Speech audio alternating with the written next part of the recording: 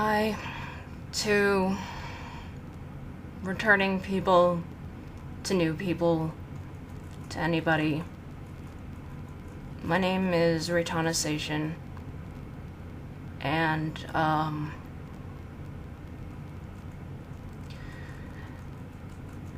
really anxious about making this video. It's gonna be really hard to talk about these things, and I already had to take a hydroxyzine, so hopefully that keeps things under control. Just as a trigger warning, this is going to be talking a lot about suicide and abuse, and there's a good chance I will get upset and start crying.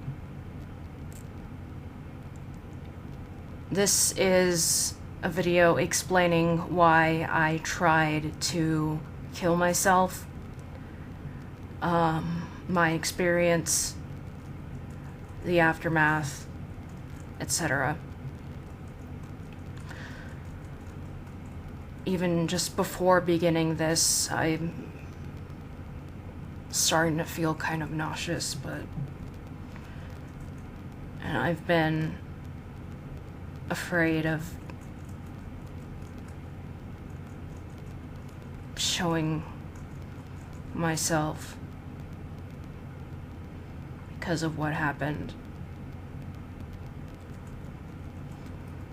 But if you want to know the truth,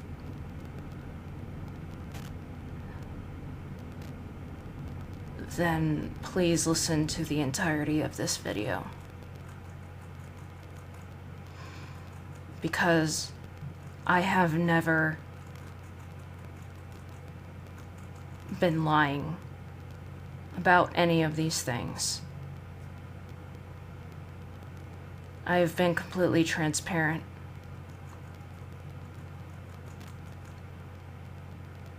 And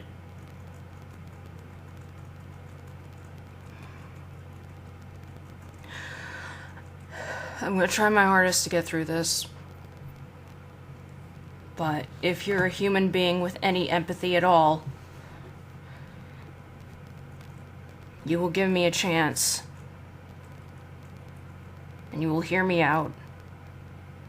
Otherwise, I just have to assume that the only reason why you believe all of these things is because you want to. I'm going to start off by saying that on September 7th, 2022, I tried to end my life. If I remember correctly, on my Twitter, I tweeted a message that said goodbye. In my phone records, I have, at 4:07 p.m., a text to my husband saying, "Goodbye, I love you. I'm sorry I wasn't strong enough, but I can't do this anymore.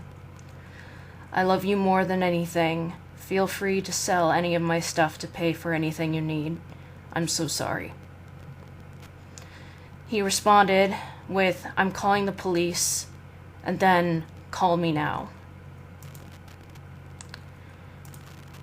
He called me, let's see, 1, 2,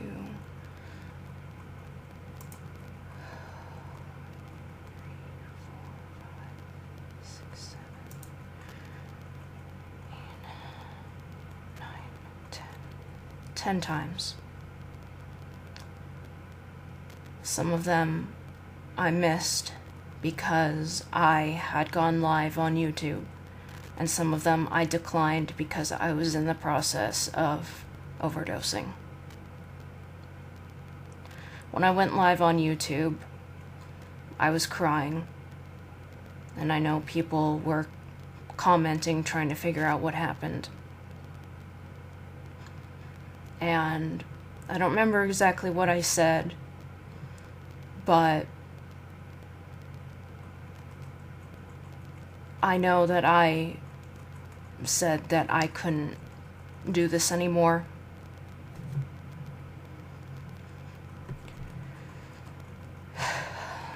What triggered this was... God.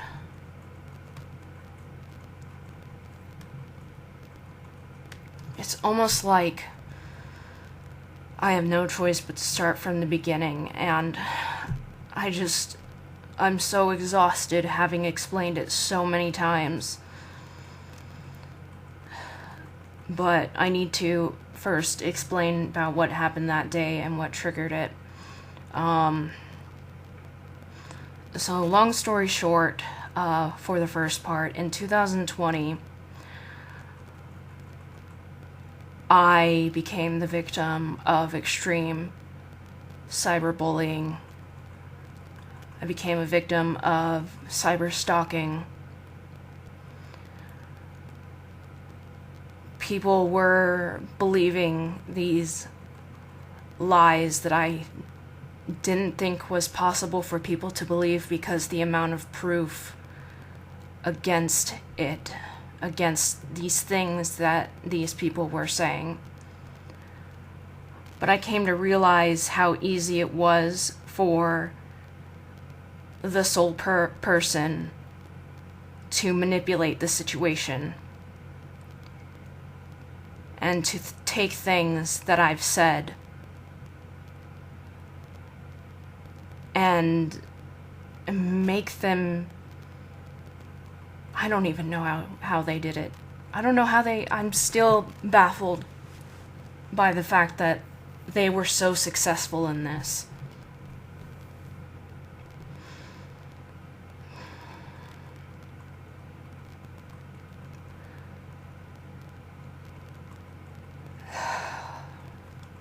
So, going from that, they manipulated a more popular YouTuber who goes by Hotbox to make a 2-hour video, basically reading off the document that this person created that first started this.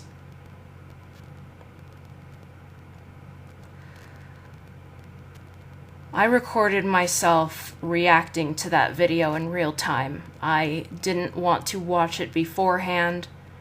I wanted my genuine reactions. And it was hard.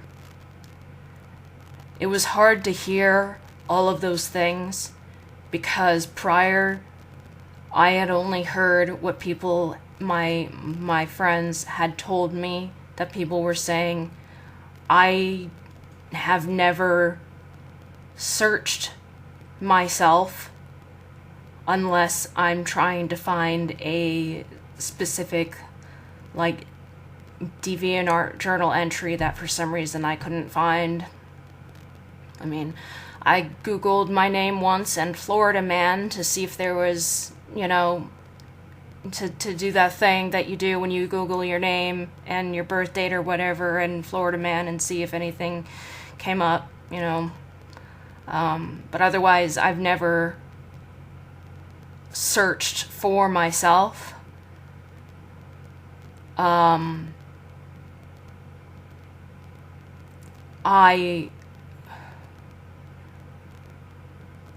I'm gonna get... Anyway, I need to try and keep my thoughts straight, which has always been very difficult for me. So I posted a video reacting to Hotbox's video. And by the end of that video, which was in December of 2020, I decided that I wanted to kill myself. Unfortunately, I have been battling suicide for a majority of my life so far. I've been battling mental illness. I'm also a victim of child abuse. And So I suffer from bipolar disorder type 2 with mixed symptoms and rapid cycling. I suffer from much more severe social anxiety disorder now due to PTSD, and obviously I suffer from PTSD. Multiple forms, it turns out. There's a possibility that I am on the autism spectrum. Unfortunately, because of the way the world is right now, and has been for the past few years, I have not been able to get tested, so I cannot say for sure. But many signs point to it.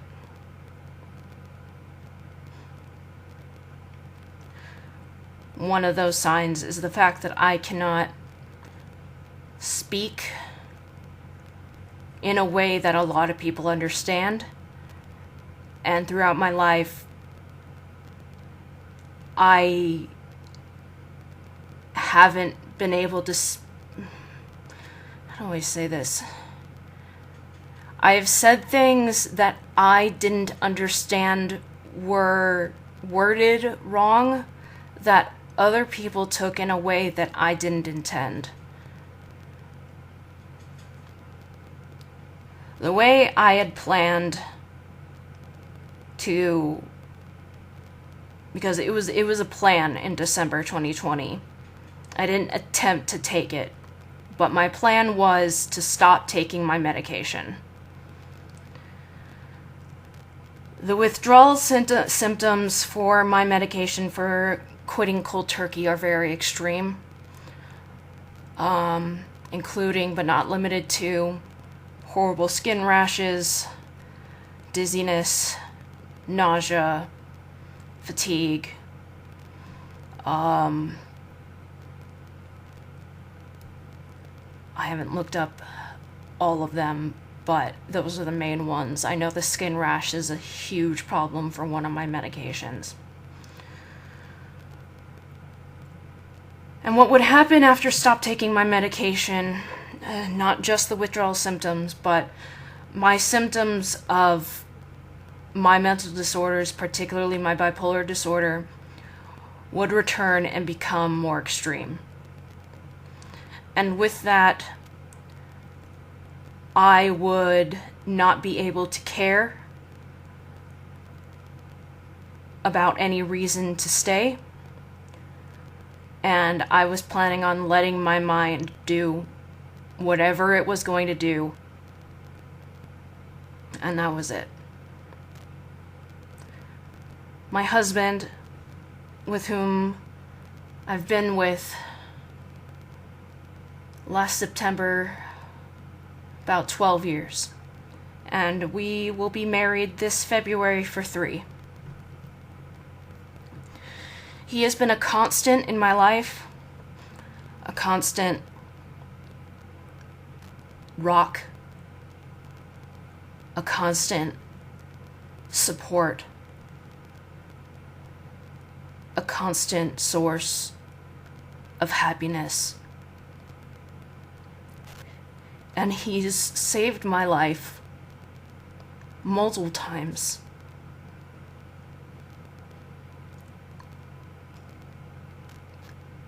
And he is a wonderful person. He is fortunate enough to not have any mental illnesses, but, just because you're not mentally ill doesn't mean you don't have problems. He has emotions. He is one of those men who are not affected by toxic masculinity, is not afraid to show sensitivity and humanity. He's never been sexist, never been racist, never been homophobic or transphobic. His mother is a wonderful person. His family is full of wonderful people. He's had his hiccups in life.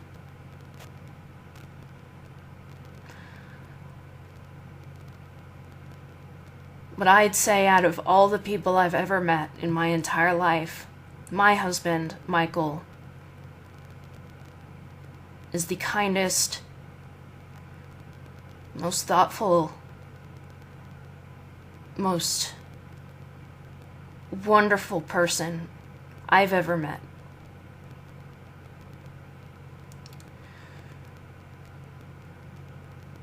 He helped me in multiple ways.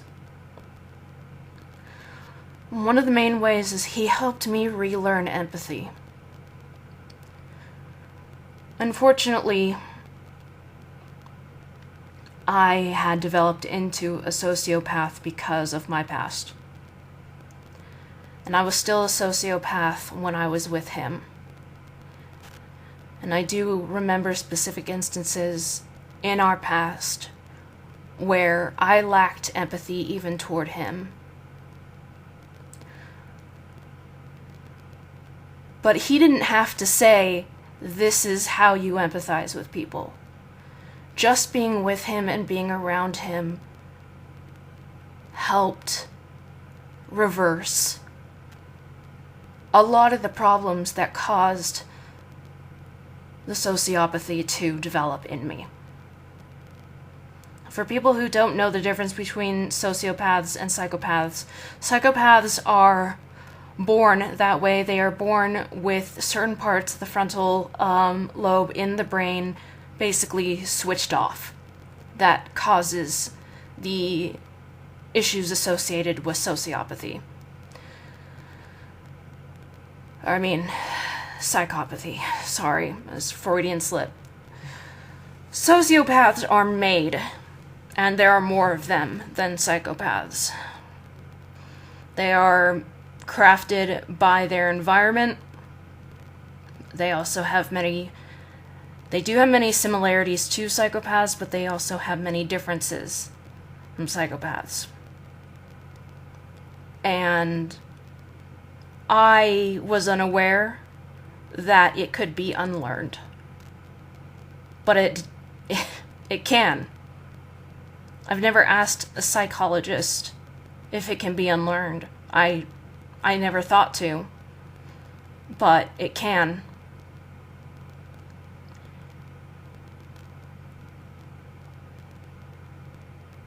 So that night that I decided that I wasn't going to take my medication anymore, he took a very long time, many hours, to calm me down and talk me out of it. Unfortunately, the damage had been done, emotionally and mentally, that could not be reversed. For the next 2 years, I suffered from... I learned while I was in the mental hospital that PTSD nightmares are indeed called night terrors. I suffered from... I'd already suffered from night terrors from other traumatic instances in my past, but these were new. They were centered around the trauma I had faced, including one of the accusations of me being a pedophile that gave me the worst nightmare that I have ever had.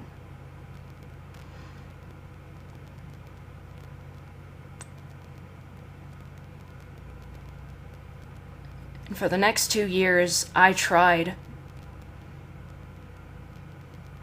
therapy. Unfortunately, the therapist wasn't right for me. That just happens. And again, unfortunately, because of the way things have been in the past few years, it's not easy to get a therapist.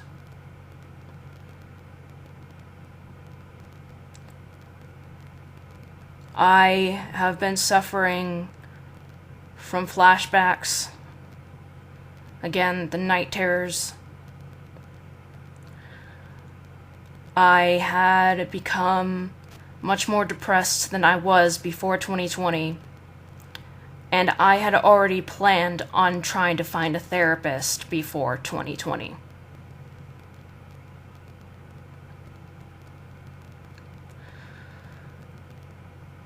I suffered a lot more attacks.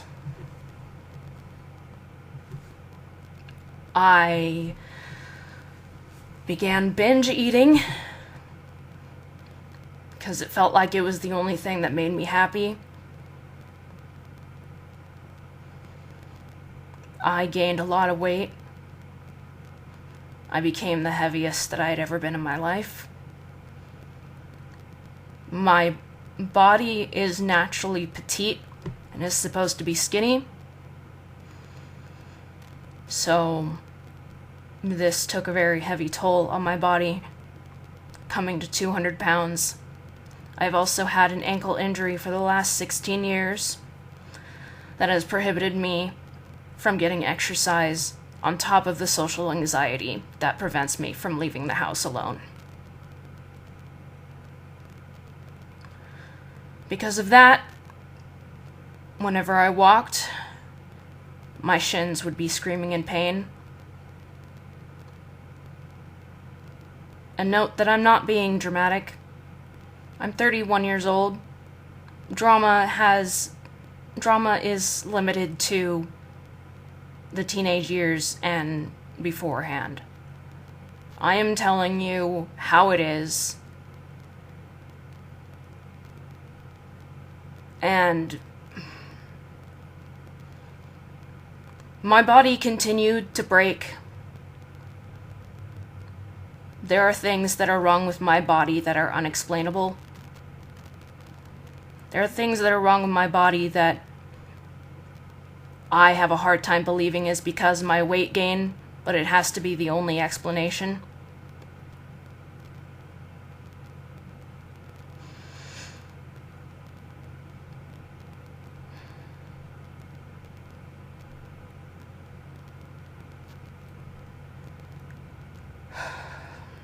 The defamation is illegal. Defamation of character is illegal. In fact, let me go read exactly what defamation of character is. Defamation is a statement that injures a third party's reputation. The tort of defamation includes both libel, written statements, and slander, spoken statements. State common law and statutory law governs defamation actions, and each state varies in their standards for defamation and potential damages. Defamation is a tricky area of law, as the lines between stating an opinion versus a fact can be vague, and defamation tests the limit of the First Amendment freedom of speech and press. To prove, prima facie defamation, a plaintiff must show 4 things: a false statement purporting to be fact, publication or communication of the statement to a third person, fault amounting to at least negligence and damages, or some harm caused to the reputation of the person or entity who is the subject of the statement.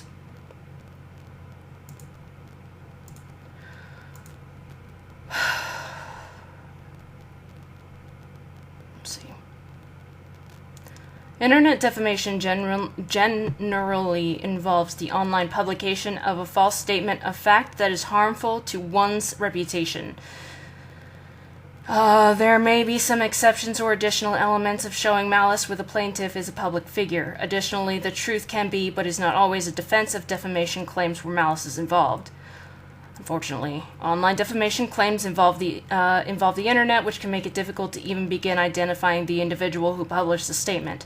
Additionally, seemingly defamatory statements may not be actionable if they clearly express an individual's opinion, and a reasonable reader would not understand the statement as asserting a statement of fact. A statement of verifiable fact is one that can be proven false. For example, writing on a board that someone is dumb or an idiot generally conveys an opinion and is not understood by most readers as conveying a fact about an individual's intellectual capacity. However, writing that someone steals clients' money or abuses his wife may be understood as conveying a provable fact that the individual engages in criminal theft or abuse. Defamation may invoke written statements or spoken defamation online. In general, slander involves spoken statements, while libel is written defamation.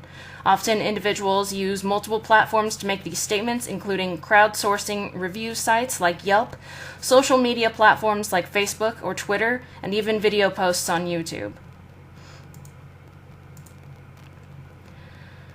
The main key in defamation is that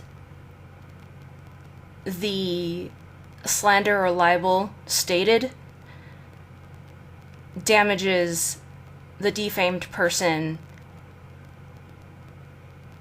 in ways in one of the ones is financial ways. Like this says, defamation lawsuits qualify as personal injury cases because the effects can have a long-lasting impact on the defamed person's finances, opportunities, and even emotional and physical well-being. It can be difficult to navigate the line between what is an individual's right to free speech and protecting others from defamation. Therefore, 5 elements must be proven in order to establish defamation and attempt to recover damages or other recompense from the party who published or spoke the harmful words. Publication of information is required.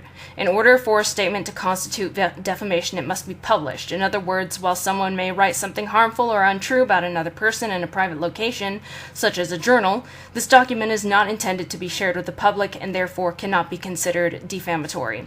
Published can mean any time a publicly accessible medium. Libel may be printed in a magazine, and slander could be found in a television interview. The meaning of publication will vary depending on the type of defamation that occurred. What is most important to prove is that the words reached the public in a manner that was accessible and shared.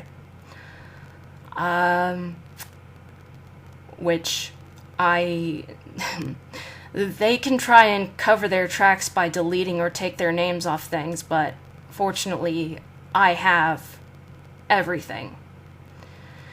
The person being defamed was identified by the statement. The second element that is required to prove defamation is identification. The one being defamed, that is the plaintiff, must be identifiable from the statement such that it can only apply to that person. A statement that all Hollywood actors have probably cheated on their partners is not libel or slander because it does not identify one individual person whose reputation may be harmed. The identified person may be addressed directly, such as by name, or indirectly, such as by a role in an organization. If there is only one CEO of a company and an individual makes a slanderous claim about the CEO of that company without mentioning a name, the target of the statement is still made clear. As long as the person being identified is easily understood to be a specific person, the claim of defamation may continue even if that person's name was not directly stated. While cases in which a name is explicitly mentioned are often among the most simple, cases without express names are often still eligible to proceed to legal action. In addition, the person being defamed may suffer mental anguish as a result of both defamation itself and its other consequences in their life. The person who committed the defamation may be required to pay damages.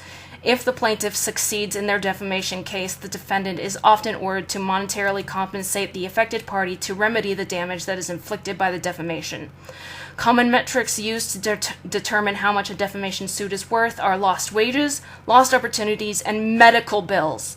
If a person was physically assaulted or sought mental health after being defamed, the damages may include compensation for the bills incurred.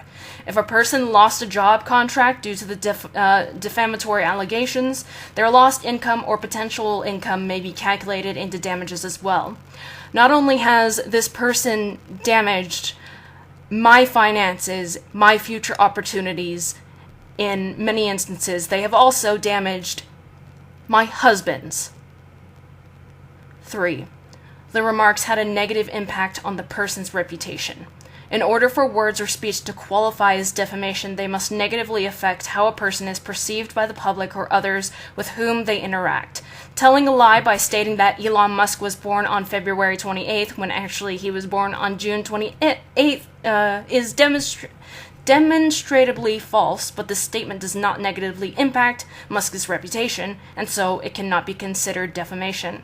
Remarks that do not have a negative impact, whether written or spoken, are called defamatory and can result in a variety of consequences for the plaintiff. did I say do not? It says remarks that do have a negative impact. Sorry. The person being defamed may, for example, lose opportunities for employment or financial security as a result of other people receiving defamatory information. The plaintiff may have trouble securing a job or keeping their current job if their employer received information that they are untrustworthy, dangerous, or some other negative quality that was posited in the defamatory remarks. If someone published libel that stated that an actor was notorious for stealing money or property on set, that actor may struggle to find future work, and as a result, their income stream would be compromised. Similarly, a victim of defamation may be targeted for other types of harassment. If the public becomes aware of a statement made about an individual, they may begin to behave inappropriately to that person through threats, action of physical violence, or through other means. One of the most common types of retaliation after defamation is via online channels such as social media. It's worth noting here that I was also doxed, which means that my personal information was published to the public in a I have trouble speaking, for malicious purposes. Continuing on, a defamed individual running a business may find their business review pages inundated with negative reviews, or a person may be subjected to a flood of private messages or tags on social media addressing their alleged behavior. This not only interferes with that person's potential success and well-being, but can also place them at legitimate risk and dangerous retaliation, such as assault or doxing. In some cases, such as defamation of character for public figures, it is also important to prove that the statement was made with intent and malice. This concept, called actual malice, is meant to prove that the person making the statement did so with reckless disregard for the truth or with direct knowledge that the defaming information was false, but spreading it anyway.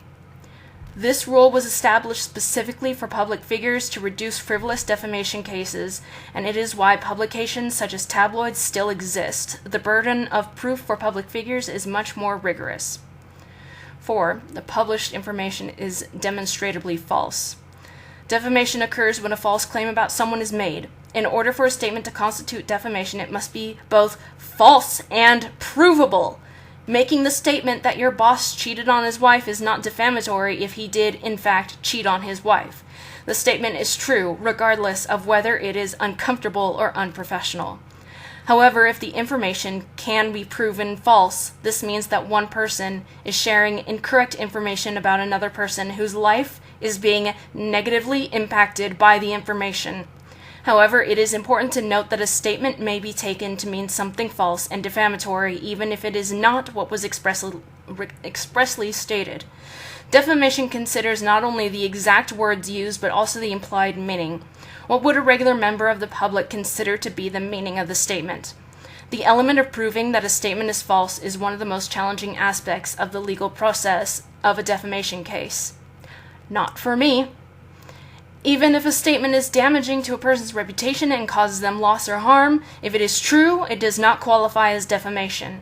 Similarly, if a person being interviewed provided incorrect or false information that was later published, their consent to that interview releases the interviewer and publisher from claims of defamation, even if the information that is shared results in negative consequences. And the last one is the defendant is at fault. Finally, in order for a statement to legally qualify as defamation, the person accused of defamation must actually be at fault. There are some scenarios in which a defamatory statement is not the fault of the person who originally spoke or wrote it. For example, an individual who offers a television interview who is later misquoted may not be liable for defamation.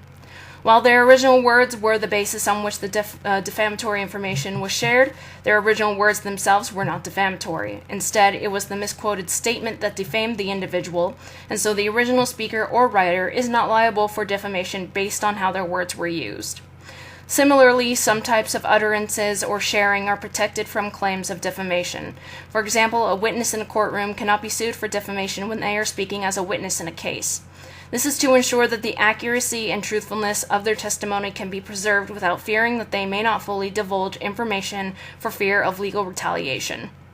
Employers are also often protected from defamation when speaking with other employers. This becomes relevant for workers whose employers do not give them a favorable reference, causing them to lose a work opportunity when the employee attempts to switch jobs.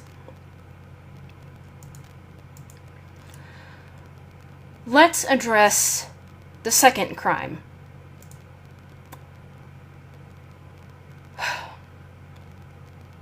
What is emotional distress? Before we get to the process of suing for emotional distress, we need to understand what emotional distress is under the law. Emotional distress is a type of mental suffering or anguish induced by an incident of either negligence or through intent. The courts recognize emotional distress as a type of damage that can be recovered through a civil lawsuit. This means you can sue someone for emotional trauma or distress if you can provide evidence to support your claims. Most emotional distress claims require you to have suffered physical harm as a result of the incident. However, recent cases have allowed for victims to recover emotional distress damages without evidence of physical harm. Unfortunately, the physical harm has already healed. Depending on the case, the psychological and emotional trauma alone, resulting from cases like sexual abuse or defamation, can be grounds for an emotional distress claim. Document your distress. You must document your medical records, work records, personal journal, etc. to back up your case. You could even have an electronic health tracker monitoring your heart rate and sleeping habits. The better you document your distress, the easier it'll be to recover damages. Discuss with an attorney, file a lawsuit, pre-trial preparations. Once the defendant is served, the discovery process where the exchange of information between the two parties will occur. The two parties may work out a settlement offer to avoid trial. Your attorney will advise whether you should accept the settlement. Suing someone for emotional distress can be a long and arduous journey. Equip yourself with how the process works and consult with an attorney. There are two types of emotional distress claims. Negligent infliction of emotional distress. This is when the defendant commits an act of unintentionally causing you emotional harm. Note that the person suing for emotional distress does not necessarily need to be harmed in the incident themselves. Most modern jurisdictions will permit the recovery of emotional distress damages if the individual was merely in the zone of danger. For example, a parent was walking with their child when a drunk driver collided and killed the child. Even though the parent was not harmed, the emotional trauma suffered by the parent can be grounds for a lawsuit. Intentional infliction of emotional distress. This type of claim occurs when the defendant intentionally or recklessly inflicts emotional trauma upon another individual. For instance, while name-calling another person would not be considered grounds for a case, constant tormenting and verbal attacks could be. Emotional distress evidence. Evidence is a major factor in understanding whether or not you can sue someone for emotional distress. If you are planning to sue for stress or other mental suffering, you need to prove you indeed sustained emotional distress. Below, we list examples of evidence that could use in your claim. Physical injuries. Physical injuries due to the incident can be relatively easy to identify. Conditions like ulcers, cognitive impairment, and headaches can all be indicators of emotional distress. Thankfully, they do make notes of all injuries when outer injuries, such as cuts, in the mental hospital that I went to. Time. The longer you've been experiencing distress, the more credible your case is. Medical reports. A report from your doctor or psychologist is a major factor in demonstrating emotional distress. This is why it's imperative to seek medical attention immediately after the incident. The severity of the initial incident. The more extreme and disturbing the initial incident is, the more likely the courts will rule for emotional distress. Testimonies. The courts will factor in testimonies of how the incident impacted your life. Family, friends, doctors, or co-workers can all testify on your behalf.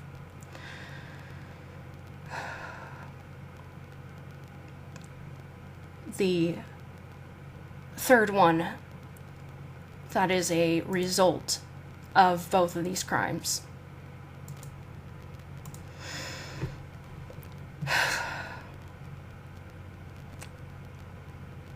Let's see. Doxing is when a person researches a victim, collects personal and private information about them, and releases the information onto the internet with malicious intent. This information may be broadcast using a forum or message board, social media, or any other means of electronic communication for internet users to see. the origin of the word doxing.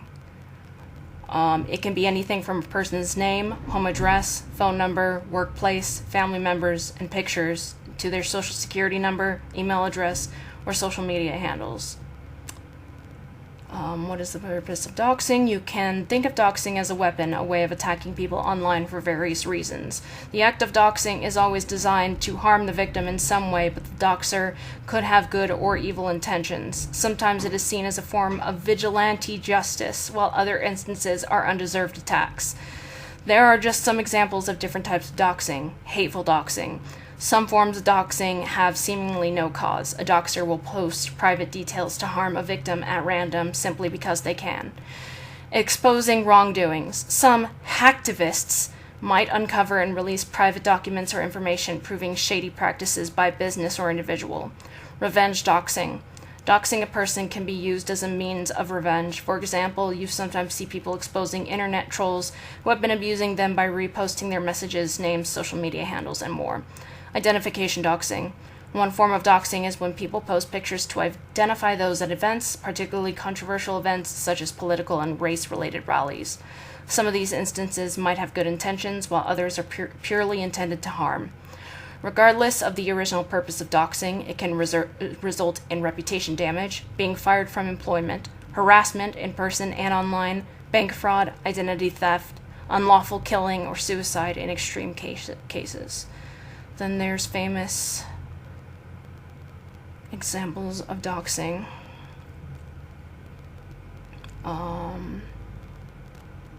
Let's see. Yes, you can be arrested for doxing someone. The federal and state laws listed above can both be applied to doxing cases. You may be arrested and charged, facing a maximum sentence of 1 year in county jail and a $1,000 fine. This is a misdemeanor charge, not a felony. This means that you cannot be sentenced to a state prison if found guilty, but you are likely to serve at least 50% of your sentence in county custody. Yes, you can sue someone for doxing you if they post your personal or private information or data online. This is where a civil lawsuit comes in, etc., etc. Now, the reason my information was accessed was because Idaho doesn't keep your information private when you register to vote.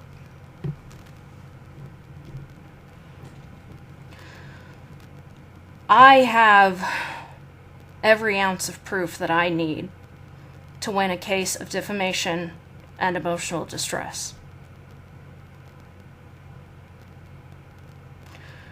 For the past 2 years, I have been struggling in every way, especially when inflation hit. My husband works 2 jobs. His emotional well-being has been affected. He's admitted that he's depressed. This has traumatized him.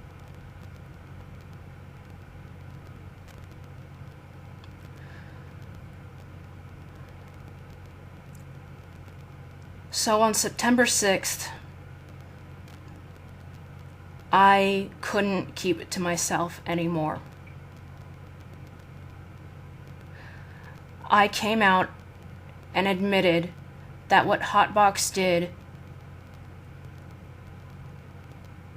has indeed ruined my life. Because what Hotbox did was allow himself to be manipulated by somebody who gave him information that he didn't double check, that he didn't look into. And when I came out about that, he himself offered to fix it. I thought this could be my chance to finally clear everything up, even though the truth had already come out. Even though the people who were mostly involved and at fault had come out and said This person manipulated me, and the things said about Reitanna Seishin were not true.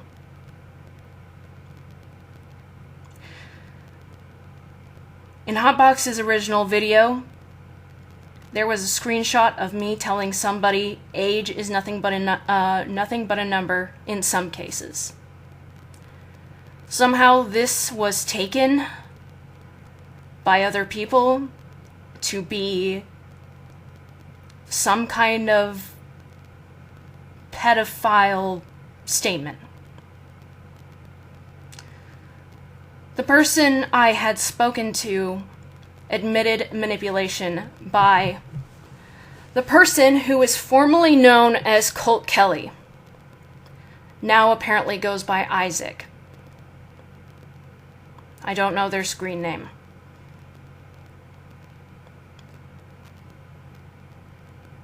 I am going to refer to them as they because they are such a compulsive liar that their claim of being transgender is questionable. I do not believe that they are a he. However, it is possible that this is the one thing they are telling the truth about. Therefore, I will not use she, but I will also not use their preferred pronouns, and I will use the pronoun that you use for people who you either do not know their gender or who use the pronouns they. This person, Isaac, manipulated every single person. Every single person. Originally, the person I'm going to call L, who I had said age is nothing but a number, responded in a comment on Hotbox's video that it had creeped her out. She claimed that I had traumatized her. I wasn't sure how. I know that I would never have said that in a pedophile way, and I know for a fact that when I said in some cases, it meant that it wasn't in support for pedophilia. And I expressed my anger and frustration and legitimately wondered if she was unintelligent. And she knows this. She later came to me and apologized and explained everything. And I will get to that. I need to make a note. I want to make sure that I don't forget.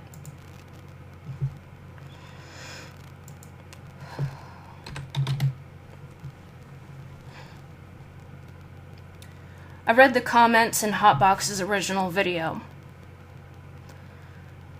where people who had watched me decided to abandon me because of what was said in the video. Where somebody who lives in the same town as me said, "Ew, she lives where I live." Hotbox had even stated something that I had not seen accused before from the person formerly known as Colt Kelly or anyone else. Said that my character Lonnie was a minor. This was after I proved through the story that has not been released in any way that he is indeed 18 and has been 18. Lonnie seemed to be a very big problem for people. And I will come to that later as well.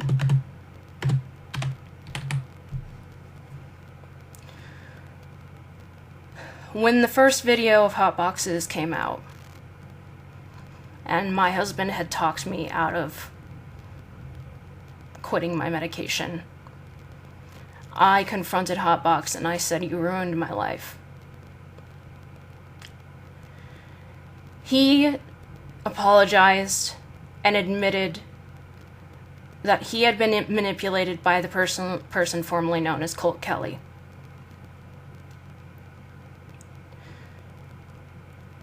He had watched my video of me debunking every single claim, realized that he was wrong, and decided that he was not going to take responsibility for it. Earlier in the year of 2020, I realized that I had made one of the biggest mistakes of my entire life.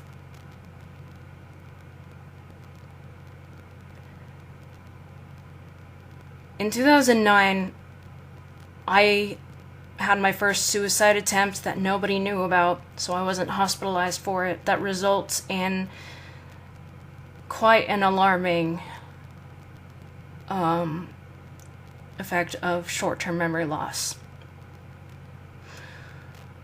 When I do these things called long-ass rants, I talk and I complain. I'm ranting because I need to get things out. I was talking about why I wouldn't want to bring a child into this world. And one of the reasons was that the child could be sexually assaulted. And I shared a story that I had heard. I did not share the name of the person because I don't believe in doing that. And I shared my opinions. Unfortunately, this is something called a stream of consciousness, where, to put it simply, your mouth is running faster than your thoughts. And I said something that sounded like something I would never say, ever.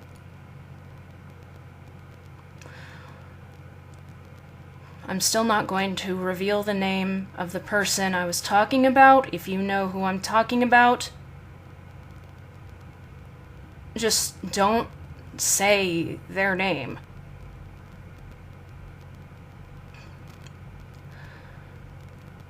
I'm not going to explain my entire opinion on the situation that I was talking about. I will say that what it sounded like I said was that it sounded like I had said it was her fault for being raped.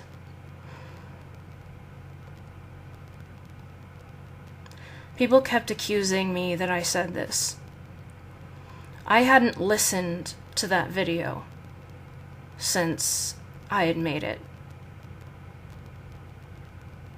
I didn't think that's not something I would ever say, so naturally I denied it. Nobody told me which video it was in. No one told me the timestamp. Until finally, somebody quoted exactly what I said, and I said, "Where did I say it?" And that person directed me to when I said it.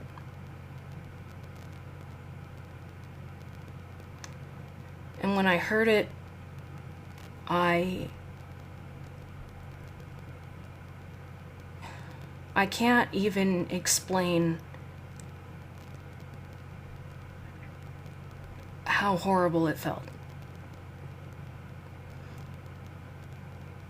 Because I questioned myself, I questioned my morals, I questioned everything. I cannot come up with words that accurately describe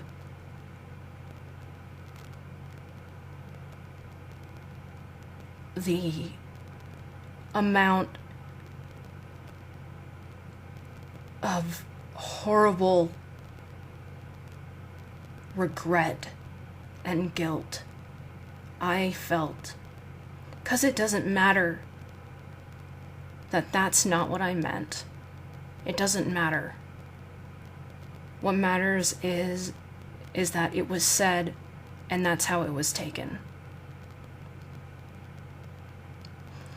What I meant was,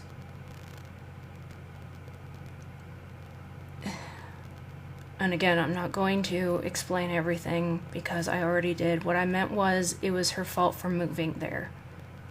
That moving was the choice that she made.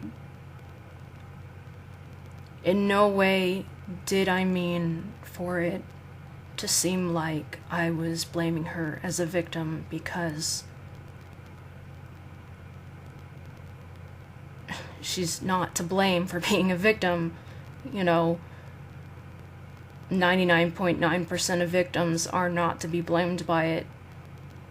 That small percentage of people who are to blame are people who have lied about being a victim, or put themselves, chose to say, I'm going to be this, I'm going, there's some screwed up people who would be like, I'm going to, get this person to do something to me, and I'm going to say that I was assaulted. There are messed up people like that, but,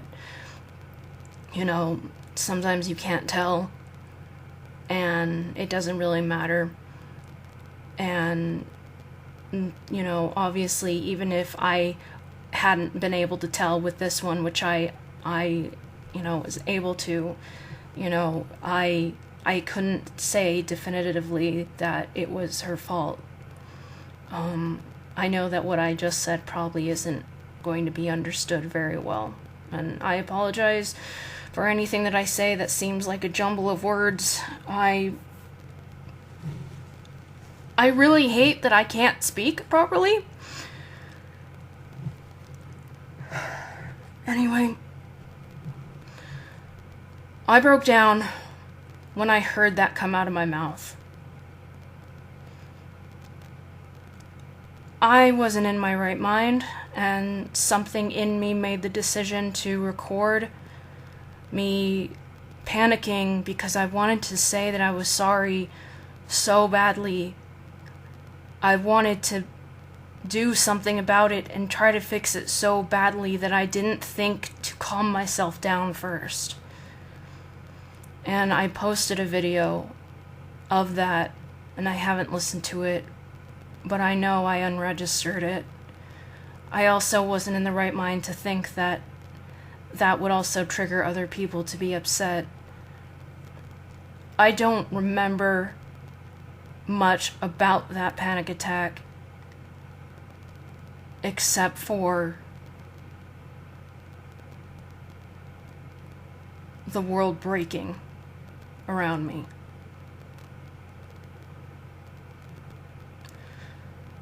Somehow people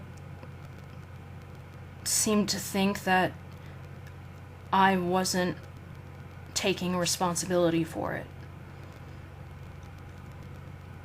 I, to this day, would think that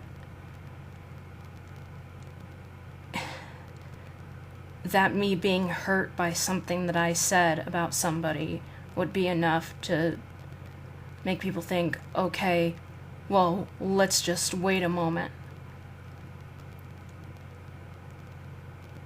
One person on Reddit at first thought I wasn't taking responsibility for it, but realized it and told me to calm down. I don't know if I still have that conversation, but I don't really want to look for it.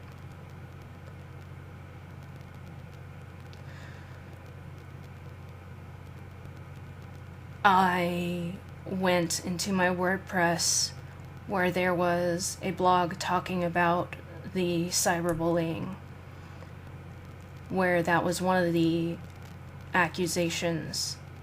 And I put a disclaimer and I put a strike through it and said that I found out that I was wrong and that I had said it. There's a difference between being wrong and lying.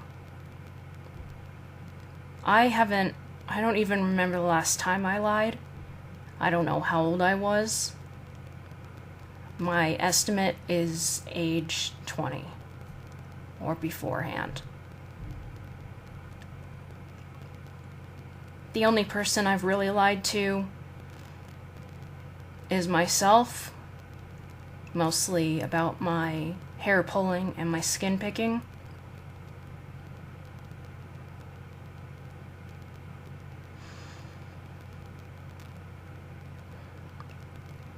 I was wrong, and the accusation was correct. It doesn't matter what I actually meant. It matters that it was said and it was taken that way. And I think it was the next day that I had calmed down and I made a video. I explained everything. I know I sent an apology to the person in question. I didn't expect a response, and I didn't get a response. I didn't feel entitled to a response, and I definitely did not and do not feel entitled for forgiveness. I took responsibility for my horrible, horrible mistake. I admitted that I was wrong. I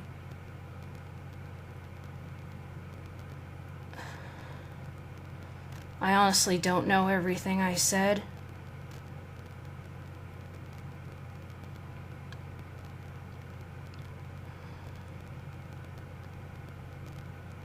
But it's most likely along the same lines of what I'm saying right now.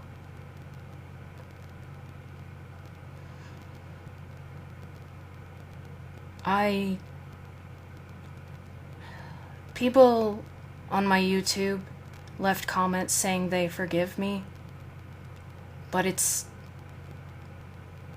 not them that I was saying sorry to. I mean, maybe a little, but it's not them who would need to forgive me anyway. The person in question is not obligated to respond to me, to forgive me, to acknowledge me in any way. I did what was within my power. Unfortunately, I can't fix it. It's just something that cannot be fixed. The only way to fix it is if magic was real and I could snap my fingers and make it so that the event never happened to her in the first place. That it wasn't a subject. That if I could, I'd snap my fingers and make it so nobody has ever experienced that. It's something that I'm against. It's something that I'm afraid of. It's something that I address in a lot of my fictional stories in a way to cope with its existence and attempt to punish it by making the characters who did it suffer in some way, to try and get justice for it. Ironically, it's not something that I can comfortably see in media or read about. I don't really understand my mindset on it.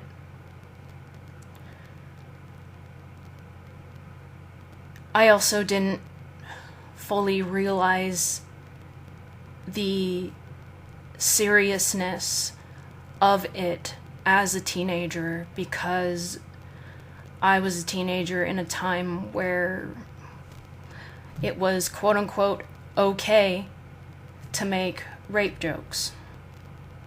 But it was just as okay to make rape jokes in that time as it was okay to be racist in... Well, I guess because people are still racist. It is just as okay as segregation was, basically. Yeah, it was okay at the time, quote-unquote, but doesn't mean it's okay. And it wasn't. But that's something that you have to learn. And usually when I learn a lesson like that, it's because I experienced something that stabbed at my empathy. And that event came in a dream that I wrote on my WordPress, and that's when it became much more serious to me. And that was before I had said this horrible, horrible thing to this poor person.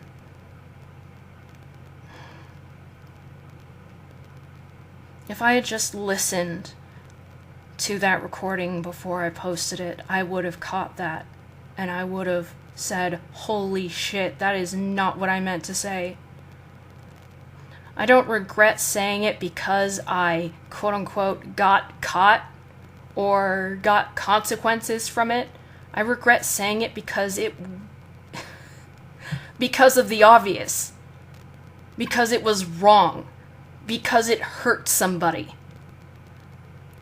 And it didn't just hurt her. It hurt other victims who heard me say it. It hurt me because it hurt other people. I don't enjoy hurting other people. I've just wanted to make people happy and smile, so when I said that and I imagined myself in that girl's shoes, I imagined myself being her and somebody coming to me and saying, hey, this stranger on the internet said this. And how much pain something like that would bring.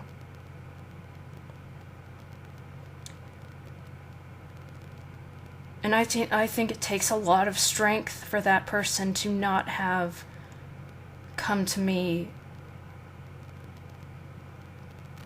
and went off on me. I'm shocked.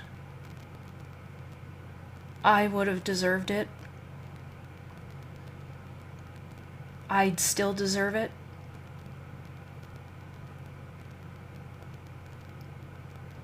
I do not, in any sense, feel good about what I said. I don't feel vindicated because I took responsibility for it and apologized. I don't feel like everything's better because I did that. I don't feel like, oh, I said sorry, so it's okay now. That's not how it works. I feel this guilt constantly. I remind myself of how much I hurt this person when she didn't even know who the fuck I was. What place did I have to say something about her story? Who did I think I was to say something about her?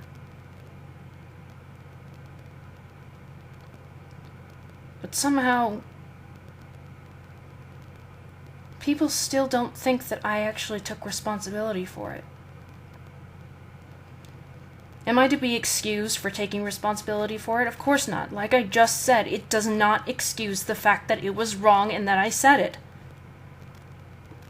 I don't feel better. I don't I don't feel like I should feel better.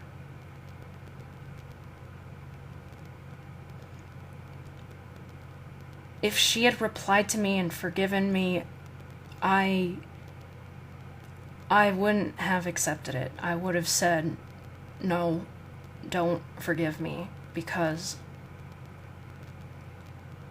I don't deserve it. I don't. I never will.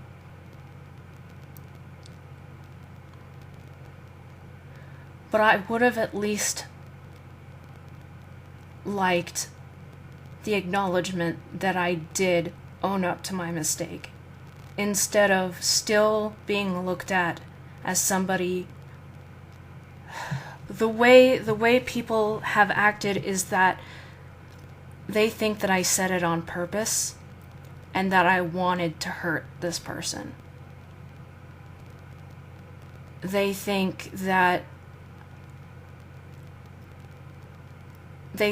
I didn't make a mistake. For some reason, people think that I think I'm always right, even though there's hundreds of instances online of me admitting that I'm wrong about something. People think I'm a pedophile, even though there's hundreds of examples of me strongly being against pedophilia. People thought I was transphobic, even though there are tons of examples of me hating homophobia, transphobia, and of me supporting it. And hello, I'm pansexual. It's impossible for me to be transphobic. That's what I don't understand. Is how the person formerly known as Colt Kelly was able to twist these things, to completely omit all of this information, to make it look like I was the type of person I hate. The type of person who Michael would not have even been with for more than a couple of months.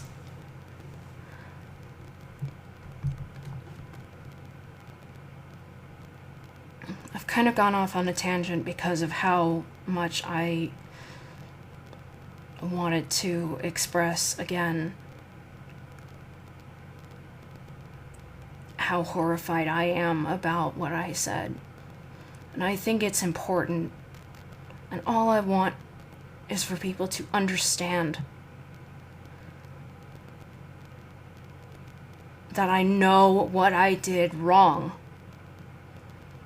and I'm not dancing around it.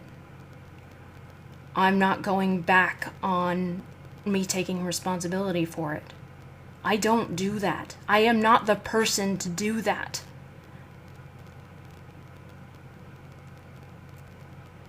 And that video with me apologizing is on YouTube, but it's unlisted. And I did that because I didn't want it to upset people, but at the same time to keep it as proof for anybody who asked for it.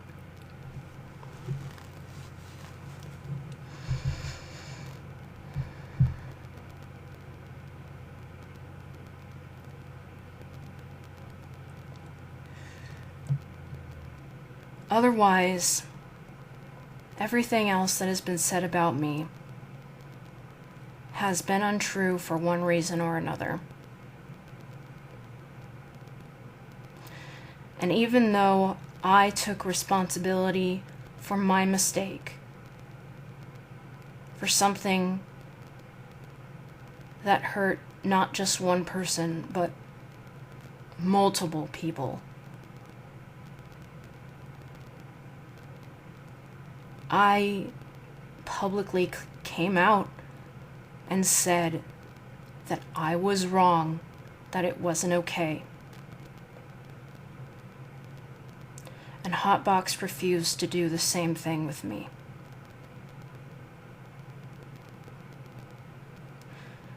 What he did was he took down the initial video, and in his next video he simply said, I'm going to stay away from the drama. He said in a community post something vague. The thing is people keep calling this drama, and it's not. Drama is, oh, well, you know, she said blah blah, and he said blah blah, and, you know, and you're not my friend anymore, and blah blah. It's trivial. Drama is trivial. This is criminal. And I don't understand how people can take something this severe and call it drama.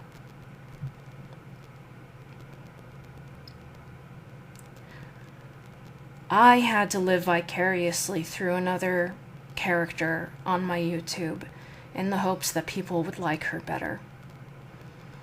I have a happy character named Evelyn. I thought that being her would be a good coping mechanism because I would have to get into her mindset of being a positive, happy person. People didn't respond to her as I would have liked. Being her was exhausting. I eventually came back. I was cautious, but I came back. But on Hotbox's community post, I used Evelyn to try and explain what happened. I never said I wasn't Evelyn. A lot of dialogue in Evelyn actually stated that we were the same person. Like, technically. Evelyn's a character, but her personality is different. Her individuality is different. She would be a different person. But I never said that. I cannot word this properly. It's my wording that gets me into so much trouble and causes people to misunderstand me. So I'm just going to move on from that. I was using Evelyn as a type of therapy.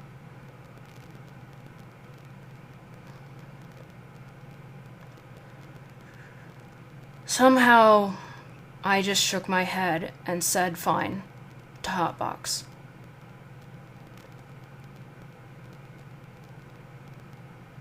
That wasn't the right thing to do.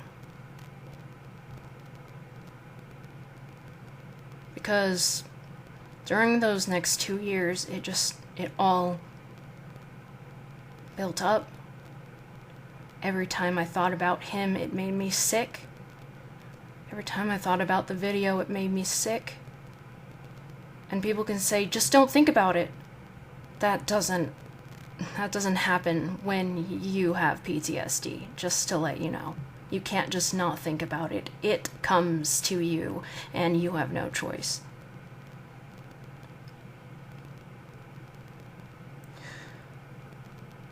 But I settled with it. I settled with it until I couldn't take it. And I came out and I said, I will show what Hotbox said and him not taking responsibility for what he did. But he decided to come to me and say, I'm sorry, it's something I regret, and I want to make it right. He said, I will make a video making it right, just tell me what to do and tell me what to say. I wanted to be honest, and I wanted him to put as much effort into making the video that told the truth as he did in the video that told the lies. But I felt like even though he is responsible for a lot of it, that I was asking too much if I did that. I pointed him in the direction of my blog. What I wanted was for him to read it and use the information in the video to read that horrible dream, to express what this has done. All he did was show text. I shouldn't have said okay to that.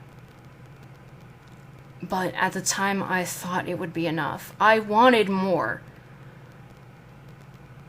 But I just felt like I shouldn't push. I shouldn't be greedy. I now realize that that wouldn't have been greedy. But I still thought that was enough. He showed me the video before he posted it. And I said, well, it's not as much as I would like, but there's no way somebody could watch this and still think the previous video was true.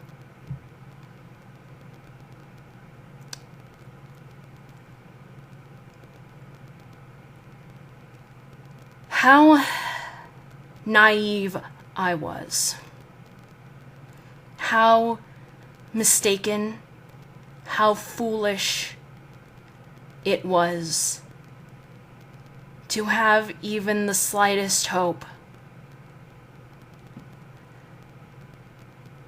that people are capable of understanding.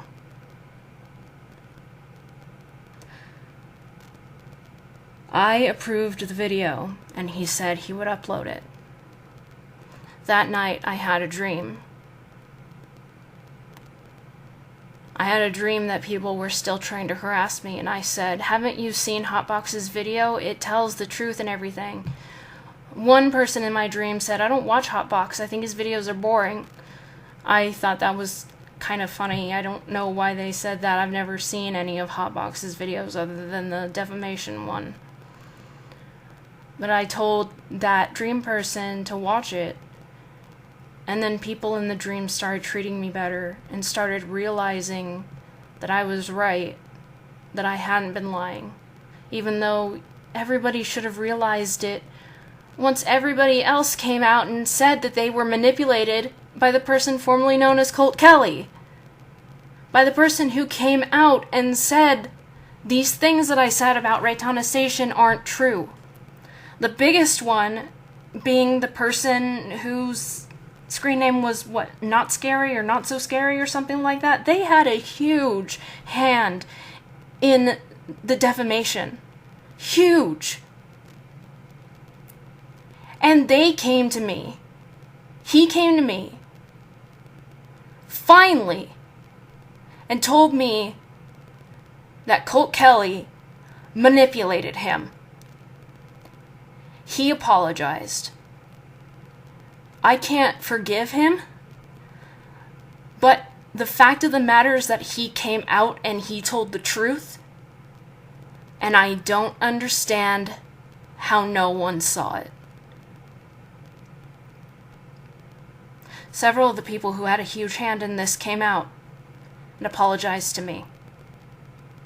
The truth was already out there months before this. Months. I talked about it in my WordPress.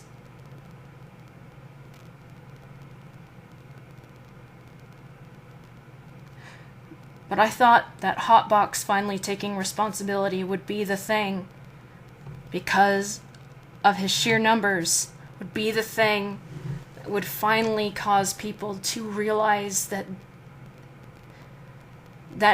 exactly what he said in the video, that he was wrong, that he was given wrong information, that he was manipulated. And he gave me the link to the video. And I was so happy that it was up. I said, finally, things will go back to normal. And then I read the comments.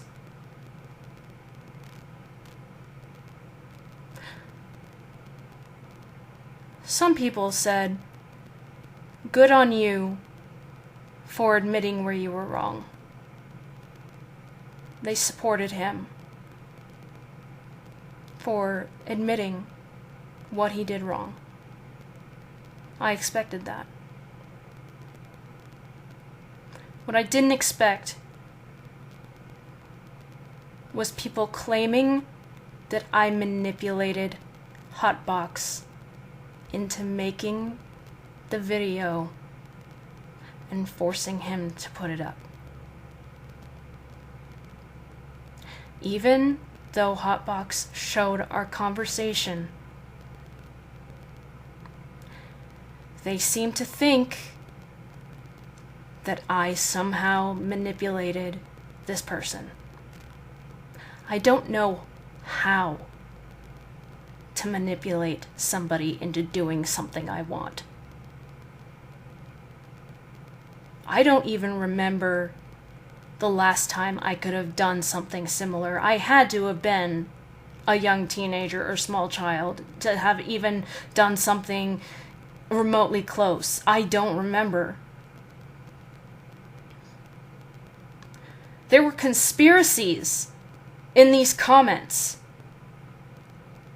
that were so far-fetched that made me that sounded like these people thought I had so much power that I don't have.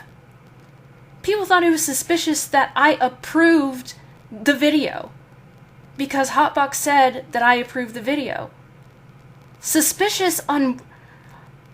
He was making sure I was okay with it.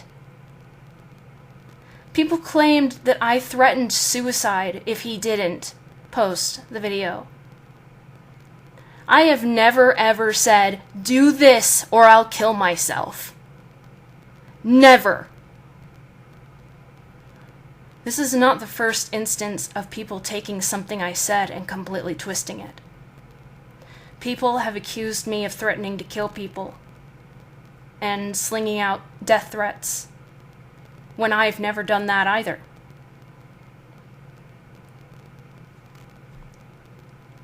I informed Hotbox how serious the situation was.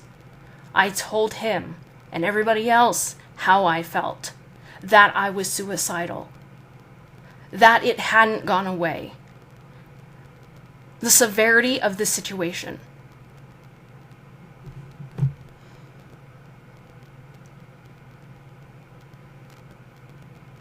So many people claimed that I manipulated him. So many people said the most ridiculous things, and I was trying to keep it together. I was trying to be reasonable. There was one person in the comments who said, "Come after me, Reitanna, I don't care." And I'm like, I don't fucking come after people. Why would you say that? The fact that you think I would come after you is the problem. When have I done that? I have defended myself against people who come after me. I've never just gone to somebody and gone after them. Everything that the person formerly known as Colt Kelly did, I've never done. Everything that people have accused me of doing is everything that the person formerly known as Colt Kelly did. Everything. The manipulation, the lying, the entitlement, the narcissism, the stalking, the bullying, everything. Sit back and think of one action that that person did, that Isaac did, and ask yourself, did Reitanna do that? Because the answer is no. I haven't deleted anything to hide anything. Like I said, the videos that aren't there are still there in case I needed them for proof. I haven't hidden anything. I have nothing to hide, and I'm not going to hide something that somebody misunderstands. Why do you think I came out and took responsibility for what I said about that girl? Because I'm not going to hide. I have done nothing but fight. I tried defending myself. I tried being nice. I tried ignoring them. But people kept taking that as a challenge to come after me. Somebody in the comments of that second video said I was obsessed with drama. If I'm so obsessed with drama, why did I spend like the entirety of 2020 plus the 2 years after begging people to leave me alone? If I was obsessed with drama, why didn't I go after these people? Why didn't I make videos calling them by name? I only made videos explaining how I felt, and that they were lying, and that they needed to stop. Begging them to fucking stop. Because it was tearing me apart. Especially the confusion of how the fuck these people could believe this shit.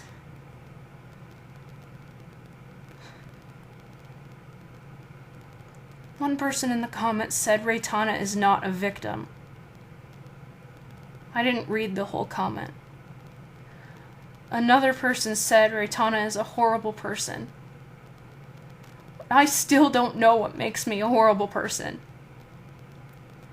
I have asked Michael over and over again, do I do these things? Do I seem like a narcissist? Have I manipulated you? Am I a horrible person? Have I lied to you? Have I done this? Have I done that?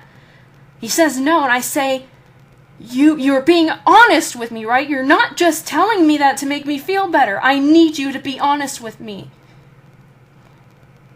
And he said, honey, if you were anything like that, I would have left you so long ago. When I was in the hospital, not the mental hospital, but in the hospital, I did a lot of thinking, and I was like, I just realized something. The only people who are accusing me of these things are the people who are online. Everybody else that I've met in person have never said any of these things. Even when I was bullied by people in person, the bullying was nothing compared to this. There was no accusations of me lying about something. There was no accusations of pedophilia or bigotry toward people I can't be against. And most of the people I had known described me as the person who I'm sure that I am. But when people get in your head online, it makes you question yourself, and it makes you go, am I this?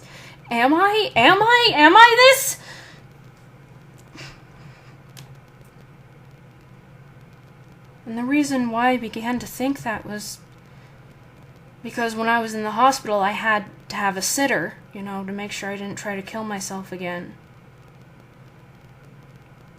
And they had to change shifts. And I heard one of them talking to the other one when they changed shifts, giving them a brief about me. And she said, super nice, super cooperative, And I was like, she said I was super nice. And all I've been trying to do was to be nice to all the nurses, to all the doctors, tell them what they need to hear, answer questions. I wasn't demanding, because that's the type of person I am in real life, in person. That's the type of person I try to be online.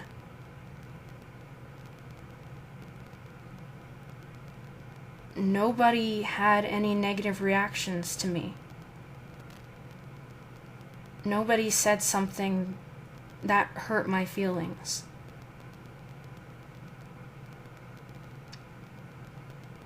And people who have known me, even for a day or two, have clicked with me and had fun with me and smiled with me and described me to others in positive ways. I'm gonna go back to the day, to September 7th. I'll talk about this in a minute. I know this is incredibly long, but if you care about the truth, you'll continue listening. I tried to explain myself in the comments of that Hotbox video. I tried to talk to people, but it was so overwhelming. I couldn't understand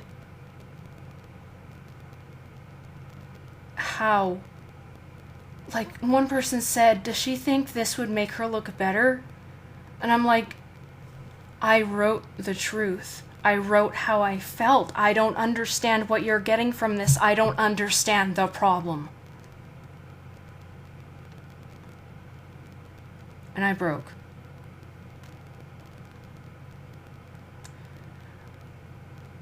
I need to make sure you understand that my medication works.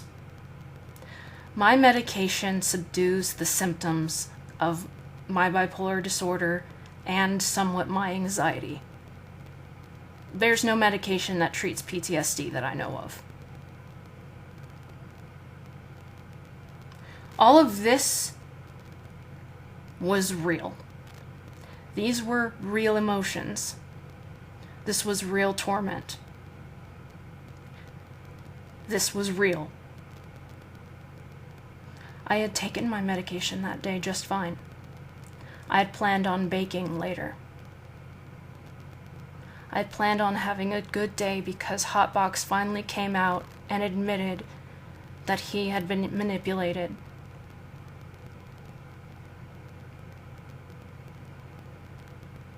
But when I saw these comments, I thought, that's it. It doesn't matter what I do. It doesn't matter what anybody else does. It doesn't matter that the truth comes out. It doesn't matter that people admit what the truth is. It doesn't fucking matter. The person formerly known as Colt Kelly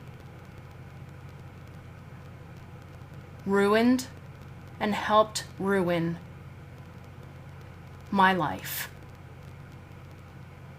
my finances, future opportunities for success, future relationships, future friendships.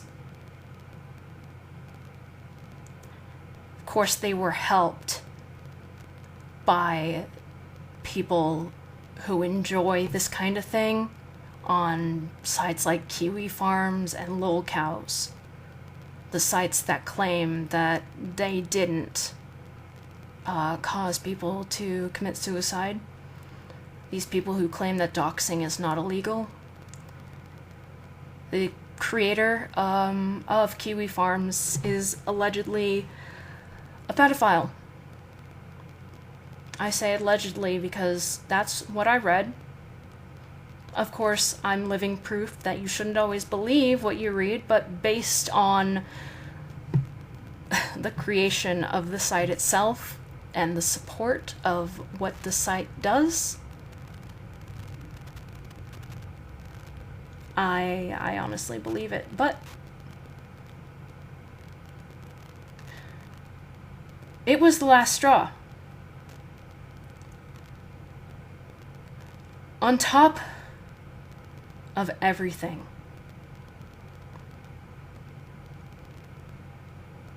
the lack of money, the worry if we'll keep our apartment, the worry if we'll be able to feed our animals or ourselves, The worry if I'll be able to afford my medication. The worry that my poor husband is being brought down too.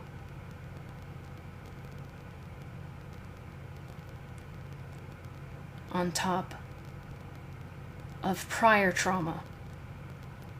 On top of prior night terrors.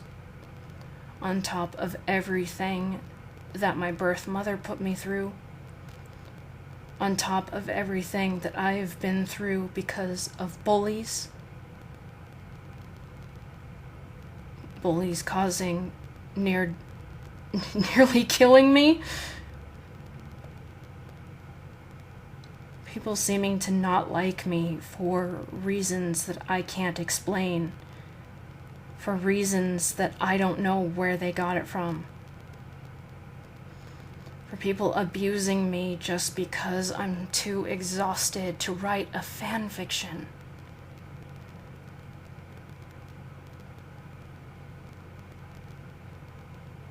But it's not just me. You know, on top of my mental disorders, on top of my body being broken, my actual physical body not functioning in the ways that it should as a 31-year-old. On top of everything that was wrong with me. One of the things that has been breaking me so much for the last 10 years is the deteriorating quality of our society that was already fucked up to begin with. I would try to watch my news through The Late Show with Stephen Colbert and Last Week Tonight with John Oliver. You know, comedy, to laugh. But still, the things that they talked about that was happening in the world and not just in America. There was one moment, I don't remember which show I was watching, where I had to leave the room and bury my face in a pillow because it was so absurdly disturbing. And not disturbing as in a gory death way. It was disturbingly unbelievable.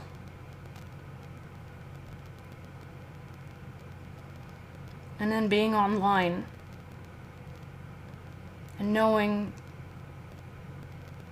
that so many people have to suffer. Whether their problems are lesser than mine, equal to mine, or greater than mine.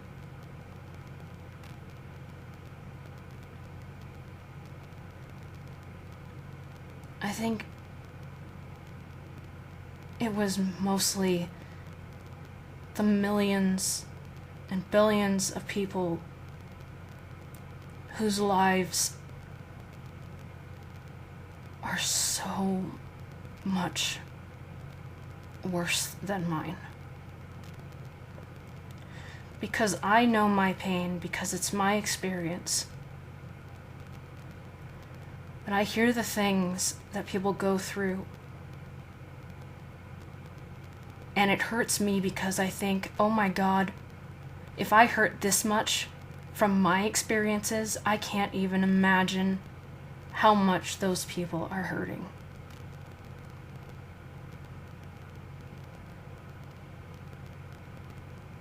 The things that people do to each other.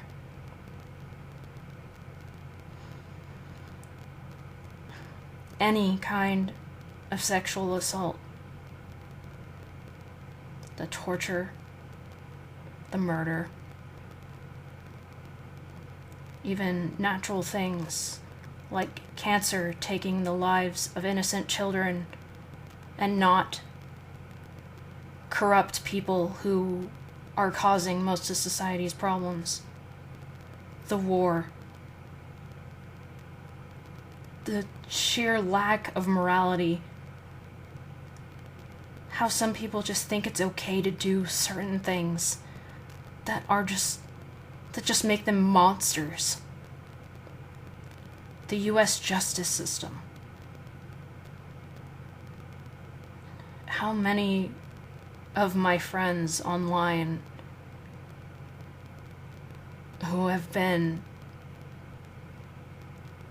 sexually assaulted, raped, who have lost their innocence, and whose lives have been so affected.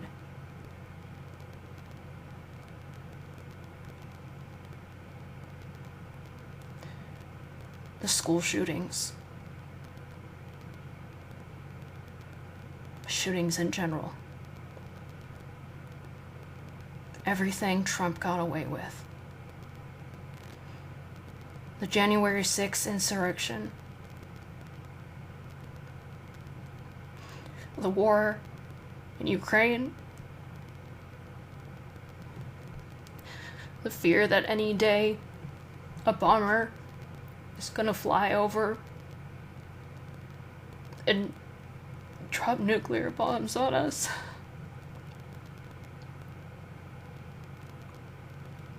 The number of times that Japan has been hit by tsunamis, the people killed in them, the number of times that the East is hit by these hurricanes that gather energy from warm water that's caused by climate change that nobody seems to want to fix.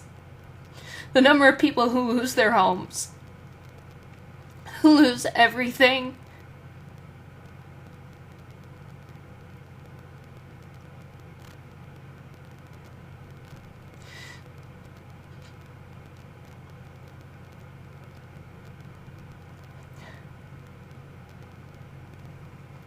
Everything.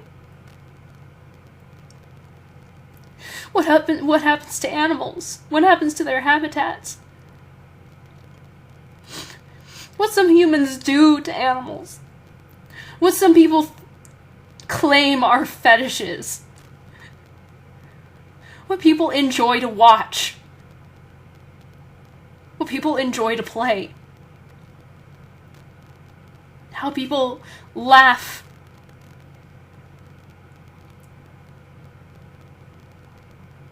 about and brag about raping their daughters.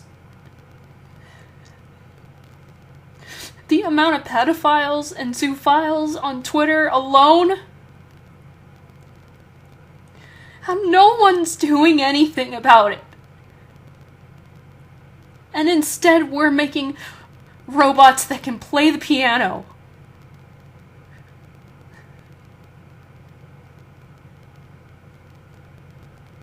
Or soda that apparently tastes like space.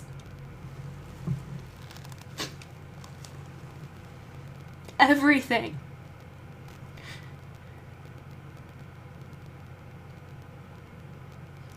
And on September 7th, this was just the last of it. I could not exist on this planet anymore. I was already struggling with existence. I was already struggling with watching the world suffer, with watching the world just shake, burn, and drown.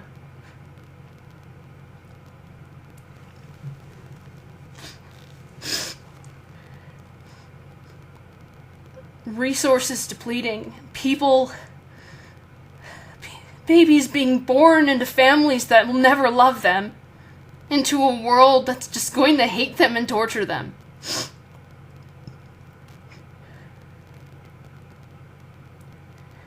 The lack of power in me to be able to even make a dent in society to try and change things for the better. The lack of strength I had to go out there and do something more. The strive to be the best that I can be and still be called an awful person.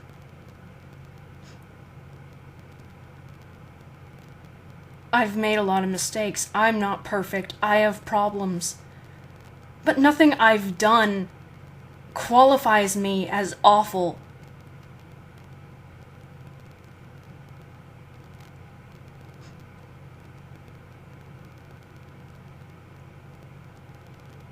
And I was done.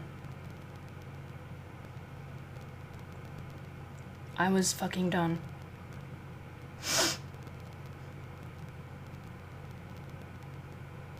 I posted on Twitter, goodbye. My husband is at work, and I sent him a text saying goodbye. First, I tried to cut myself with what I thought were my really sharp knives. They're really sharp. They go through vegetables so easily. And yet they wouldn't go through my fucking skin no matter how hard I pressed. I got some nice cuts out of it, but it wasn't working, so I thought, there's only one thing that I can do, which is the easy thing. And I took my bottles of pills. I'm used to taking handfuls of multiple pills because of how many vitamins and pills I do have to take. I have to basically split them in half and take them in 2 handfuls. So I can swallow maybe 10 pills at the same time, depending on their size and shape. So I poured some into my hand, and I always put the liquid in my mouth first, so that the coating on the pills doesn't get on my tongue and I don't taste it. So I took some water in my mouth and I swallowed them. And then I took another handful and did the same thing. And another, and another, and another. I wasn't feeling any effects from it, and I was sobbing.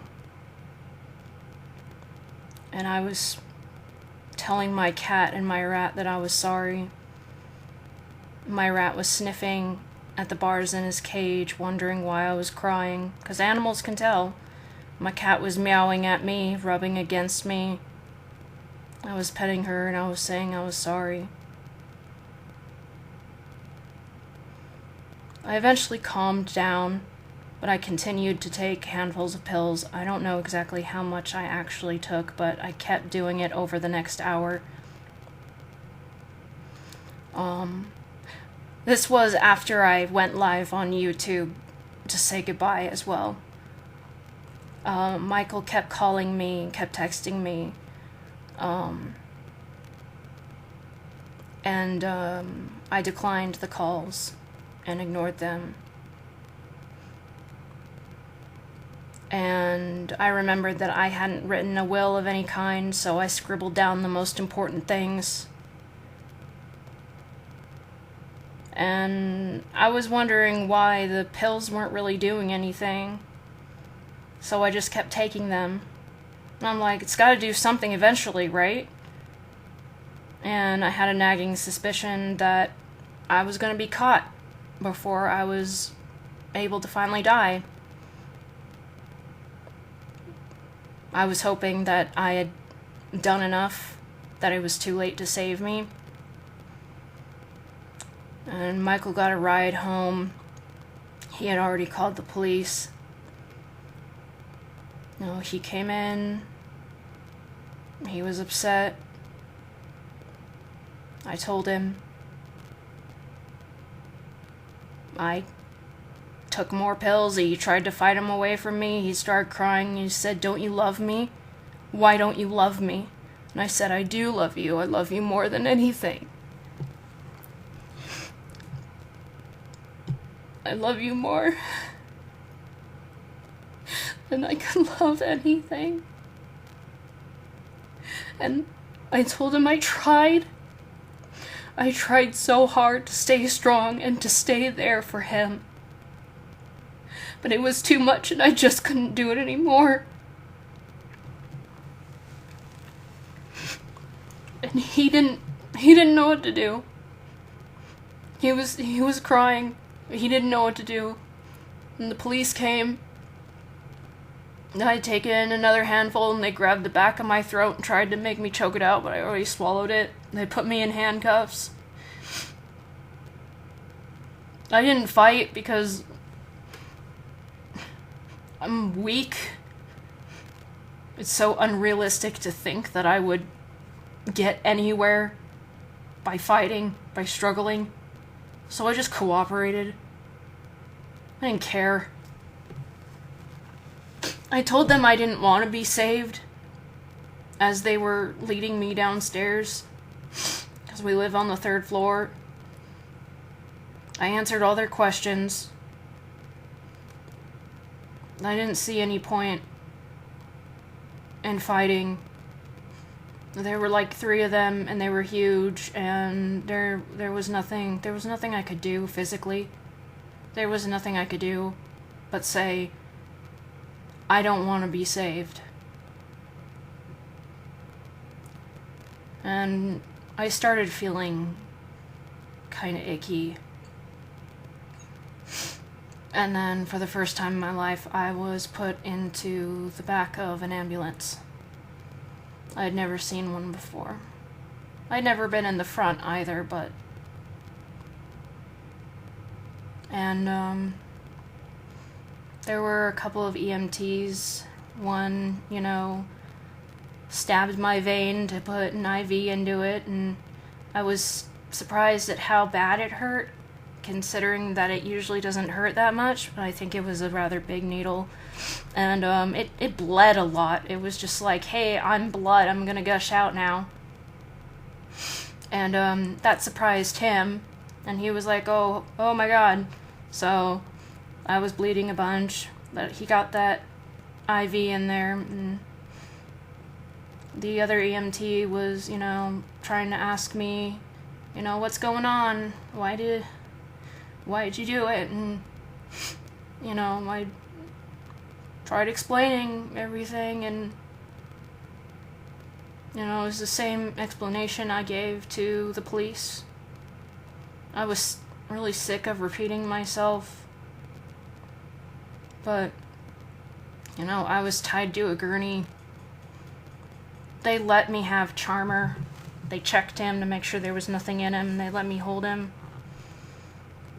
And then they wheeled me to the ER. And I don't know when they get your stomach pumped. I know when, a long time ago, when my brother overdosed, he had to get his stomach pumped, but I didn't have to get my stomach pumped. They put me on some IVs and stuff, and then they gave me this bottle full of this black crap, and it was activated charcoal, and I know that activated charcoal can help with digestion and to absorb toxins and stuff, so I was like, oh, well, they must be giving this to me to try and absorb the poison in the pills that I took. It was nasty, but it wasn't nearly as gross as the stuff you have to drink before a colonoscopy. The way I described it in my blog entry that I wrote when I was in the hospital, it was the worst kind of, warm... It was like warm chocolate milk made with the worst kind of chocolate. What did I say? Hang on just a moment. Okay, I said... They had me drink liquid charcoal. It tasted like warm chocolate milk made with too much of the worst kind of chocolate. I kept drinking that, and I tolerated it. They just said, hey, drink it. I didn't think anything of it. I didn't know what it was gonna do. And, they kept checking on me, did the usual blood pressure stuff, the heart and the lungs, and a checkup and stuff like that, etc. And then it came to the time where they needed a urine sample. And I got up, and I followed the nurse I had to have somebody with me the entire time, so that I didn't try it again. And I followed her to the bathroom, and she was explaining to me how they do it now. You don't have to just hold a cup underneath you and hope it goes in. They have a better system now. And I was trying to listen, but I felt really hot, and all of a sudden I just vomited blackness into the toilet.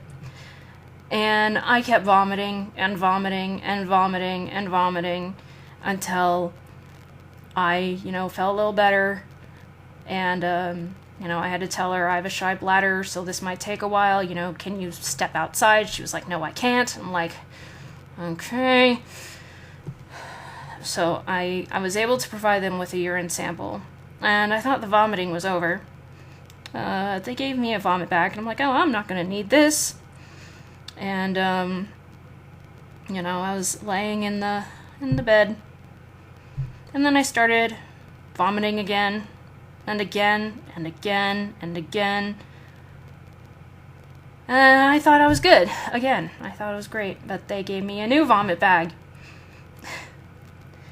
They eventually rolled me to a room. While I was being rolled, I was trying to keep back more vomit. I covered my mouth and it came out between my fingers. So I got it into the vomit bag and I kept vomiting. Nothing was in my stomach. I was crying because it hurt. My stomach just kept lurching, even though there was nothing left. And I said out loud, I'm like, why? Stop! There's nothing left in you! But I kept doing it. I was still queasy over and over and over and over again. Eventually, they put some nauseous stuff in my IV. And I asked the nurse, why is my body still trying to vomit even though I've got nothing else in me? And she explained to me that the charcoal coats the stomach or something, and it just kind of stays there. And it did. The charcoal stayed in my system for a good week or two. I didn't vomit anymore after I finally got the nausea medicine. I didn't have a very comfortable sleep that night because I think they only gave me like one trazodone, and the machines kept going off, making loud noises, nurses and people talking, and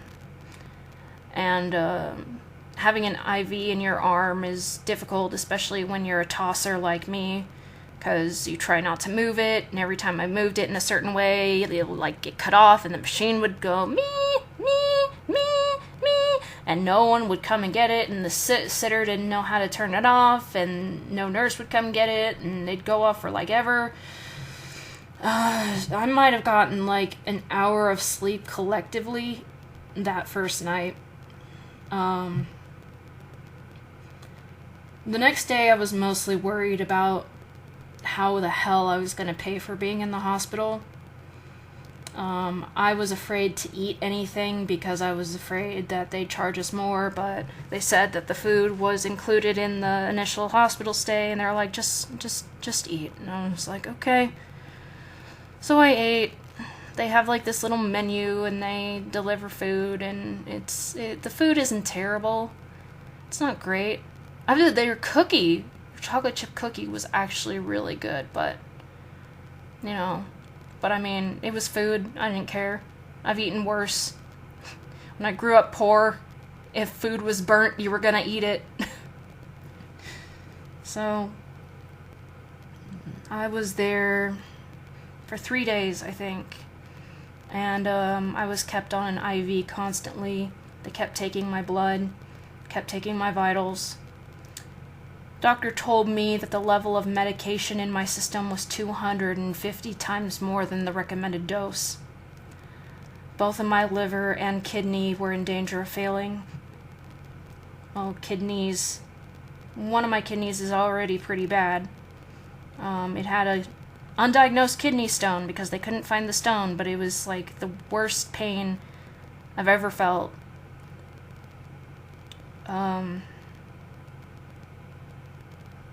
So they kept me on IVs to try and save my organs. And they told me that they were shocked that I was going to get out with pretty much no damage. And I was like, great, cool. I failed. I really, really failed. I asked the doctor, I'm like, would that have killed me? And he's like, eventually. And I'm like, I didn't even do it right. I didn't even fucking do it right.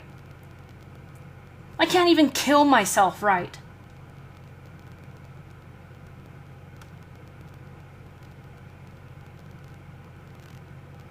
I feel like if I had taken a different medication or a combination of different medications, I probably would have gone faster. It's not like in the movies where you overdose and you're gone. It probably didn't help that I didn't have alcohol, but I mean, would I even be able to drink the alcohol anyway? You know, because I'm straight edge, and I feel like I wouldn't be able to handle the taste or whatever. But, and then they told me, you know, I was going to be on a hold at a mental hospital. I've never been to a mental hospital before. Michael came to visit me. We live within walking distance of the hospital, so he was able to be there with me.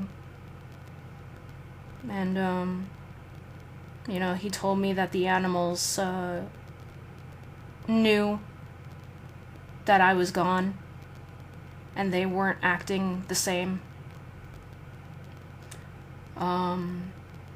He brought me my phone, and that's when I, you know, posted the WordPress thing, because I wasn't going to be able to have it at the mental hospital. I wasn't going to be able to have anything aside from my book. I had a book that my grandma sent me. It's called The Graveyard Book. It's really short, easy read, but it was good. I was really nervous about going to the mental hospital. I didn't know where it was. I didn't know what was going to happen to me.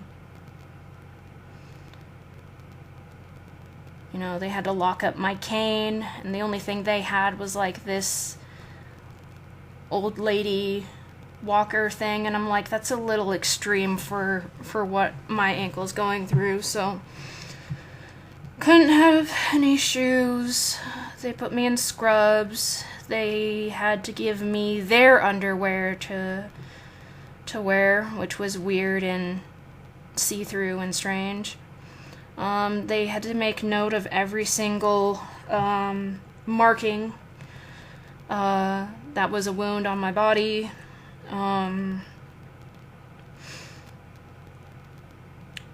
I was in a room with one other person. They took vitals, they took blood. I was just so anxious and scared. They took all of my possessions away from me, but gave me my book, and I had to ask a nurse about Charmer, because I needed him. He's my thing, my anti-anxiety object. I eventually got Charmer, and the nurse said I had to fight really hard to get this to you. And he said, but you can't leave the room with it.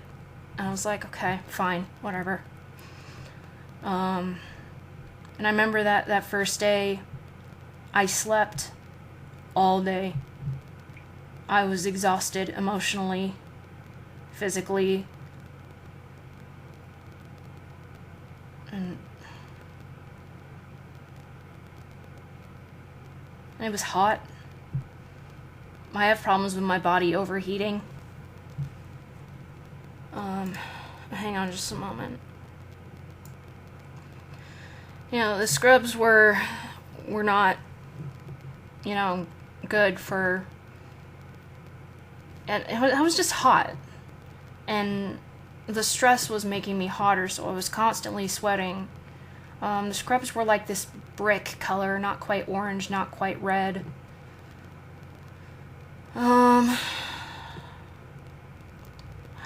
It's kind of blurry. I think I was woken up pretty early in the morning to have them check my vitals again. And they checked on you constantly, even when you were sleeping. Like every 5 to 15 minutes, they'd open your door and make sure you were there. And even if you were out of your room, they'd come up to you and take blood and vitals and stuff.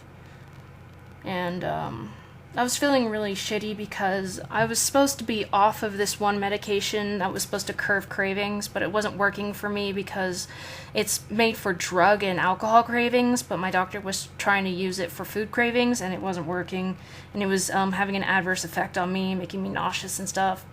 When I finally found out that they had me on that, even though I was not supposed to be on that, I told them. And so I started feeling a little better after that. I took my medication like I was supposed to, but they didn't give me as much trazodone as I was supposed to be taking.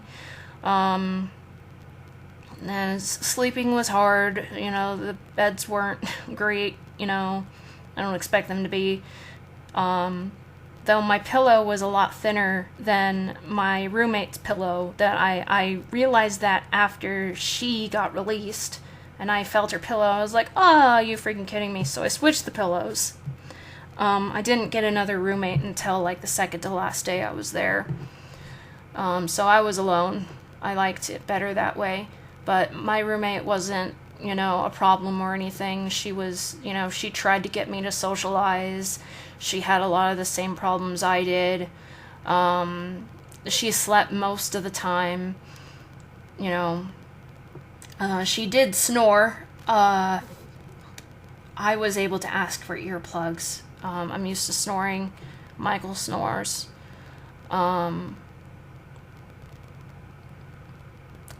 I mostly stayed in my room and read. I kept missing meals. There was one time, because I guess you can go to the cafeteria if you go with them when they go together, but if you don't make it to the cafeteria, they give you your food later.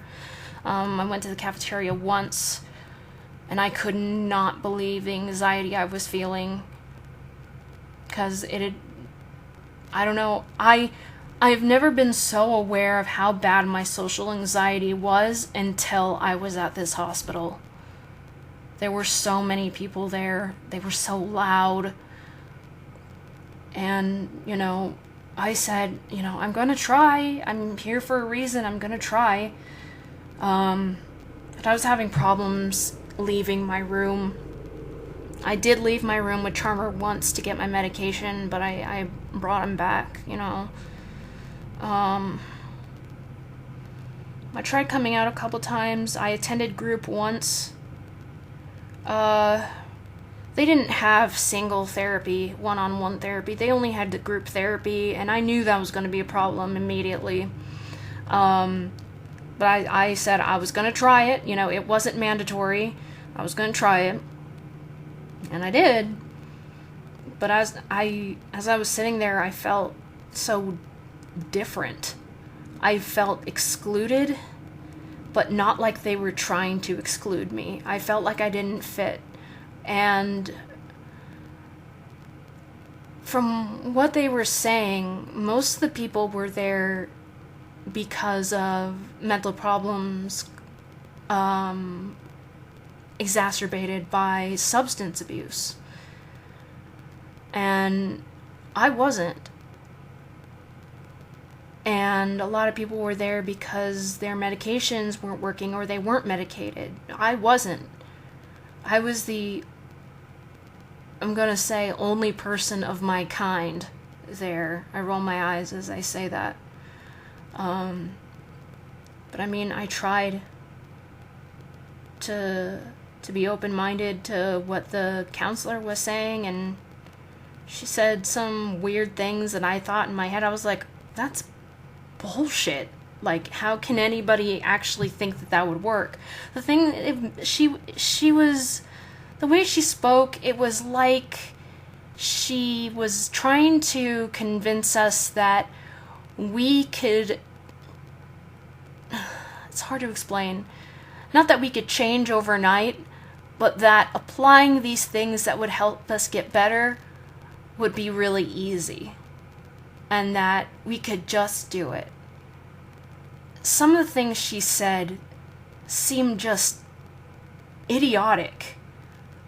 Things that, I don't know, I just feel like intelligent people would hear and go, wait a minute, that's actually not biologically possible, or that's not scientifically possible, or that's just not how the brain works, it's not how humans work. But, I stayed quiet and I listened. A lot of things she said I've tried before, and either didn't help me at the time. A lot of things she was saying didn't apply to me at the time because of my situation with the fact that it was outer forces that were causing me to, that were the reason I was there. And then she said, imagine that you have your own power. And she made a hand motion like she was holding a ball. She's like, and that's your power. You can't let anybody take that power away from you. She gave an example. She said, let's say my husband and I want to paint our house, and he wants to choose the color. I'm not going to let him take that power away from me. The way she said it seemed just so wrong, and I couldn't help but say, I said, well, wait a minute. That seems like you're trying to take control over a situation that should be a compromise. And she said, yeah, well, some people are going through other things. And I was like, okay. And I put my head down, and I cried, and I never went to group again. I never told any of the nurses that she had said that. I didn't think it would make any difference. I just said the counselor snapped at me, so I'm not going to group anymore. And I just can't help but think, so that's what your marriage is like, huh? Where you have to control everything, It didn't sound like, I don't know, it's just like, I'm not gonna let my husband take my power away by suggesting a color. It seemed so Karen. That's what it seemed like, toxic feminism. That's what it seemed like to me. They said that they were going to hold me for 72 hours. Then one of the caseworkers or something said, oh, well, no, not actually. That's just a thing we say. And I really wish I had some kind of recording device to record her saying that. Hang on a minute. And I stopped eating completely. Because I was like, I'm not eating until I get out of here. And I just felt more broken than before. I'm like, they're gonna keep me in here. My husband, thinks that I'm only gonna be here for 3 days. That's what the cops told me. That's what the doctors told me. And so he was uncertain. He didn't know when I was coming home. And I could call him. I didn't call him very often, though, because I have a problem talking on the phone, even with him. It's part of the social anxiety. And eventually, I left my room, and I started asking, I was crying. I started asking people, is there someone I can just talk to? Because I needed a one-on-one. And there was this one nurse, I think his name was Nathan. He looked a little bit like a young Stephen Colbert. I could only see the top half of his face because they were all wearing masks. But the way his eyes were and his glasses, he looked like a young Stephen Colbert. And he was really funny. And, he talked to me. He talked to me about the logistics of the way the system worked. The way that, certain things about applying for disability worked. And, I don't know, he just made me feel better. And so I cautiously left the room. And they were always watching movies out there. They could, watch Netflix and stuff. So, I found a chair. I sat. I was scared. This one dude who was in there named Valera, he started talking to me a little bit, and, I warned him I'm not very good at socializing, and he's like, no, I understand. He told me about psychiatric support dogs and stuff, and I'm like, oh, wow, I didn't know that you could get a support dog for the things that I have, but you can, and that would benefit me greatly. and more research into it has just proven to me how much it would help me, and but you know, money.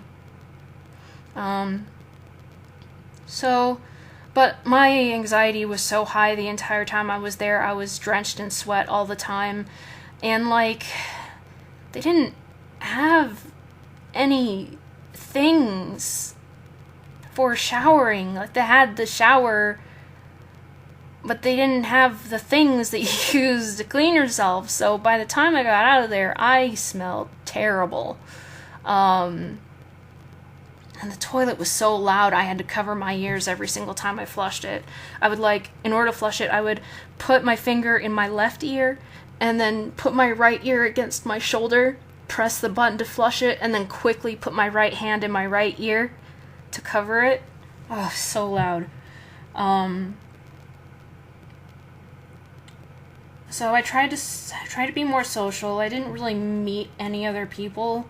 Kind of chatted with this one girl, sort of, about animals and ferrets and stuff, and kind of sort of tried to talk, kind of sort of just tried to be comfortable. I started eating again. You know, the food wasn't great, but it wasn't terrible. The portions were so small, and I'm like, oh, is this how much food normal people eat? Because I usually eat like 4 times this much. Because I'm fat. I'm a fat load of shit. But we got cannolis one time, and that was the first time I ever had a cannoli. That was cool. Something I felt really good about, though, while being there, is that when I was in the main room, sitting with some people, there was like this water machine, and they came up to try and fix it because I guess it wasn't making ice, and it was making a really loud sound, so I covered my ears. And I look around, and there's like 3 other people covering their ears, and I'm like, oh my god, I'm not alone. I always feel so weird when I'm outside and a car goes by and I have to cover my ears, or just something loud happens, and I don't know. I don't think I've ever known anybody else who does that. But I realized that they were keeping me there a lot longer than I was supposed to be.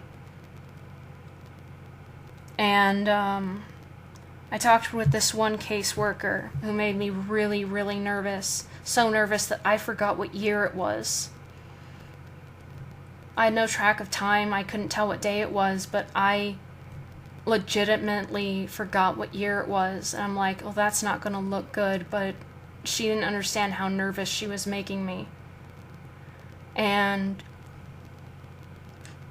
you know, this entire time I was at this hospital, I didn't have any tantrums or freakouts like I would if I were off my medication. My medication worked. And I, talked to everybody the way I treated everybody the way I wanted to be treated, like I always do. And I didn't cause any problems. I wasn't doing anything wrong. I didn't try to harm myself. I wasn't argumentative. I was completely behaved, I really didn't know how else I was supposed to act. And even when I was absolutely furious, and I told her I'm so mad that I'm still in here, and they told me it was only 72 hours. But, I was absolutely enraged, but I don't know, I just didn't have to show it. I don't know how to explain it to you. I didn't have to raise my voice or anything like that. The only time I was quote unquote bad or whatever is when something would upset me and I'd start crying. I'd, tell people I'm upset, But, and I said, I understand what I did. I understand why I did it, and I understand what I need to do, and that I need to work. And when I talked on the phone, Michael explained a little bit of how he felt with me being gone, and not knowing I was coming home. He told me how painful it was, and that it felt like I was actually gone. The animals weren't behaving right. Nothing was right. He was depressed. It was not the same.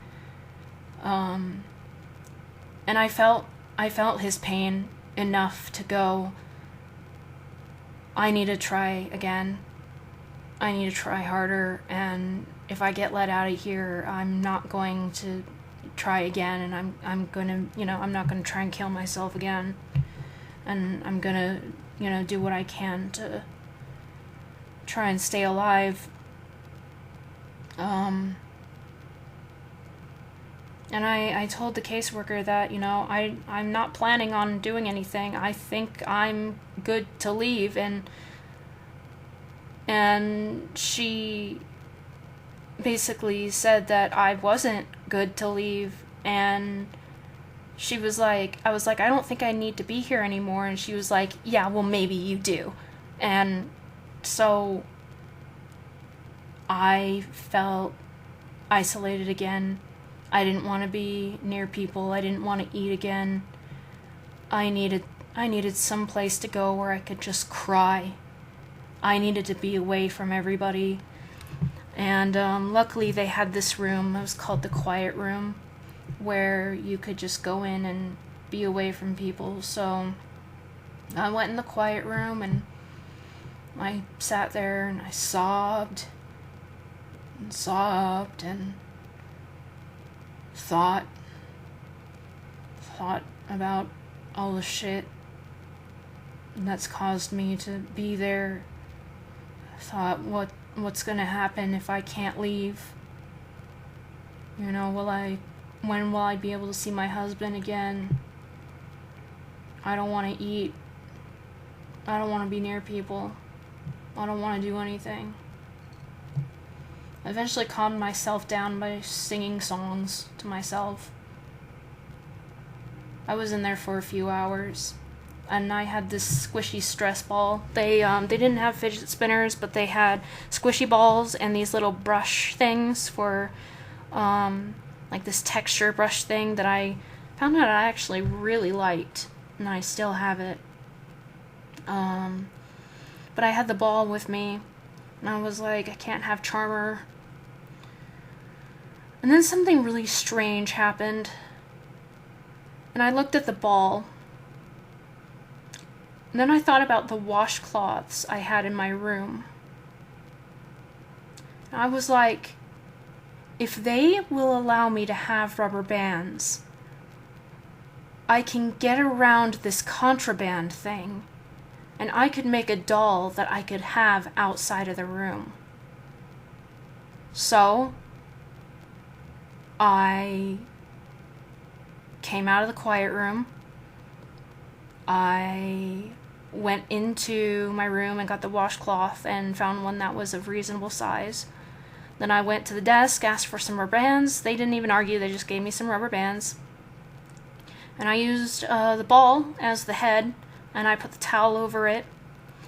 And then I started using the rubber bands to create a body and arms and legs. And then I went out, and they had crayons for coloring and drawing and stuff, and crayons are washable, so I took a crayon and I made a face onto the washcloth. I was like, they can't fault me for this, because if it gets washed, it'll come right off. And I created my doll, and I named him Mr. Safe. But I took that brush and I put it under the rubber band around his body on his back, so that I could touch the brush while I was holding him. And people started asking me, what is that? What is that? What'd you do? What is that? And I explained to them they won't let me have my doll. So I made one. And they were like, that's so cool. And one of the other girls, asked me how I did it, so she made hers. She made her own. So I felt a little better with that doll. And Charmer was still in my room. But at some point, I saw one of the cleaning ladies holding Charmer. And so I went in and I was like, what are you doing with my doll? And she was putting it in the contraband cupboard. And she was like, well, you're not allowed to have this. I'm like, I specifically was told that I'm allowed to have that as long as I keep it in the room. And so there was this whole ordeal where I was arguing with people, and there was some people being like, I was like, the doctor said I could have it, and they're like, well, sometimes the doctors don't know the rules, and I'm like, what the fuck, and I ended up, for the one time I was there, having a horrible panic attack because I couldn't have Charmer, and Charmer was the one thing I needed. I need him to go to sleep. I sleep with him every night, and I flipped out, and all I wanted was for Charmer to be returned to me.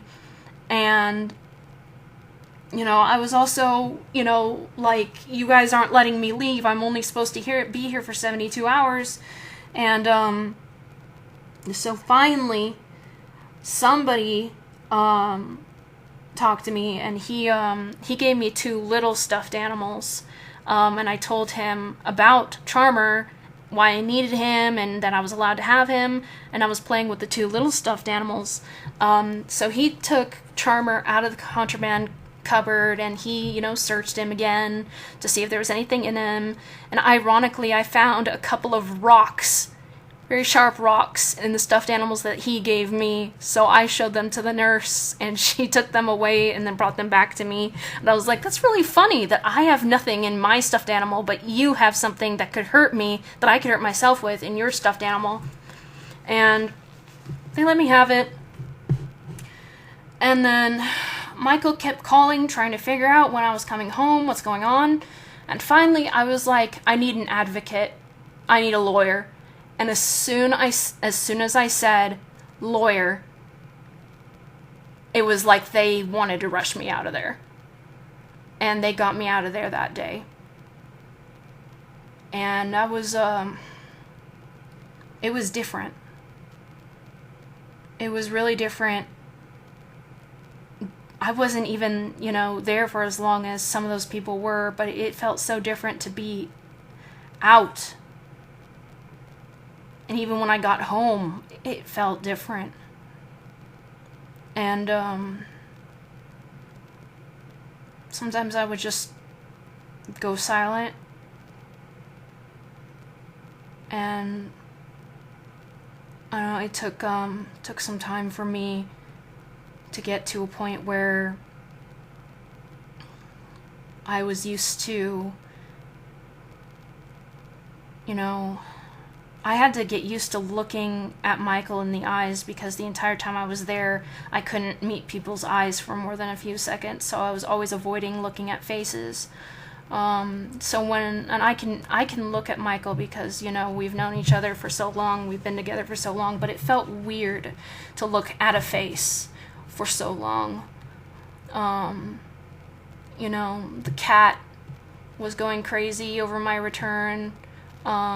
Michael said that while I was gone, Johnny, our rat, actually nipped him, tried to bite him, and he hasn't done that in a long time, so when I came back, he wouldn't nip again. So, of course, Michael still had to go to work. And when he went to work, I was completely alone. And I decided to stand at the front door. And I looked around, and I imagined the roles being reversed. I imagined myself in Michael's position.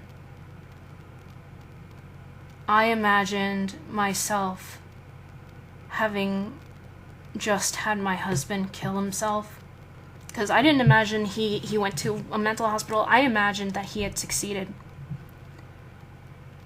I looked around the apartment as if he was dead and never coming back.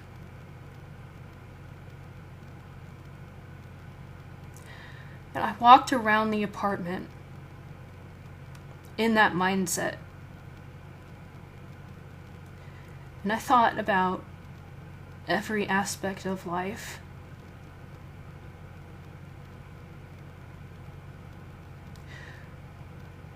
Without him,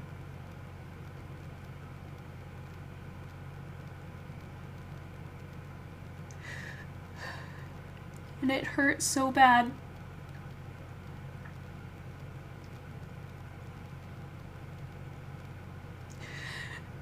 It hurt so bad to step into his shoes, to see it from his point of view. If I had actually died. Because he explained to me how it felt. And I could empathize with that, but it didn't hit me fully until I traded places with him.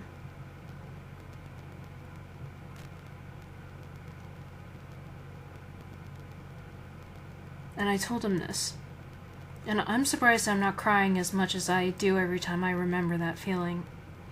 Maybe it's because it's been a long enough time for me to accept it, but every time I would mention it, I would start crying. Because I would feel just how much pain he was in. Because he's always told me, I can't live without you. I don't want to be in a world without you. You are my world. And I always ask him, aren't you tired of me? You know, am I not a burden? Because I always just feel the worst of myself, and it's hard for me to see myself in the way that he sees me because I have such a low opinion of myself. That's been exacerbated by other people, especially in the past 10 years.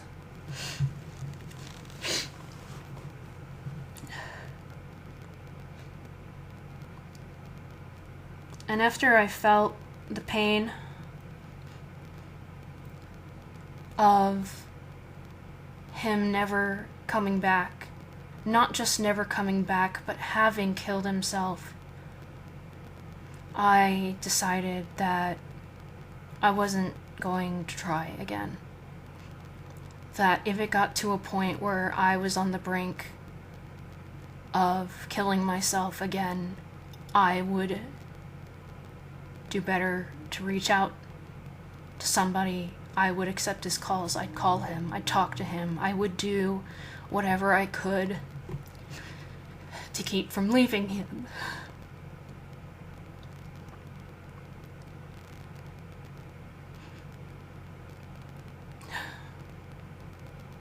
It was very profound.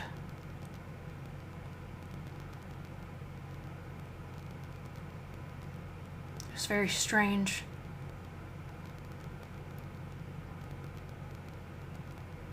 I've felt very strange since I've come back. I felt afraid. I still feel so much pain. The other night, I had another breakdown because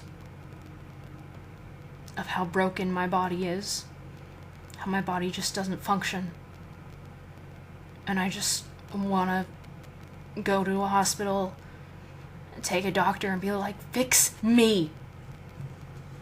But I live in America. We don't have free health care. Can't afford to fix me. Can't afford to figure out exactly what's wrong with me.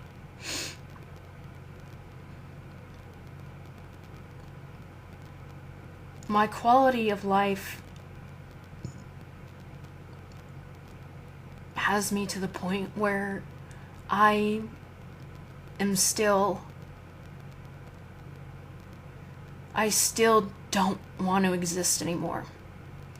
Since I've come back, I've had to avoid watching Stephen Colbert and John Oliver. I've been off of social media except for the day that I was brave enough to say, I'm back. I'm just not back, I've been trying to gather the courage to make this video. I'm scared. And nothing is ever going to be the same. Ever. Because of what these people have done to me. Because of what some of you who might be listening have done to me.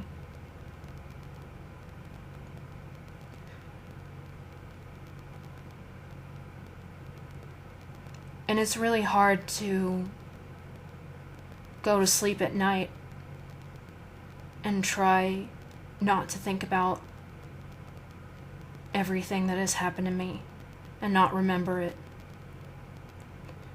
There have been times where I had to call Michael while he's at work and say, I'm feeling this again. There was a day where I was doing a lot of research on narcissism.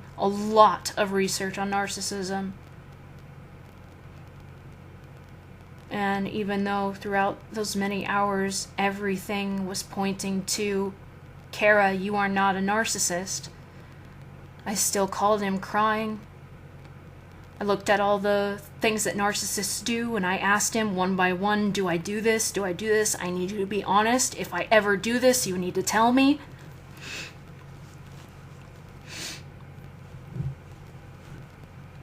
Honesty is really important to me. And I can't understand how the person formerly known as Colt Kelly or others, how they could possibly lie so much. I don't understand the appeal. I don't understand what they expect to benefit from. I don't understand why you would want to hurt somebody. Especially when you know that what you're saying is a lie.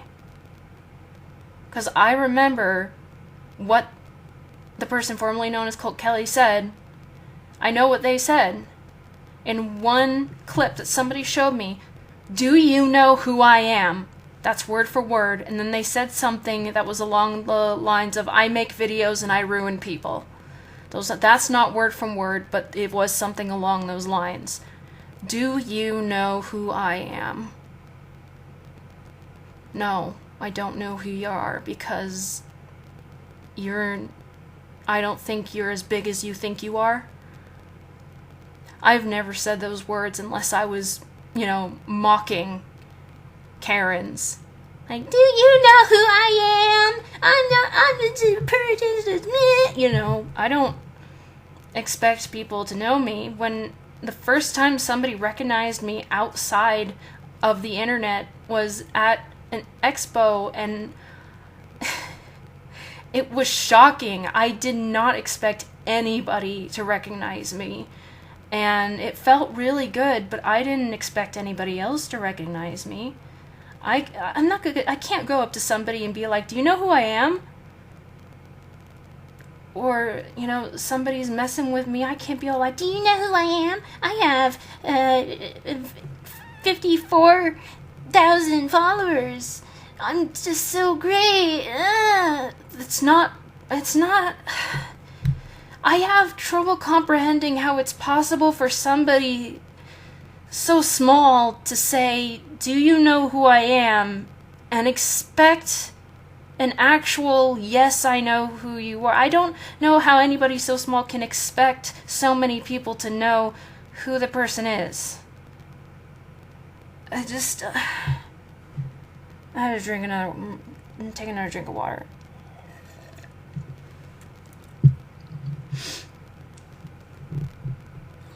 And when the person formerly known as Colt Kelly, when Isaac said that they were going to ruin my life, I didn't believe it, because there was nothing on the internet that could. There was nothing. I was transparent. I was honest about everything. But somehow,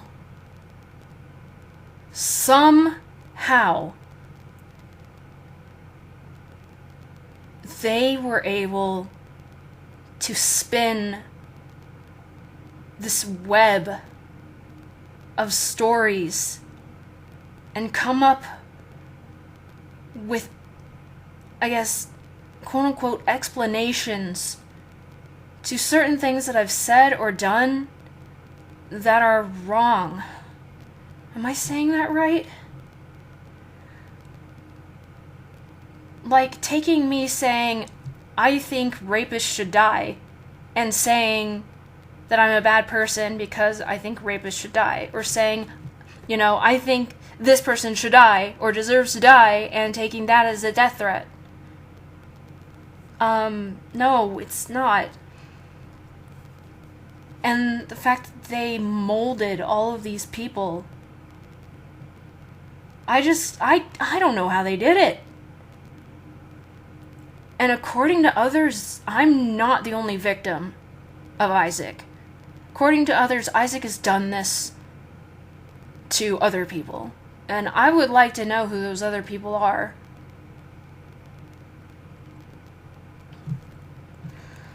But one of the people that they manipulated is Elle. Let me go find their message.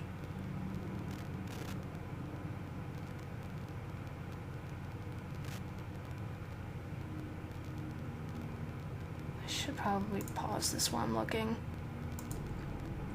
And the thing is in Hotbox's video that was uploaded on September 7th, this message was shown.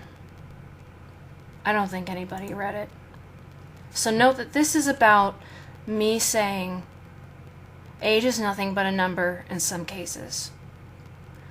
Let me remind you that the origin of age is only a number refers to maturity. As in, you know, oh, why you watch cartoons? You're not a kid. Well, age is only a number. It doesn't matter how old you are. You can watch cartoons. Unfortunately, pedophiles stole that. And that's the conversation. I was certain that even though that Isaac didn't screen cap the conversation, funnily enough, obviously to fit their narrative of the story, I didn't know what I said, but I know it wasn't about supporting pedophilia.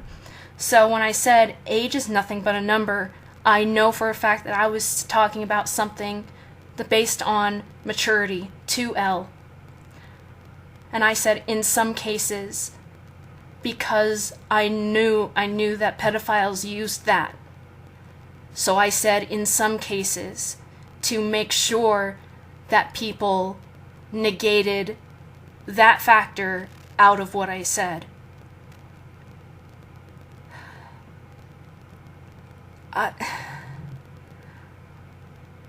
People, is it low intelligence? Is it I don't know what it is. I attempted to talk to Elle sometime around 2020, 2021, but she ghosted me. I was under the impression that this was just, I just couldn't believe it. I could not believe that. In 2022, she came to me and she explained. And this is word for word what she said in her message. If you know who this person is by name, do not say their name. If you know who this person is, just, okay, cool. But for God's sake, stop. You know, I'm obviously saying Isaac's name because of what has happened. And I'm saying the names that I have said because their privacy isn't, there's nothing private about what I'm talking about. But to protect the people who need to be protected, there are names that I'm not going to say, and you shouldn't say them either. And just so you know, my name should have never been said in any of these defamation videos or anything like that. So this is word for word what Elle said. I do urge you to hear me out and read everything before responding, because I feel like there's been a lot of misunderstandings by both of us, and I want to clear some of those up on my end, and I'll appreciate you doing the same. You could ask me any questions. I'm sorry things ended up the way they did 2 years ago. I didn't intend to ghost you. I did want to talk all of that out with you, and I still do, especially now that things have settled down and I'm in a healthier mindset than I was in when I originally was going to talk to you. Yes, I was manipulated and pressured into ghosting you. It was Kelly who had done that when you had gotten your information leaked. I was already really stressed out and anxious because of that, and Kelly took that as an opportunity to manipulate me and the situation, which when I found out, I was furious and sick to my stomach because I realized I had been traumatized by her. I was still willing to talk to you before that ended up happening, even after that one conversation with, I'm going to say PH. And PH is somebody who did have a slightly bigger hand in it, but later came to me and apologized in earlier in 2021, I think. Anyway, even after that one conversation with PH, and I wish I had listened to the advice of my real, in-life friends to just take time to breathe before talking to you. I was not scared to talk to you. The situation was just really stressful, and stress causes me a lot of anxiety, especially more so back then. I am definitely a lot stronger than that now. I've grown and done a lot of steps to better my anxiety and decrease my stress levels with the help of my mental health counselor. So I feel it's fair I explain how I felt about the fact that you said age ain't nothing but a number in some cases to me at 14. To sum it up, it was a case of remembering the wrong thing at the wrong time. I was browsing your Twitter because I still liked your content since I've been a fan of yours since 2013. I stumbled upon Lonnie's backstory and, well, I had the reaction you most likely intended on. I was uncomfortable with that. With what I read because I was putting myself in the shoes of it if I were the parents. I ended up showing people on the Discord because I was discomforted by it and just wanted to vent. I actually felt sick because that's just what happens when I get uncomfortable about almost anything. I have a slightly weak stomach and I needed to get others' perspectives to relax. Kelly started calling the shots on calling you a pedophile the moment I sent any of it, which sparked that kind of conversation and only made how my body was reacting to the whole situation a lot worse, meaning I couldn't exactly say anything to debunk or point out flaws in the topic. However, I never agreed with her and never sent it with the intention of calling you a pedophile. Which is exactly when I remembered what you said, when Kelly was starting to call you creepy. I was really uncomfortable with it at the time when I ended up remembering it. However, I want to clear up a misconception. I never actually thought you were a pedophile because of it, and at this current point in time, I definitely don't. I was just really uncomfortable with it at the time due to the circumstances in which I ended up remembering it, and Kelly had used what I said without any screenshot evidence at the time, what you said, to paint you as a pedophile even further and manipulated me into believing it when I tried to argue against it. I was actively trying to say while the conversation of you being a pedophile was happening, we don't have proof. A backstory for one of her characters and what she said to me years ago doesn't prove any of that. I ended up being talked over by Kelly. Just so you know, I'm reading this word for word, so that's why I'm calling Kelly Kelly instead of Isaac. I'm calling Isaac Kelly instead of Isaac. So, yes, I understand the seriousness of dead naming. But I'm just reading word for word. At this time, I don't believe they identified as Isaac, even if I don't believe that they identify any differently than they did before. Still, I have to try and be careful and try to be respectful, even though they do not deserve any respect whatsoever. Anyway, I ended up being talked over by Kelly and manipulated into believing her accusations due to fear of being kicked out for being falsely accused of being a pedo supporter or, God forbid, a pedophile, like Kelly did to you, and later, I'm gonna say CH, while she was 17 later down the road when CH was simply providing a legal perspective to the situation, and I was lied to by Kelly in an attempt to help slander CH's name, which ended up working because Kelly once again had taken advantage of my anxiety. However, later on, that ended up being exposed to me by CH, and I've since dropped Kelly as a contact because of it, because I really don't appreciate being lied to and manipulated like I was. I'm furious and upset it happened in the first place. I'm also really upset it happened to you too, and that I was too cowardly to do anything to stop the damage it caused to so many people, including myself. My mental health tanked because of that whole situation, plus things going on in my online and personal life, and it's largely the reason it took me so long to get back to you, besides just Kelly. But because of the situation where you were first being accused of being a pedophile, that's why I said what you said felt creepy and wrong, even though when I really sat down and thought about it on my own, that's not how I actually felt about it. How I felt then and how I feel now about it truly, so it is that it was something that maybe could have been said better, but I don't think there's anything wrong with what you said, especially when I sat down and actually went to look for the full conversation, because when I asked for it, no one bothered to screenshot and show the entire conversation. I had to look for it myself. When I found it and read it, finding out we were literally just on the same page about our gripes with animation and people constantly demanding things to be animated when they don't have to be, I went, yeah, no, she was just trying to tell me that just because I'm younger doesn't mean I can't feel the same way about something. And I was pissed because I was manipulated into thinking it was something that it was not.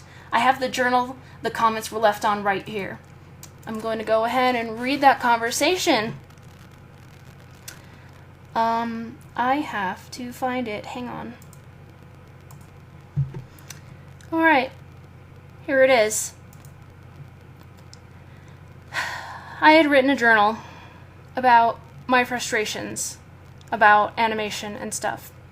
This is what Elle said. Yeah, as much as I would love to see someone animate muffins, that's not how narrations work. They shouldn't even be demanding that, because I like listening to a story so I could take a break from watching videos every once in a while.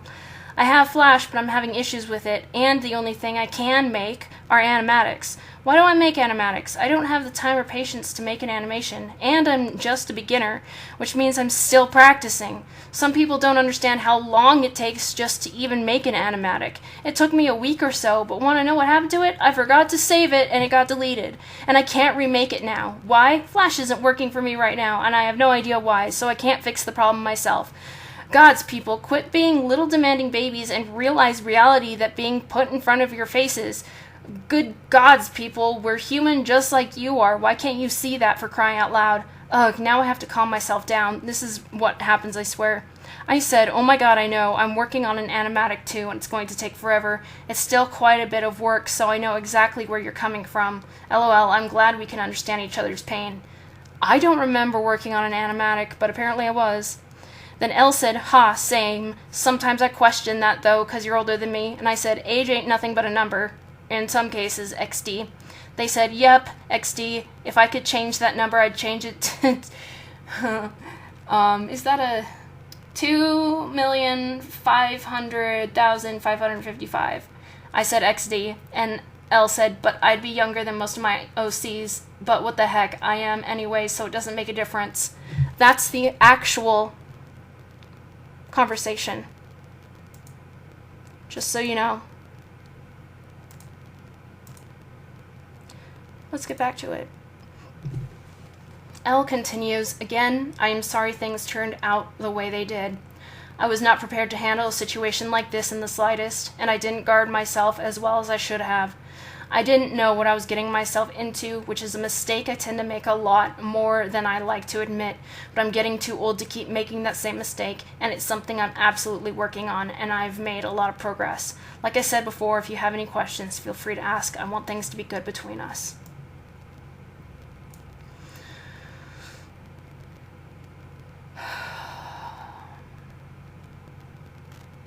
Hang on just a moment.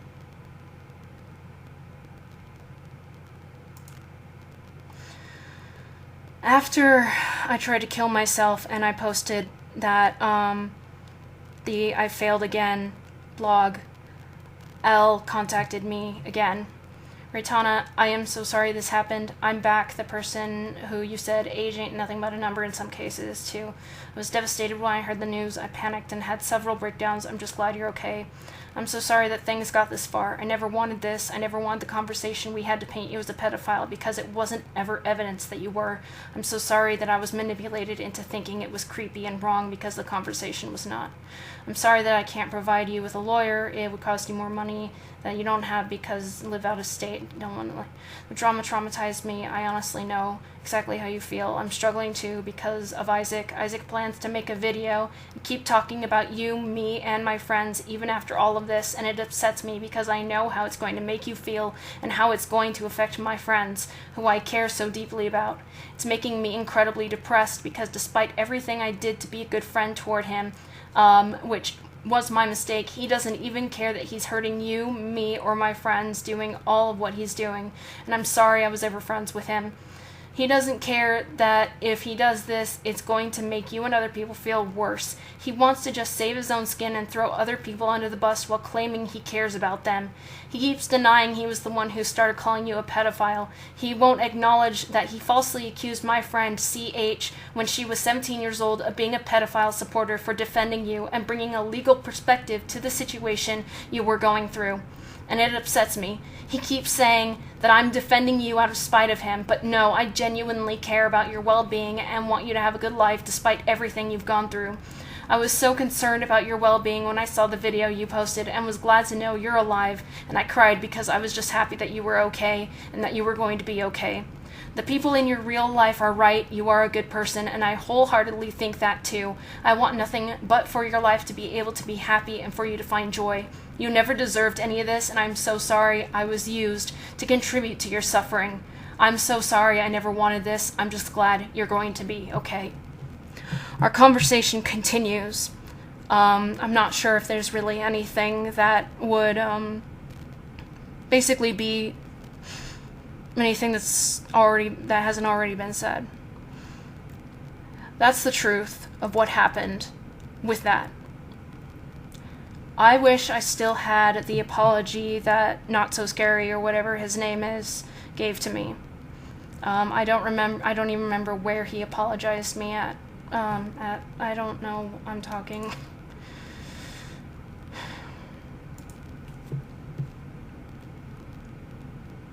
Isaac knows exactly what they're doing. I have proof that Isaac was the first one who claimed that I was a pedophile.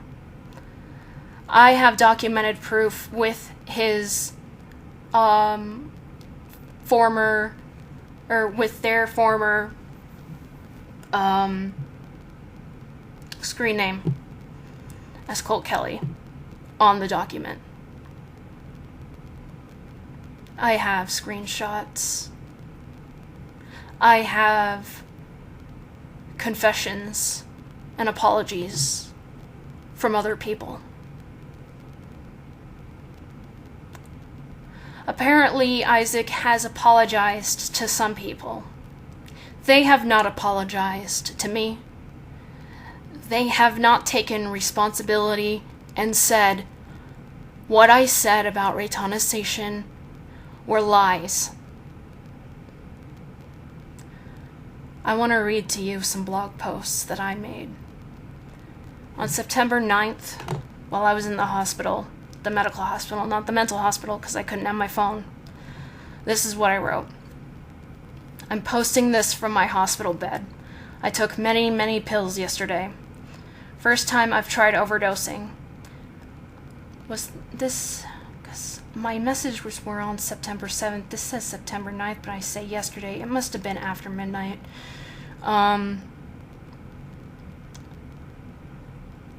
First time I tried overdosing, it failed. I'm sure you were disappointed. I was happy yesterday because I knew, well, I thought that Hotbox's video would make everything better. It'd finally show everyone that they had been wrong. Somehow. I don't know how. I am so confused. Somehow, it made people continue to say wrong things about me. I don't understand how anything in that video could lead people to be more hateful. You people must like to be wrong. I am not, and never have been, obsessed with drama. Never.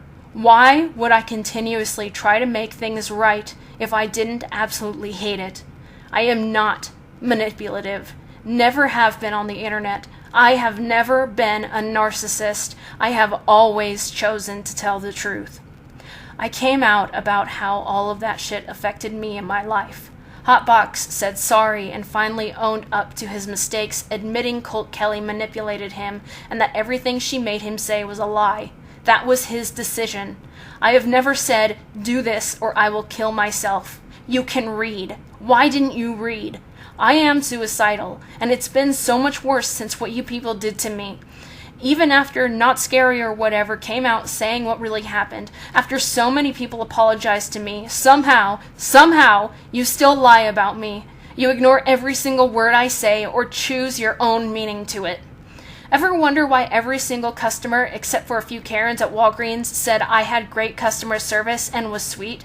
Ever wonder how, if I'm so awful, my family and real-life friends who have seen me at my worst continue to say I'm a great person and are proud of me? How was I able to have so many friends in high school? Why would Mike have married me? Why does everyone who hates me only knows me online? Why does everyone who hates me only knows me online? I was typing on my cell phone. Because you've always been wrong. I've explained everything. I've explained Lonnie. You act like ableists. I've told you the truth, shown you the proof, and other people have come out against Colt Kelly because she is the one who is awful. She is evil, entitled, manipulative, and thinks she's amazing, which she isn't because she's done this to other people. You people have been attacking the victim. You wonder why I'm upset, and you just keep saying untrue things. Why? There was no way you should have still thought the lies about me were true from that video. And yeah, if you Google me, guess what? Fucking cyberbullying website spreading those, guess what you get? Fucking cyberbullying website spreading those same fucking lies. You know what you didn't do? Just talk to me. I don't care if you don't like me, but you can't spread rumors and lies about people. That is never okay. I've never spread rumors. I've never stalked anyone. God, I've said this so many times. I thought, how could they possibly take this the wrong way? Surely no one is stupid enough to think I forced Hotbox to make a video. He released our entire conversation. If he understands and realizes everything, surely everyone else will. Perhaps everything will finally go back to normal. No, I couldn't believe it. I still can't fucking believe it. So I said goodbye. I ignored Michael's calls because I was done being talked out of it. After I ended my goodbye stream, which must have entertained all of you, I took many handfuls of pills over the course of the hour. Unfortunately, Mike got home in time to get cops to cuff me and to be put in an ambulance we can't afford. So, sorry, I survived again. I tried not to, but I'm just so goddamn lucky. They don't pump your stomach unless it's like a super emergency, I assume. They had me drink liquid charcoal. It tasted like warm chocolate milk with too much of the worst kind of chocolate. Hey, compared to that stuff you drink before a colonoscopy, it was delicious. Sarcastic face. What they didn't tell me was that I was going to throw it up. I vomited for hours even when my stomach was so empty it just lurched and tried to force out anything. They finally gave me nausea stuff, but I didn't sleep because I have fucking insomnia and literally can't get to sleep. I've been on this major IV for almost 40 hours. It's to save my life. It's literally protecting major organs from shutting down. They're shocked that I'm going to make a complete recovery. Me too. Lucky me. So lucky. Lucky. I figured I'd brief anyone who cares since I'm on police hold and will be admitted to a mental hospital for at least 3 days. I won't be able to have my phone. They might not even let me have Charmer, but I'll fight for him. Hospital food isn't terrible. I kept telling the police and doctors that they didn't understand, that this wasn't my imbalanced brain. This was the real cherry on top of the towering mountain that is my trauma. They wouldn't listen when I said I didn't want to be saved. Of course not. They don't understand that I can't take this anymore. It just makes me dizzy trying to figure out how you people think I'm this bad person, yet every real-life relationship I build proves me that it's just you. I don't have real-life friends other than Michael's here, and it's not because I have a bad personality. It's because a mental illness makes it so I don't get opportunities to make any. You people are wrong, and you have to accept that I am not your villain in your twisted story. This started because an entitled moron couldn't handle that I couldn't give her a fucking fan story when she demanded it. You people almost won. I don't know why it failed again. I'm fucking furious. Because you're not going to stop. I have tried so hard to prove myself, and you just pretend I'm doing things that I'm not doing. And you know, the end of that blog Hotbox showed, with the edit where I wrote that I found out I did say something I'd never say? Yeah, originally the video didn't show that edit long enough. I told him to make sure people had time to read it, so they knew that I was wrong, took responsibility, and that I'll never forgive myself. Also, did you miss the part where that person who said she got creeped out that I said age is just a number apologized and explained why she felt the way that way, and she found our conversation proving it wasn't what she thought? Her entire message to me was there. I cannot believe you just... I don't know. How could you still believe all the wrong shit after that video? And some of you were all like, come after me, Reitanna, like I've done that before unprovoked. Who are you talking about? What is wrong with you? Why is this so hard for you when proof is right in front of you? You know how cops blame the woman who was crying and screaming over the calm man in a domestic abuse situation? Yeah, studies have proven that people who are telling the truth and are upset for being accused of lying are more likely to be telling the truth. Of course, I'm upset at being mentally, emotionally, and financially tormented. Oh, I'm being honest about being suicidal to try and explain the severity of the situation? I must be threatening someone for a reason that wouldn't benefit me in any way. The fact that you assumed I would come after you or assumed Hotbox had no control over his actions is the problem. Do you really think some stranger online could control another stranger by saying, I'm gonna kill myself if you don't do it? Unless that's what the person formerly known as Colt Kelly did. That's impossible, I assume. Plus, I've never done that before. If I say I am suicidal, it means I'm suicidal, not going to commit suicide. If I say I'm going to kill myself, I'm not joking. I'm gonna at least try, and I did. Not in exchange for something, but because you are tormenting me. I am your victim. I've said this before. If I've been rude to you, you either did something first or I wasn't being rude. You just didn't attempt to ask me, who is possibly autistic, to explain what I meant. It's only one of the many reasons we believe I'm on the spectrum. I am far from the only one with this problem. I say this again and again and you never listen. I'm getting dizzy typing this. My head hasn't stopped pounding.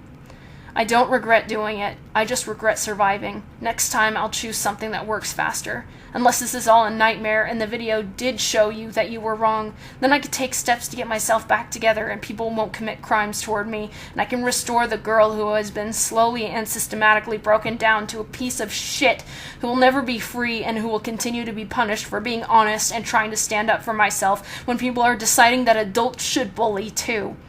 I just don't understand. It has to be another nightmare.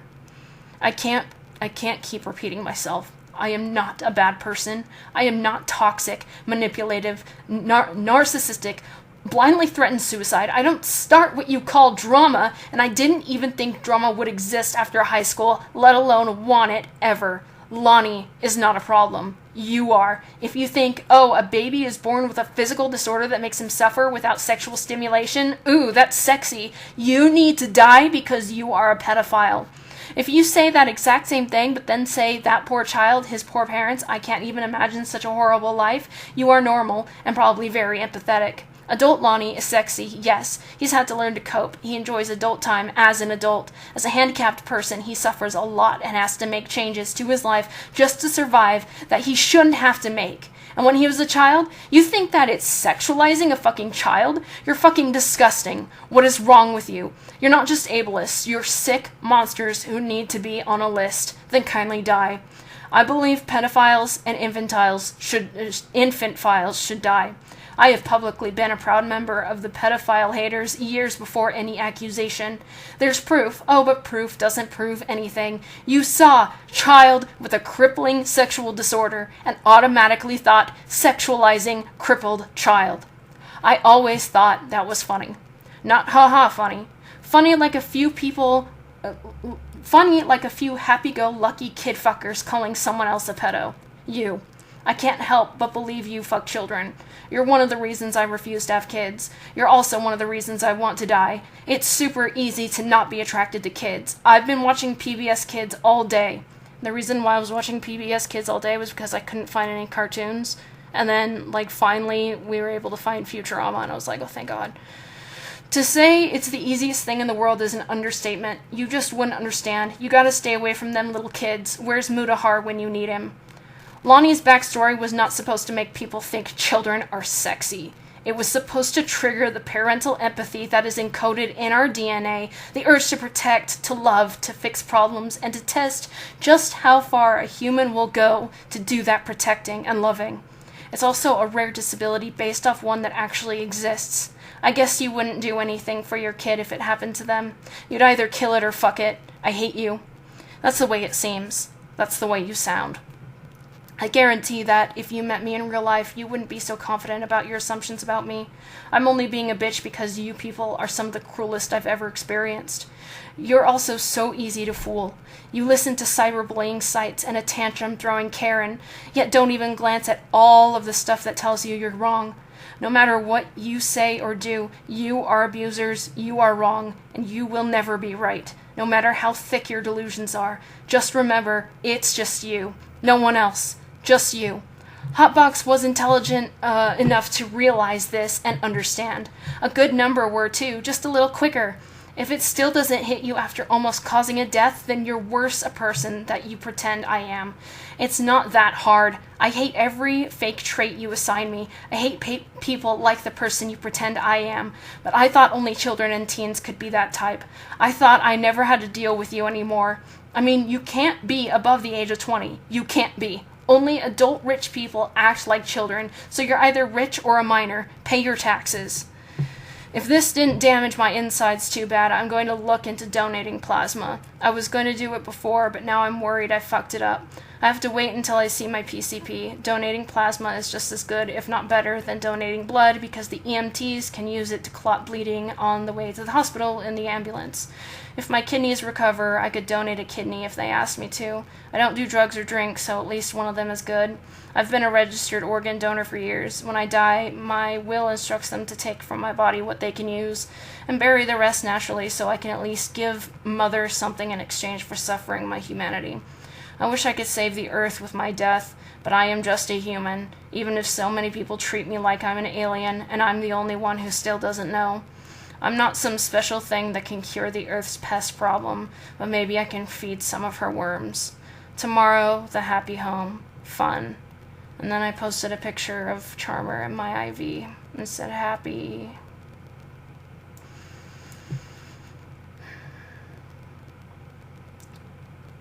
I still stand by a lot of the stuff I say in that blog, but the next one I write is on October 20th, 2022.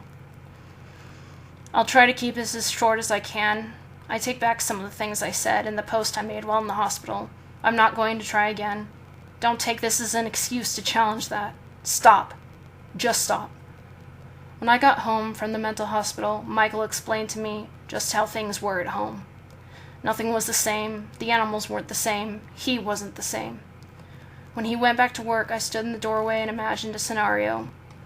I was home alone after Michael had just killed himself. Alone without the love of my life, whom I had been with for over a decade. The person I had cherished. I shared so many good memories.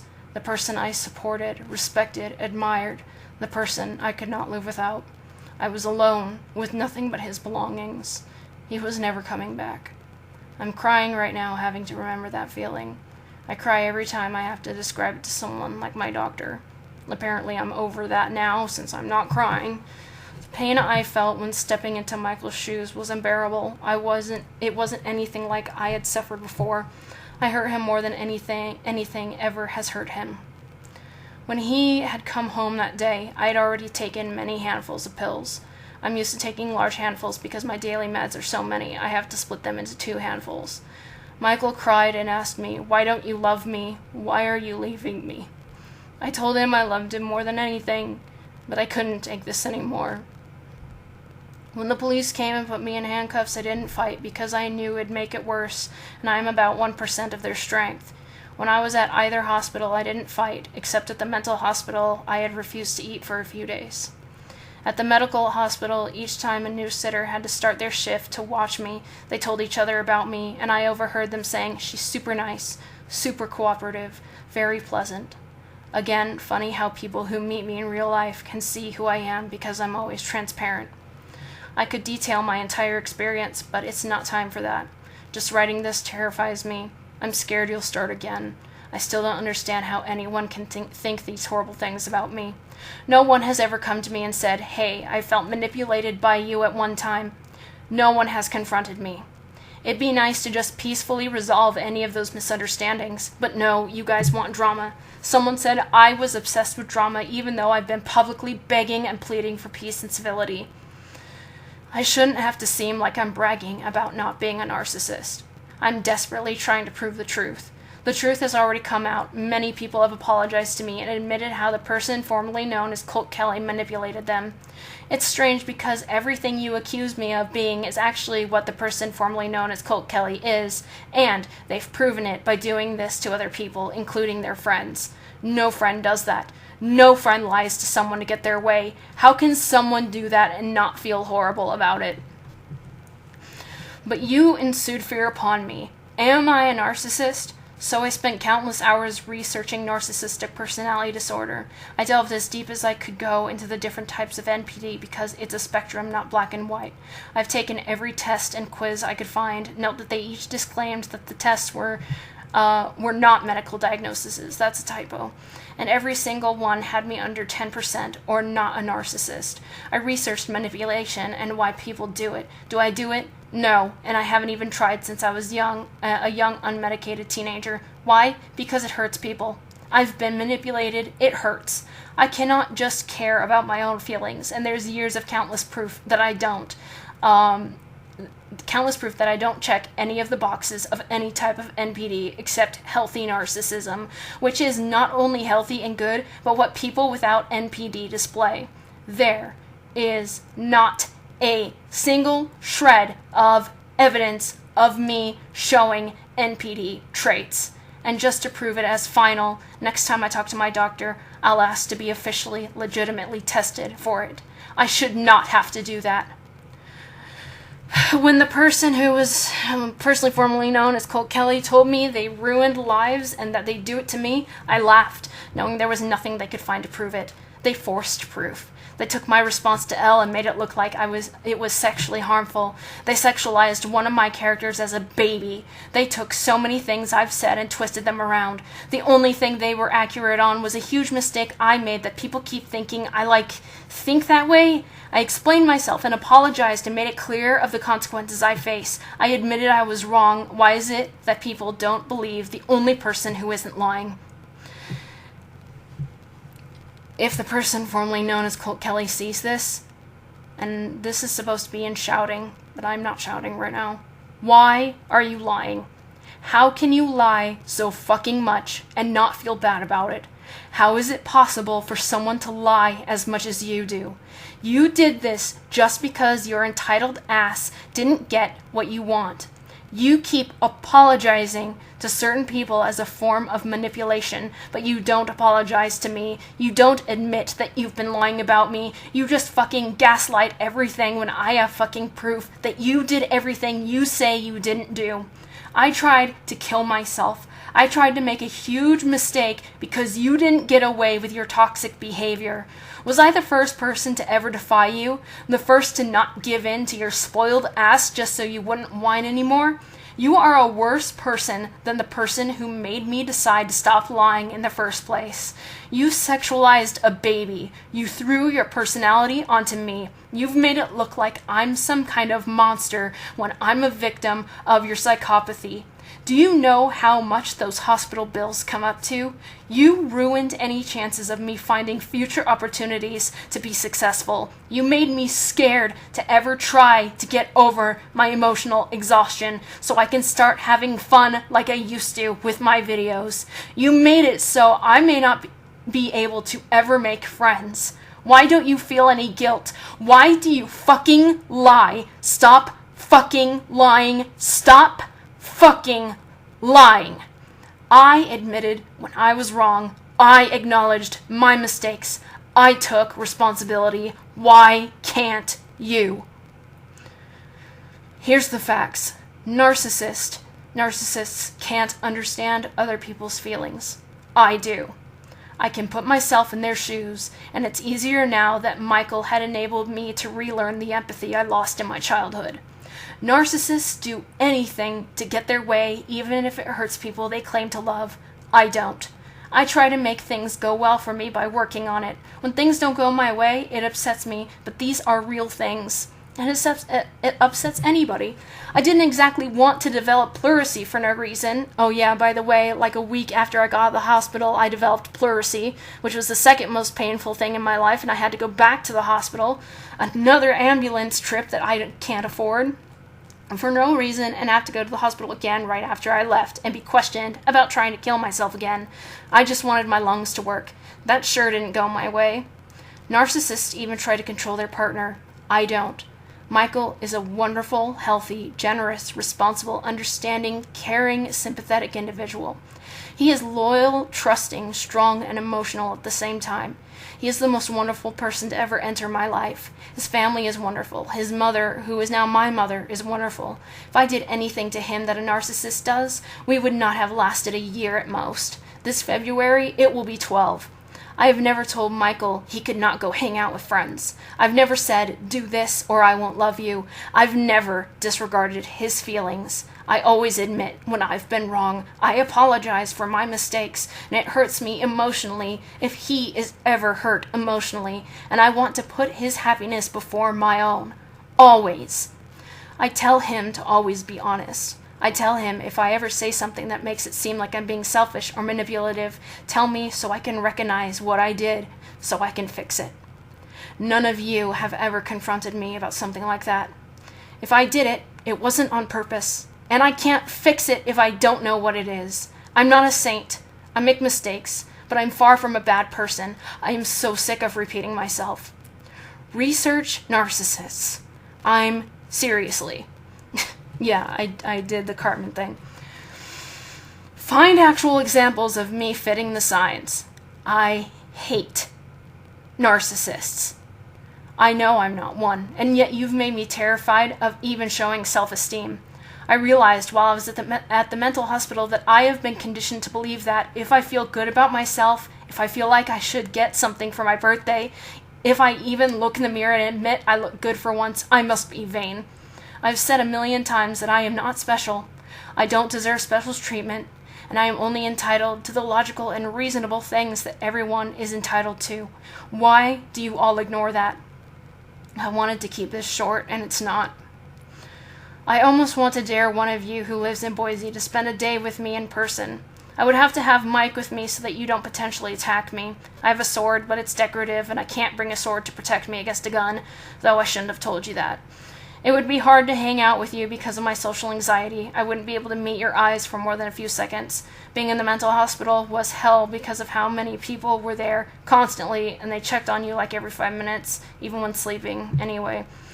If I tried to spend the day with you and you had no malicious intentions, I could suggest we baked something together, or I could bake something and share it with you. Michael is picky, so I usually have to eat it all myself, one of the reasons I'm fat. I really want to share my food. I'll try to make myself look decent, but I'm fat and ugly, so I would apologize. Or we could watch a movie, or a show, or play a board game, or maybe go out depending on where it is and if money needs to be spent. I'm changing my diet to only consist of rice, eggs, beans, lentils, legumes, limited fruit, and limited veggies. I'm also going to try and bike the entire day while Mike is at home and watch TV while doing it so I don't get bored. I haven't tried that yet because I ended up getting sick. I'm so sick of being fat, and a big part of it is because of the damage people have caused me.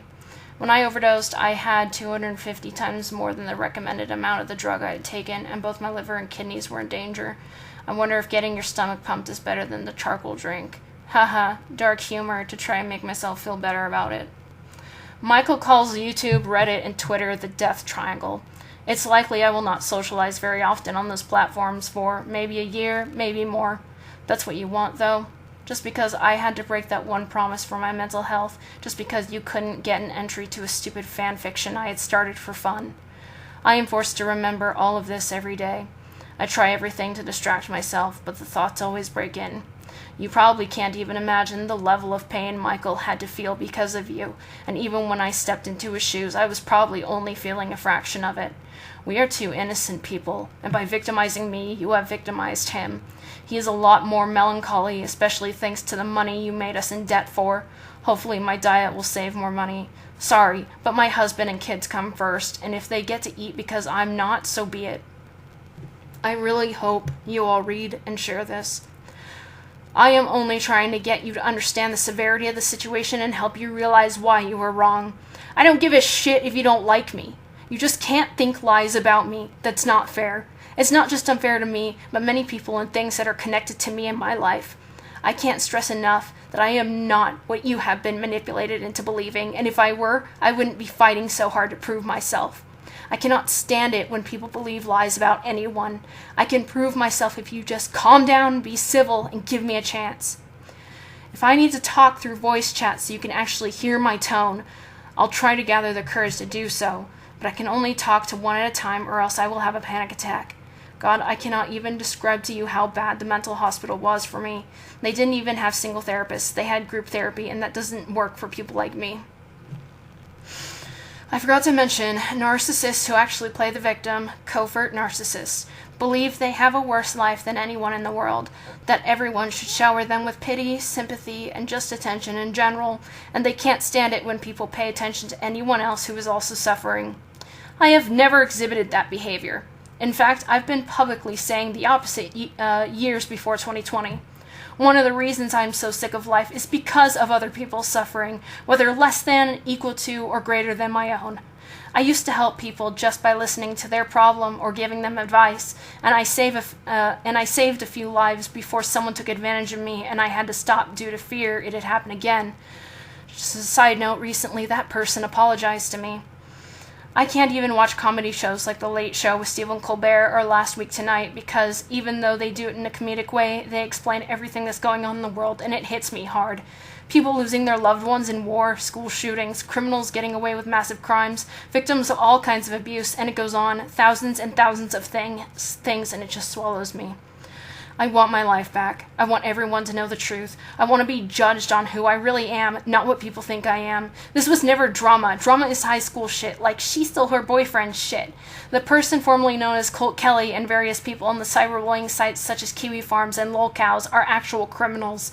I am never overly dramatic unless I'm playing a bit for entertainment purposes. I have never been secret about who I am. I even wrote a blog some time ago admitting to my life's mistakes that you'd never even find out about. Doxing is a crime, cyberbullying is a crime, cyberstalking is a crime, defamation of character is a crime, causing emotional damages is a crime. No matter how much I hated you or how much you hurt me, I'd never manipulate you to get my way. I actually am not sure how I'd even do that. If I could control people, I would make it so you're unable to believe lies. Then again, that'd be a good thing. I'll do everything. I will teach you about narcissistic personality disorder. I will take tests. I will prove to you how you've been fooled into believing an innocent person who makes mistakes like everyone else is this horrible person by someone who is actually a horrible person. Take every single action the person formerly known as Colt Kelly and their entourage have taken and ask yourself, did Reitanna do that? The answer will be no. I'll post some kind of video to YouTube every now and then just to keep my monetization, as well as to try and find some joy out of something I used to love. But really, I need the money. The less than $100 I get from YouTube. I hate not having free medical care in this country. Also, I'm keeping note on some dreams that I'll have to post later. I'm just really scared of people online, and it took so much effort to just write this. I'm surprised I said so much, but yeah, I don't have anyone to talk to about this. Yay, sarcasm.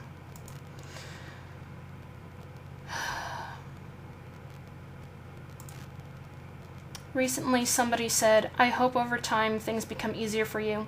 I've been a fan of yours for many years now, and I've wanted nothing but for you to succeed. The people who have been around and have seen your online persona know that if you were what they say you are, you would have already shown your quote-unquote true colors. Take time for you and your family to heal. We will always be here to support you. They're right. I have always had my true colors. I've worn my emotions and my thoughts and everything on my sleeve. This person had good intentions, but what they said... I'm glad you're safe. Don't endanger yourself just to prove the naysayers wrong. My advice would be just to ignore what they say and get someone you can trust to be calm and collected responses on your behalf if drama pops up again. I didn't try to kill myself to prove people wrong. I'm not sure how that would benefit me, since I would be dead and wouldn't... I don't understand how that would work. Like, if I pretended to kill myself, for one, that would be lying, and that's a horrible thing to do that I would never do. Then, like, I'd be able to see if people actually cared, which they probably don't. But, like, if I actually died, if I succeeded, then proving you wrong wouldn't benefit me. I don't understand how that works. Again, I wish people would stop calling it drama, because it's not.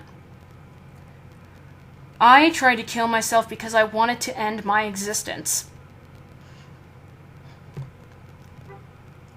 There is part of a dream that I want to talk about.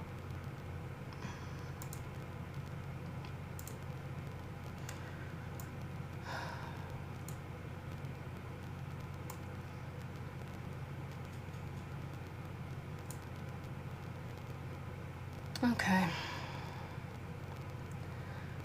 So I had a dream. I don't want to give all the details. I want to keep those private between my husband and I. Basically, I'd gone back in time and our roles were completely reversed. He had my life and problems. I had his life and problems. Just like I had voluntarily stepped into his shoes after my suicide attempt, I was forced into his shoes from many years ago and my treatment wasn't very good. I told him about it after he woke me up. I explained how I felt in the dream, and he hugged me. Of course, I know I've put him through hell, and I've stepped into his shoes before, but my dreams are so realistic. It's real to me, and this was real. I understand even more than I did before what he felt. But even as I felt his pain, I also had my old memories and knew everything he did for me in real life. And even though I was frustrated and wanted to give up trying, I was fueled by my love for him, and I said, I'm going to be there for him, I'm going to support him, and I'm going to love him no matter what, even if I can't fix him. In real life, I'm always trying to find more ways I can give back to him, but the things I want are out of my reach. This dream showed me that what I can do for him now is get myself to a point where I'm healthy. He doesn't care if I'm skinny and hot, he just cares about my physical and mental well-being. I'm going to lose this weight until I look how I want to. I'm going to at least find a work around my hair pulling, and try my hardest to stop picking. I've wanted to do this for myself for so long, but hundreds of people have made me believe it's not worth it, and that I can't do it. Well, fuck you. I just wish I had an appetite suppressor.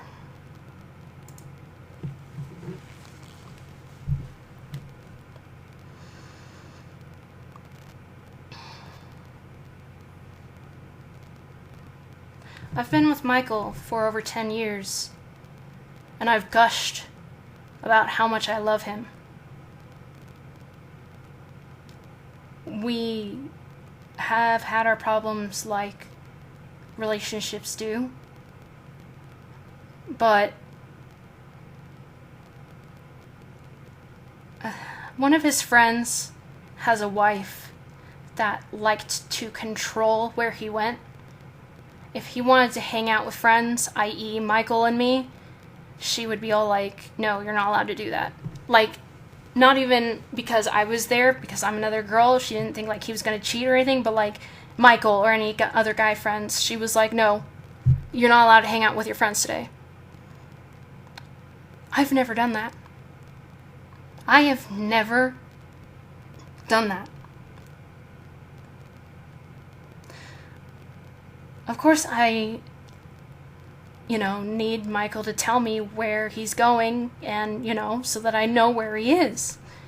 If he just leaves the house and doesn't tell me where he is, I'm gonna freak out, not because he's gone, but because, not because I suspect he's doing something, but because he's not there without an explanation. He's missing, you know.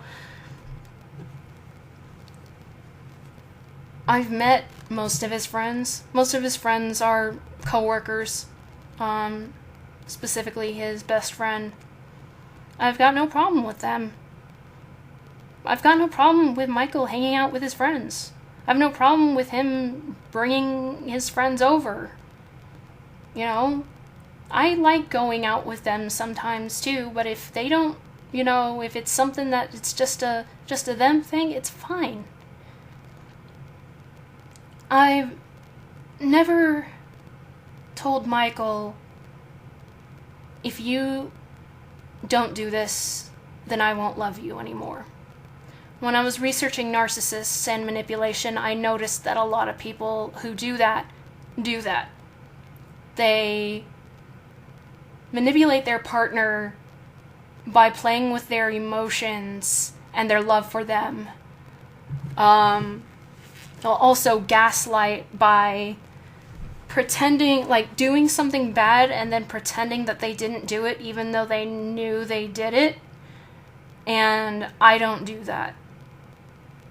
If it's just like the thing with the girl, the big mistake that I made, the reason why I said I didn't do it was because I truly believed I didn't do it. I wasn't trying to,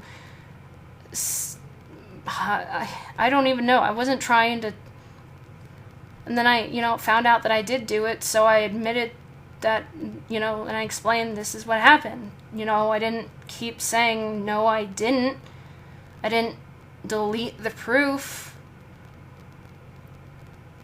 If Michael says, do you remember talking about this? And I don't remember, it's usually like about wrestling or something. Our conversations are pleasant.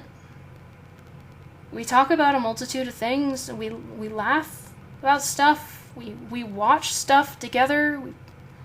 We try to spend as much time together as possible, but it's really difficult, especially now that he has to work 2 jobs thanks to Isaac and his entourage and their entourage. I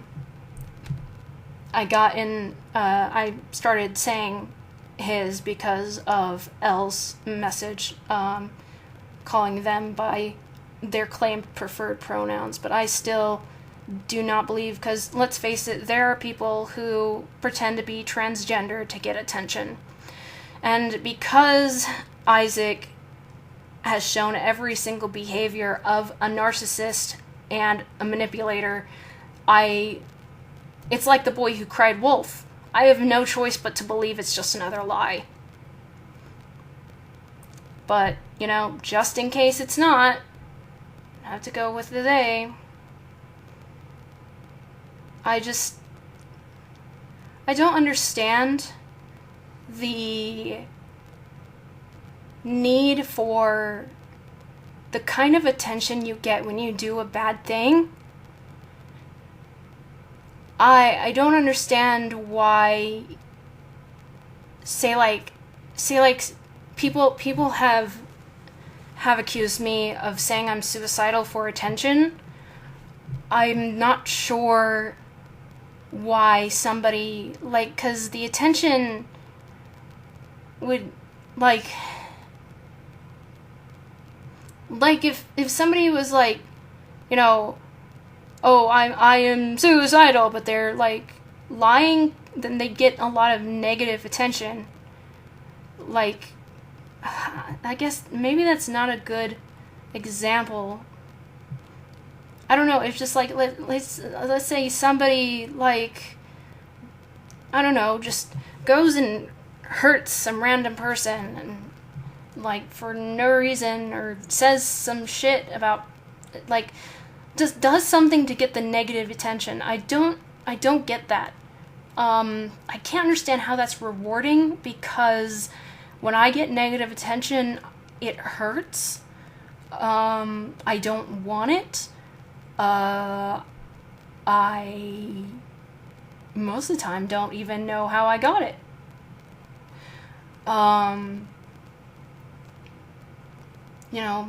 Everybody everybody likes attention to some degree. I'm an introvert, so I've never been the one who needed to be the center of attention.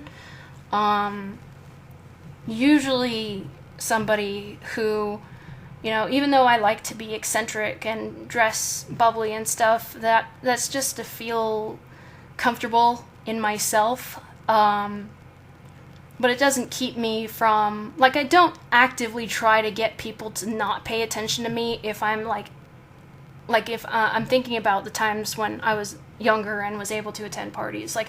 I wouldn't purposefully try to hide, but I didn't need a bunch of people to pay attention to me. I would just be with my friends and exist as myself. I don't know how to explain it because it's just so obvious to me. And I don't know, and then to manipulate somebody to get what you want, I'm trying to think of something in my life that would be worth manipulating somebody for. I guess if Michael was in danger and the only way I could save him is to manipulate somebody and lie, then I would have to try and do it, but I'm not sure if I'd be any good at it.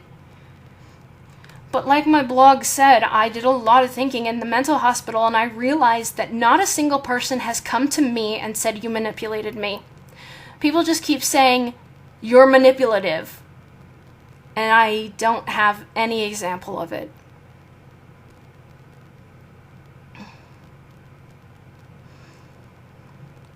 And it's upsetting because I know that the people who need to hear this aren't listening to this.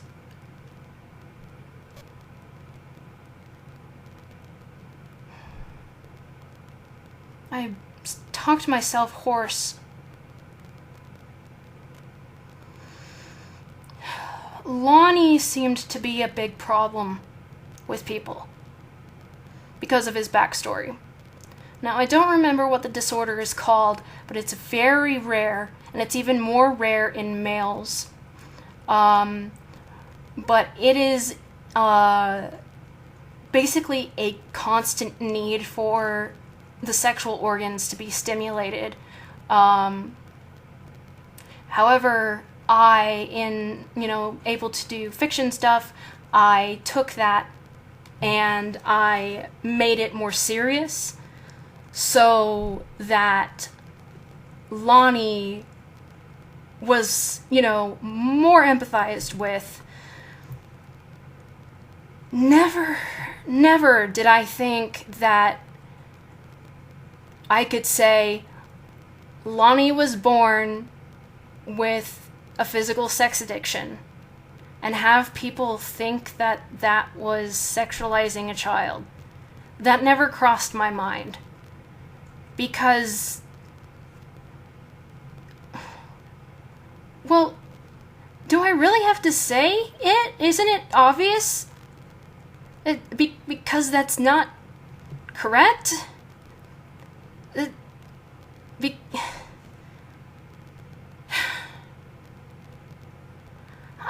I don't know how these people think.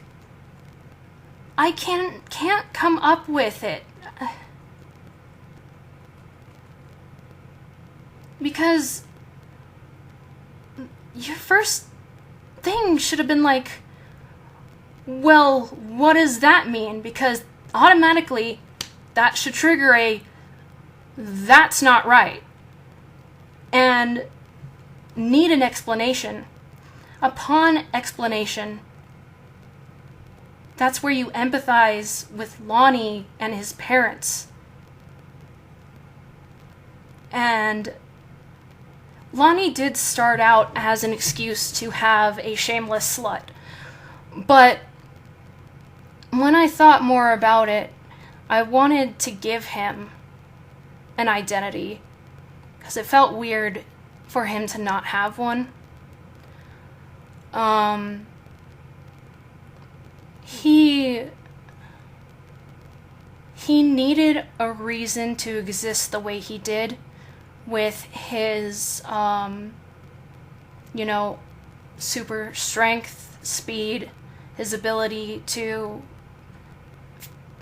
protect himself from danger, just his superhuman abilities. He needed a reason to be as polite and considerate as he is. The story needed a conflict that shook, that really told the reader, that really painted the picture of how much suffering somebody is forced to go through,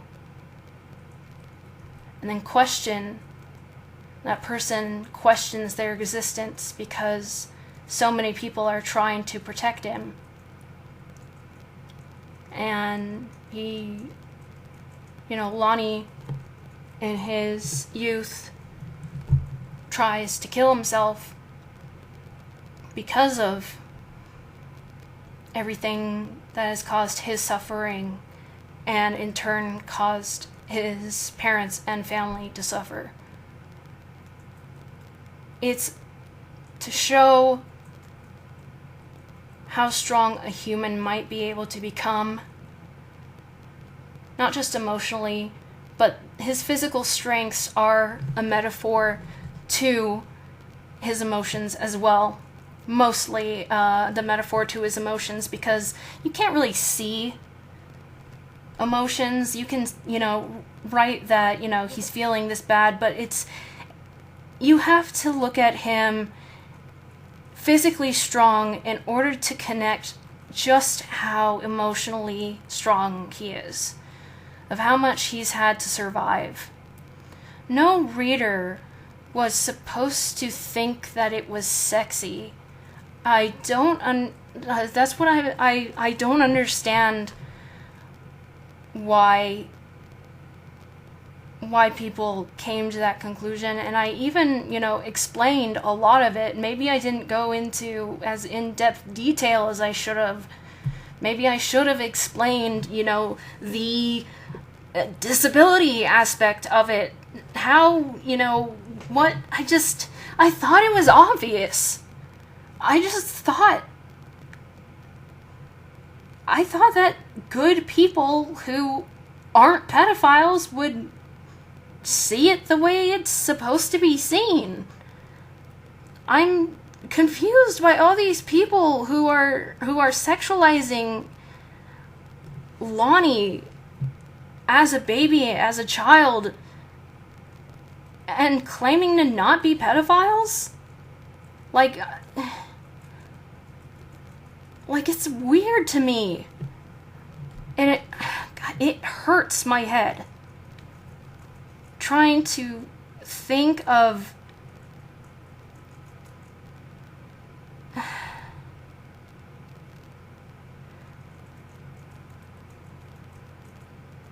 I just thought that Lonnie was, started out as just a slutty character and evolved to something serious.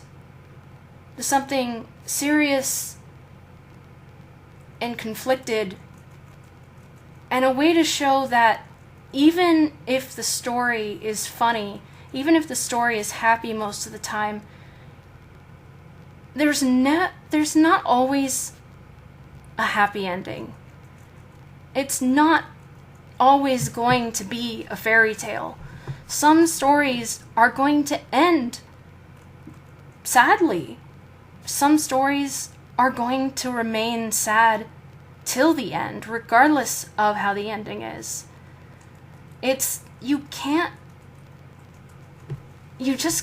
Readers have to accept that you can't always have a happy story. And the reason why I decided that was because of Power Snuffed, when a couple of people explained, like, voiced their opinions that it should have had a happy ending. And I'm like, not all stories have happy endings. That's just the way it is. And that was a long time ago, and Lonnie's story is, just not just advocating for people with disabilities and showing that, your disability can't stop you from trying to live a life, but it's gonna try really, really damn hard. And to show that people don't realize that disabilities are more difficult to live with for certain people, and how it affects our lives negatively and creates large obstacles for us to overcome. But unfortunately, not all of us are like Lonnie, who has money by his side.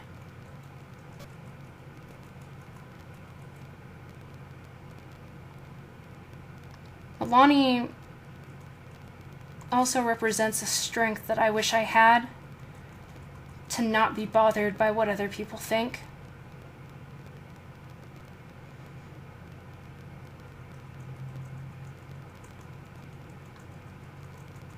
And he's just supposed to be strong and a sort of like, I'll prove you wrong kind of character. I'll show you.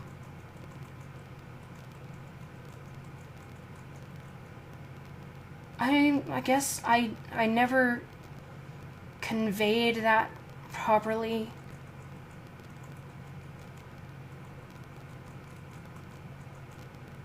I don't know. I'm shocked at how much trouble Lonnie caused me when his story isn't even out. I still don't know where Hotbox got the information that Lonnie was a minor, because nobody said he was. There was one person, like when I had an animation, when somebody was like, looks like a minor, and I'm like, okay. It's like, I don't remember exactly what I said. I think I said like ew or something like that. And I'm like, I just laugh. I can't. I can't comprehend it. I don't even know if you understood what I just said. I'm tired and sad and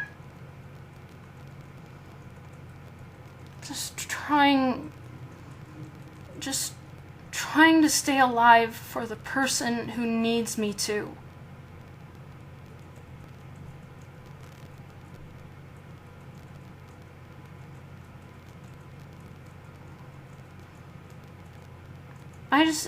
Michael is the living proof that I'm not what people say I am.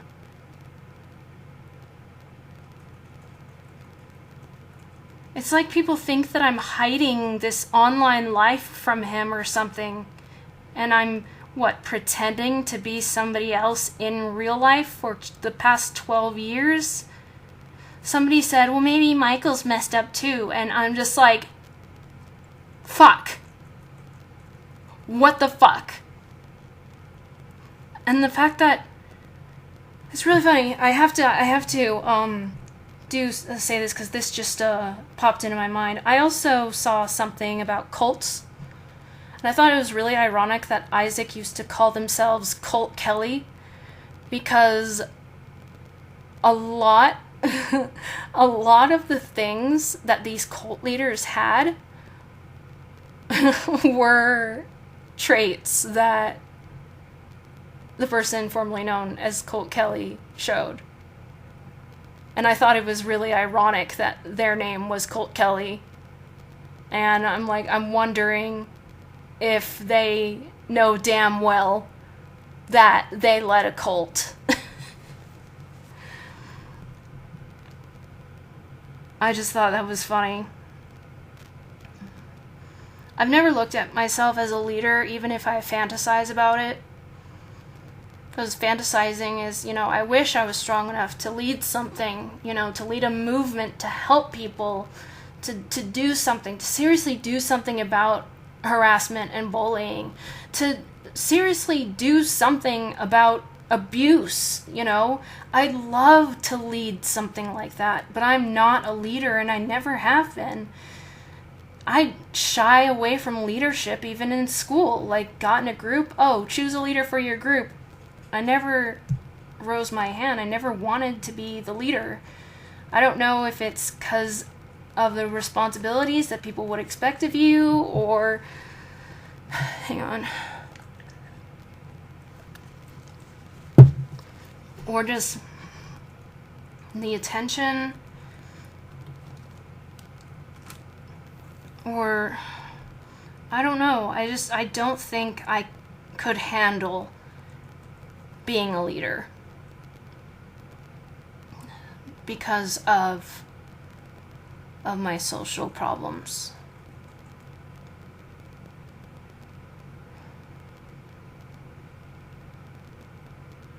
I can just keep saying I don't understand why people view me as this, but I've said it so many times and I'm so tired, but I feel like I need to say it more because I still don't understand.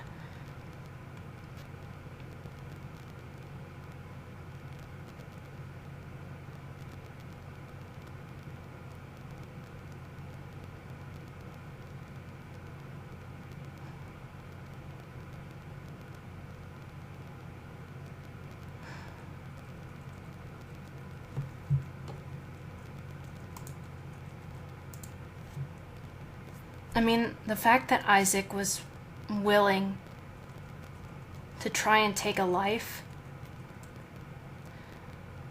and ruin another person's life that's connected to that person. The fact that Isaac was willing to take my husband down with me, and in a lesser sense, my grandmother and the rest of my family.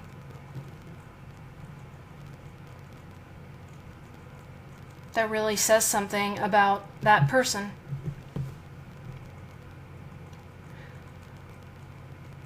I have a hard time understanding why so many people would let themselves be manipulated by something I don't understand. And I'm trying to think back to the times when I was manipulated. But the times when I was manipulated, it was because I was either young and didn't know better, or because I was naive, or because I held that person in a good light, like Erin, my birth mother. She manipulated me my entire life, and I think I wasn't able to break away from that because my mind said that's supposed to be somebody who loves you, who cares about you. So I'm trying to apply these to the people who have been manipulated by Isaac and his their entourage.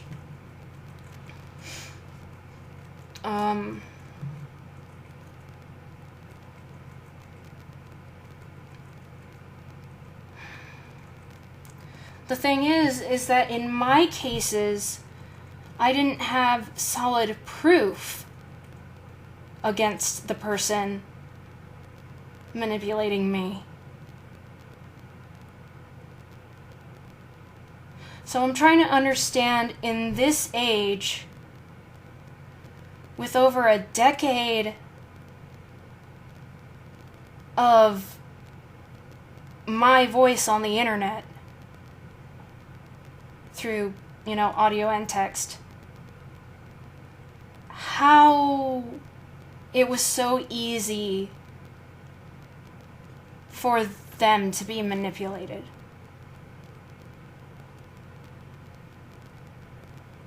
And I can only come up with a couple of logical explanations, and one is unintelligence, one is laziness, because of, not taking the time to research the topic yourself, and just believing it right away. One is age, youth, naivety.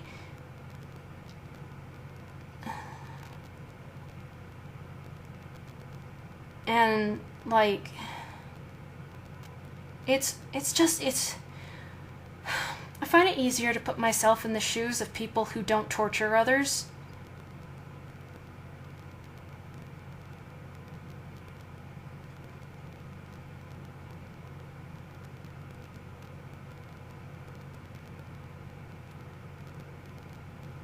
I have a really bad headache.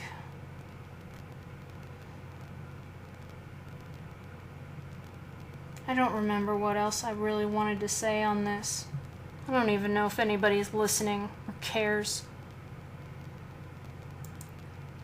I guess just in case we can go over just quickly the symptoms of narcissistic personality disorder. Have an exaggerated sense of self-importance. I've never had an exaggerated self-importance, and that's really obvious, and there's a lot of proof of that. Have a sense of entitlement and require constant excessive admiration. I'm entitled to things that other people are entitled to. If I treat somebody with, if I'm civil towards somebody, I expect to be treated civilly back. Excessive admiration. I enjoy admiration for things I feel successful for. I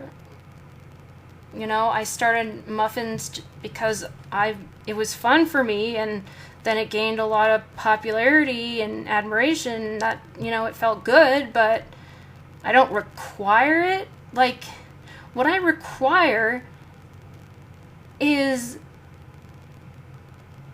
people not thinking lies about me. I don't know what.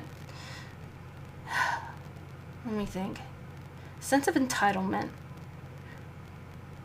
So like I deserve you to pay for all of my dinner. Okay, let me think of r/things. People like influencers who are all like, hey, I have like 1,000 followers, I should get a free meal. I don't think that's right. Require constant excessive admiration. What is excessive admiration? Nothing should be constant. Well, I'd like peace to be constant. Excessive admiration, like worshiping somebody? Like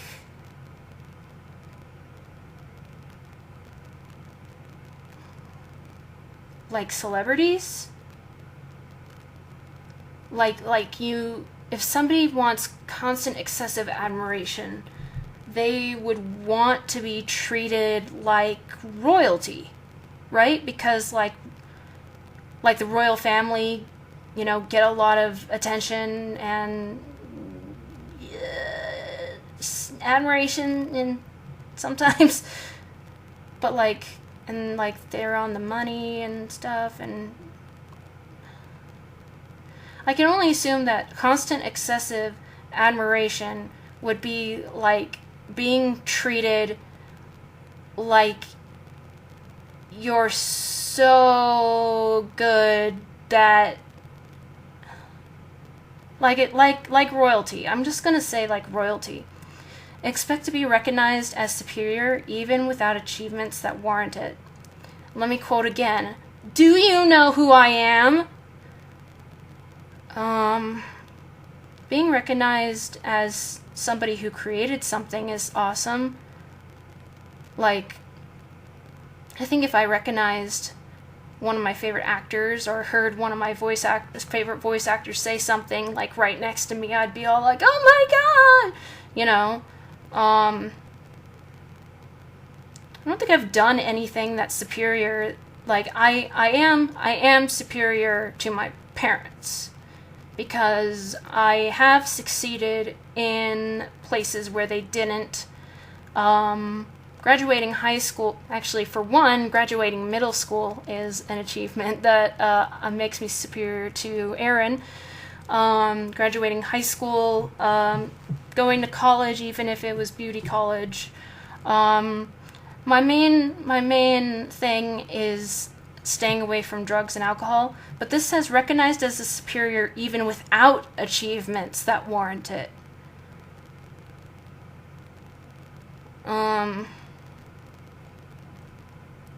Okay. So, I have achieved not being a druggie. So, I should be recognized as superior to those who haven't. But, like, you're not going to be all like, hey, you're superior. It's going to be like, oh, hey, I'm proud of you. That's like, it's worded differently.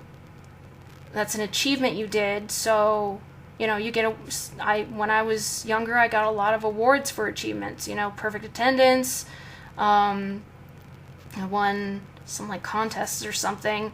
There was one where I didn't want to go to the final because doing it in the first place really stressed my anxiety, but I refused to go to the final because of just how bad it was for me.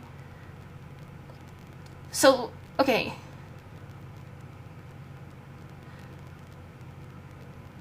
So if I say I'm going to paint a masterpiece and I paint something, but it's like you can't qualify it as a masterpiece at all, and I want people to praise me for creating a masterpiece even though it's not a masterpiece. That's what I think that means. Exaggerate achievements and talents. I actually didn't know that I had such a high reading level until I was told so by teachers in school. So I'm able to say that I have an extremely high reading level, but it's not exaggeration because I've been told that, like, I've proven that.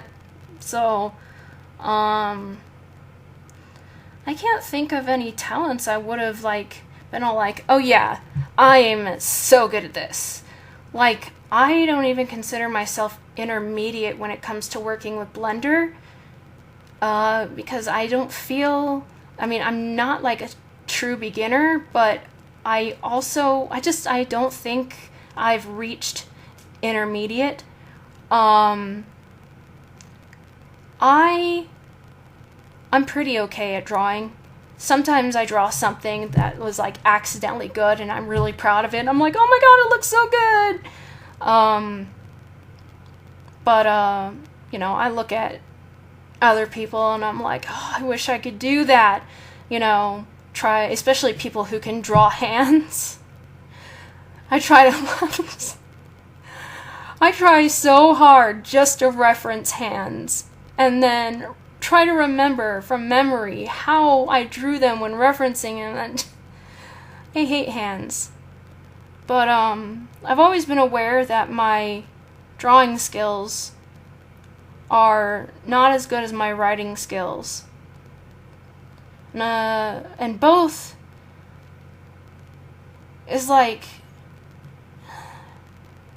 how can I exaggerate it? Okay, so I'd say maybe writing is my best hobby skill type thing. I'm just guessing. I haven't actually calculated what my best skill is, hobby-wise. Okay.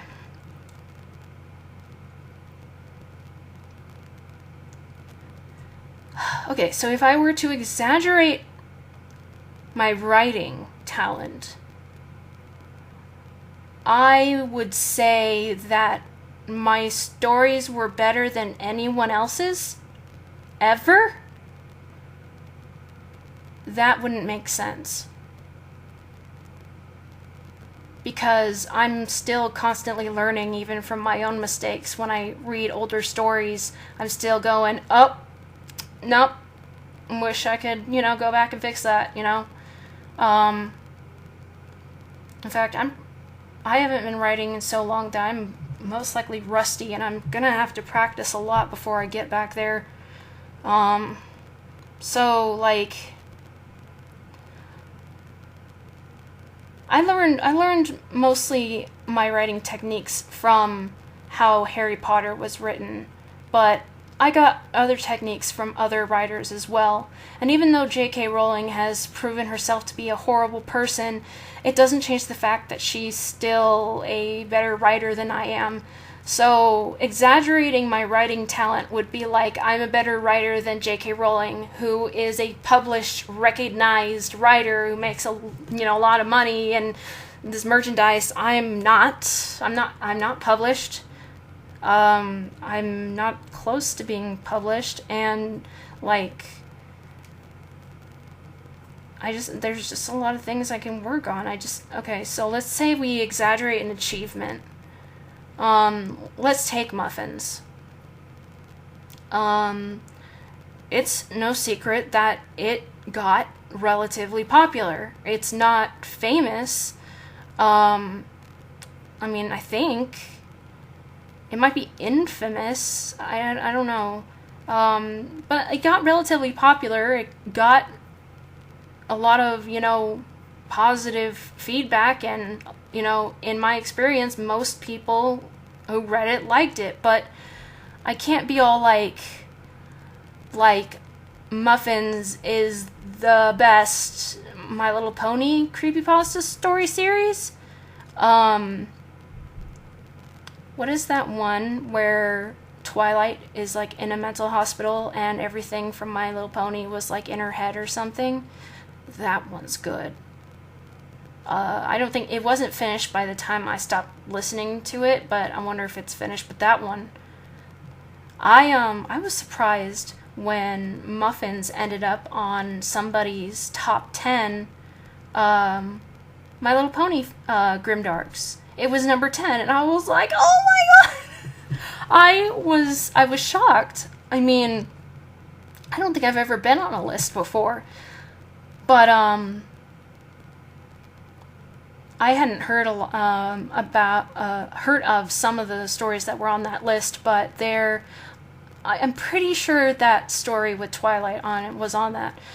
I could say that some of the writing in Muffins is better than some of the writing in Cupcakes. But not all of it. If I had, them side by side, I could point out, if I had Cupcakes, I could point out things that are just incorrect in small ways, like I don't remember if they say, like, anybody instead of any pony, something like that, or punctuation, but, there's a lot of fan art for these other Grimdarks. There's that one Grimdark. There's a couple Grimdarks that are on DeviantArt that are like comics, and those are good. And I'm like, I wish I had asked the person if they did it all themselves, because I know what that's like. And I'm like, you do all of this, and do you do it by yourself? Do you do the writing? Do you do the drawing? It's it's admirable when people have the energy to actually do the things that I wish I could do. And I wish I could sit there and do everything myself without feeling overwhelmed. But that's not how reality works. So I can't exaggerate my achievements because I don't have any achievements that are better than they actually are. Anyway, be preoccupied with fantasies about success, power, brilliance, beauty, or the perfect mate.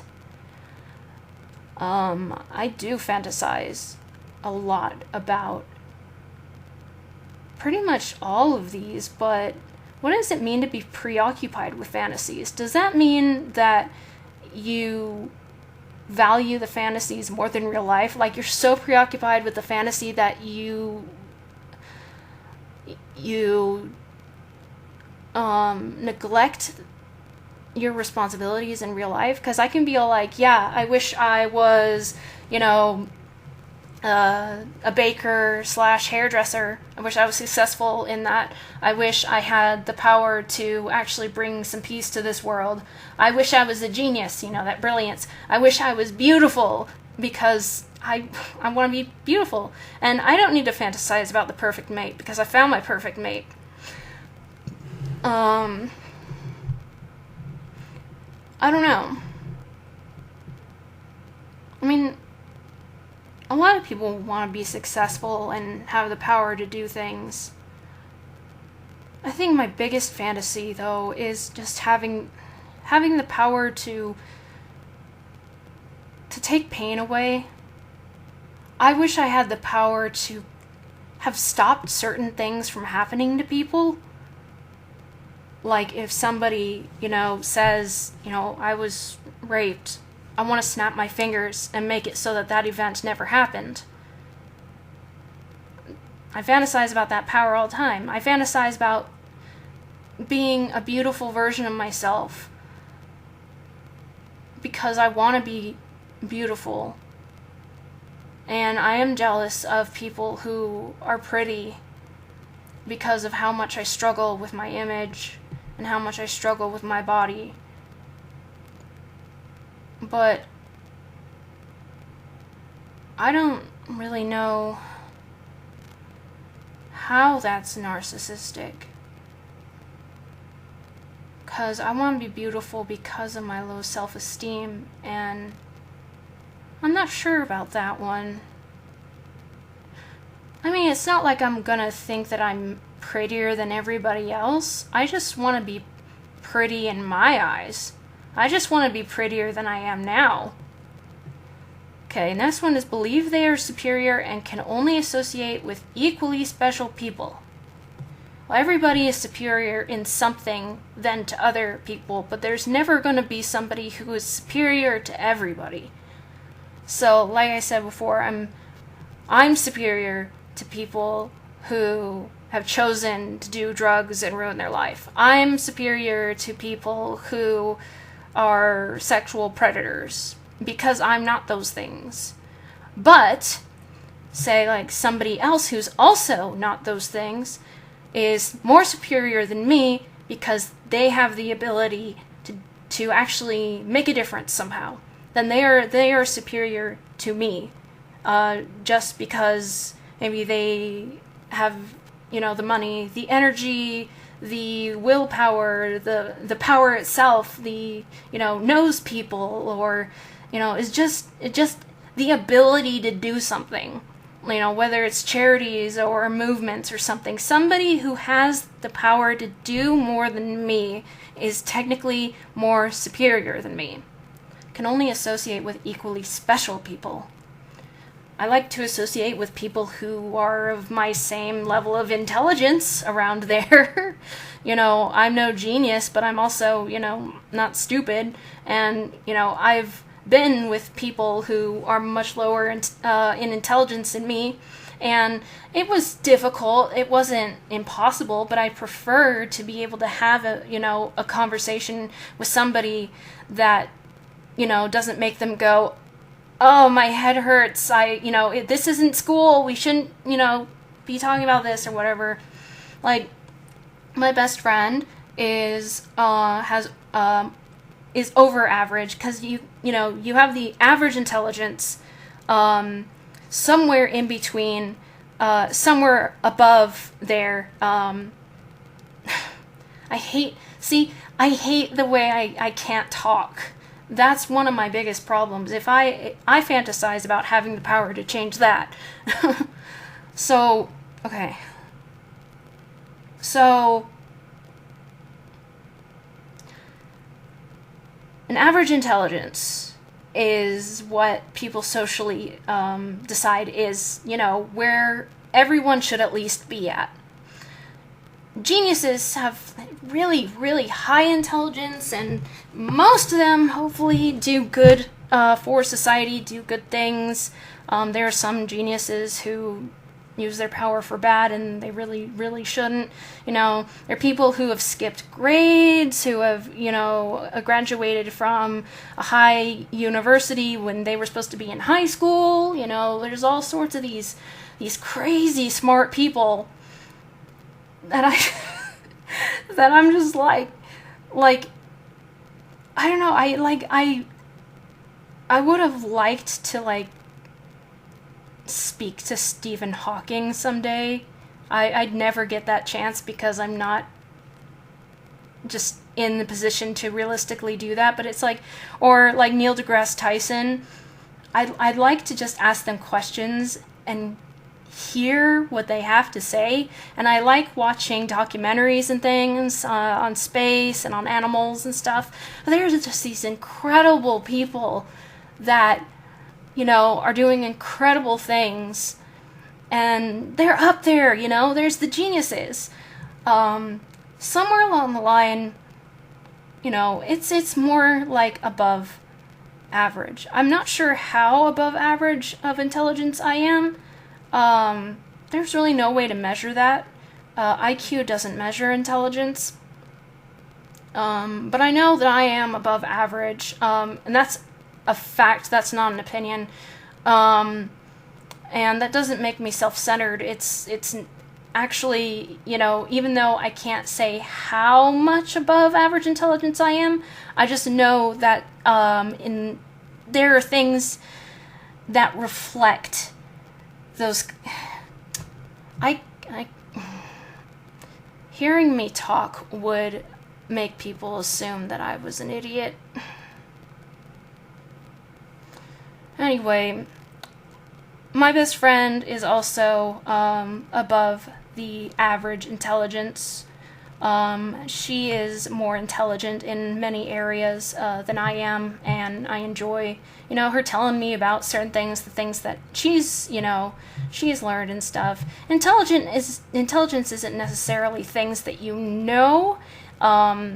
it's because, stupidity is like lack of judgment. Intelligence is, if I were to say intelligence would be how you acquire information and how you use information, how you pick up on, I don't know, I feel like it's an evolutionary thing. I can't put it into words, but it's not necessarily, that you got good grades. It's the way you're able to use the information to achieve good grades. And even some geniuses, didn't get good grades in their schools. But it's really hard for me to try and explain intelligence when I'm only above average. Michael is also above average, and I feel more comfortable talking to people who understand what I'm saying, though sometimes it takes people a long time to know me to actually understand how I word things. But I also like to understand what other people are saying. I want to nod my head and go, I get that. I want to, go, oh, that's really fascinating, and not pretend that it's fascinating. I want to be able to ask questions about what they're saying. So I wouldn't say that above intelligent people are special. Can only associate with equally special people. There aren't special people. I mean, I guess the people who are the highest intelligence and actually doing something good for this goddamn planet are special.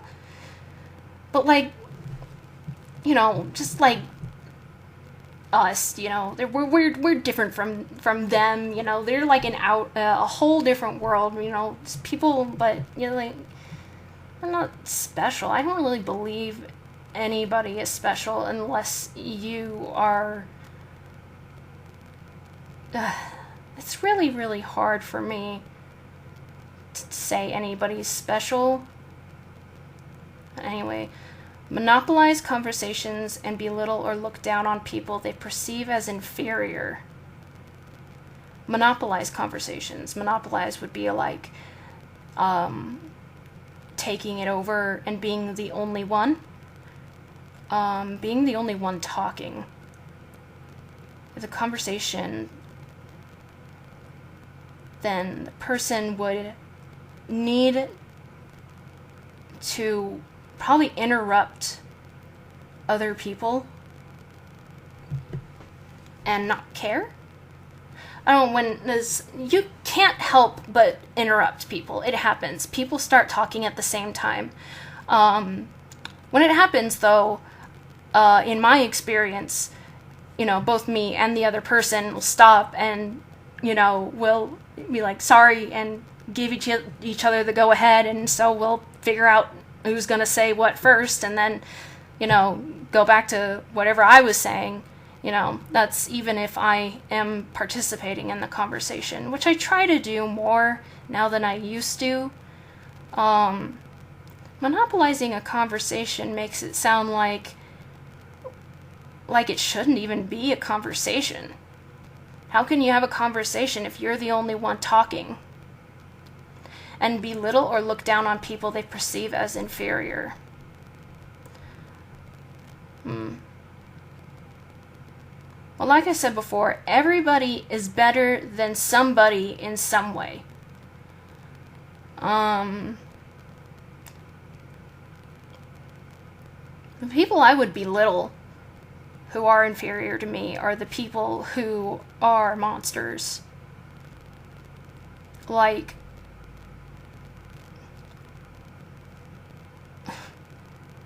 Isaac, formerly known as Colt Kelly. That person is inferior to me because I do not engage in criminal activity, nor do I attempt to go after people. I don't do what they do. That would make them inferior. But they are narcissists, so I don't even think belittling them would even work. I don't know. I mean, if someone's inferior, like, if somebody, like, was like, oh, I ruined my life because I, you know, or I started doing cocaine, but somehow my life got ruined. How did that happen? And it's like, because you started doing cocaine, you know, and I don't do cocaine, so, you know, and, you know, the person doesn't want to change. They don't want to stop doing cocaine, but they expect their lives to get better. You know, it's like, yeah, no, that's not how it works. Expect special favors and unquestioning compliance with their expectations. When I was in the mental hospital, one of the nurses just brought me Gatorade for no reason. I assume because it was after she took some blood, maybe I was dehydrated, but I was really surprised. I was like, oh, thank you. That was really nice. Sometimes Michael comes home with something for me, like he'll say, oh, I saw this and I knew you had to have it, but it's not, you know, I'm like, I always ask him how much is it, to make sure he didn't spend too much money on me. he doesn't give me gifts all the time, which is good because, I mean, I'd have to be like, I don't even know how great I would have to be in order to get gifts constantly. I don't know. I just feel like spoiling people is problematic, and I think that's why Isaac has such a problem with being called out, because they're so spoiled by other people just coddling them that they couldn't handle it. They couldn't handle somebody saying no to them. What would be a special favor to me? Like, I know that when I was trying to do my mod for SCP Containment Breach, I reached out on the forum if anybody could, help me, and this person decided to help me in amazing ways, really helped me. I continuously told them, how much I appreciated it.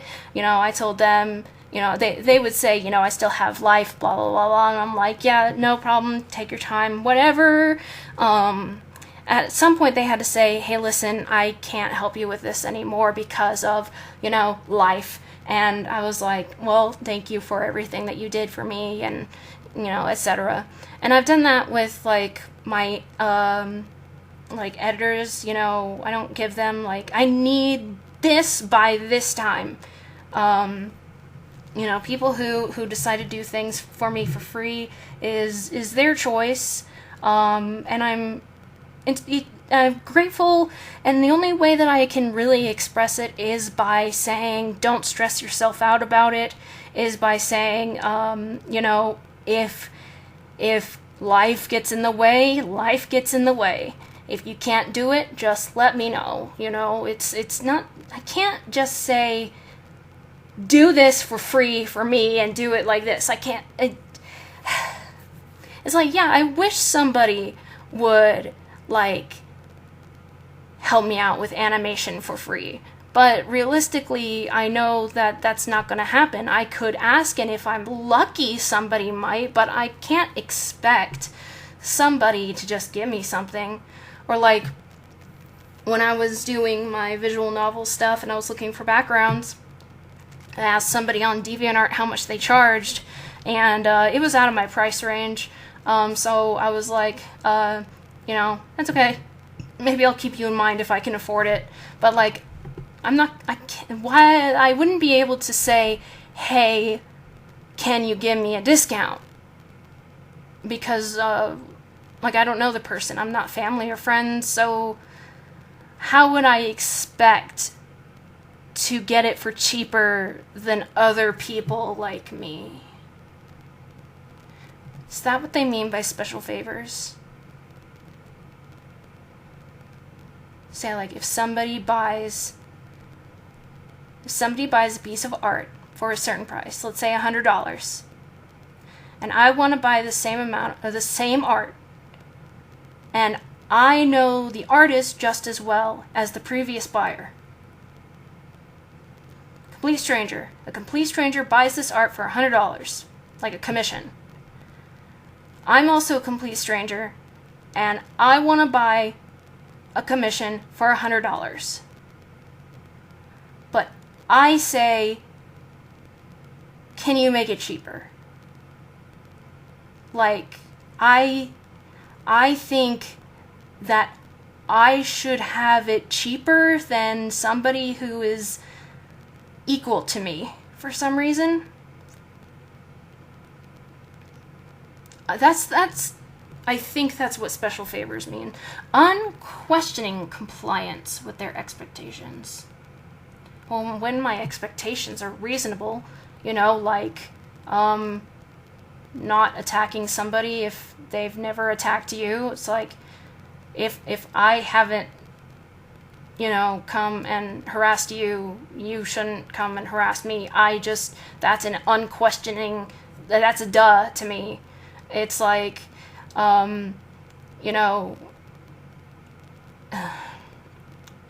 unquestioning compliance with their expectations.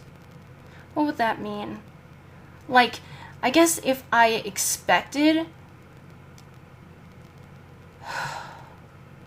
If I expected everybody, what would be an expectation that's unrealistic to comply to just automatically know to comply to? Because you can't read minds.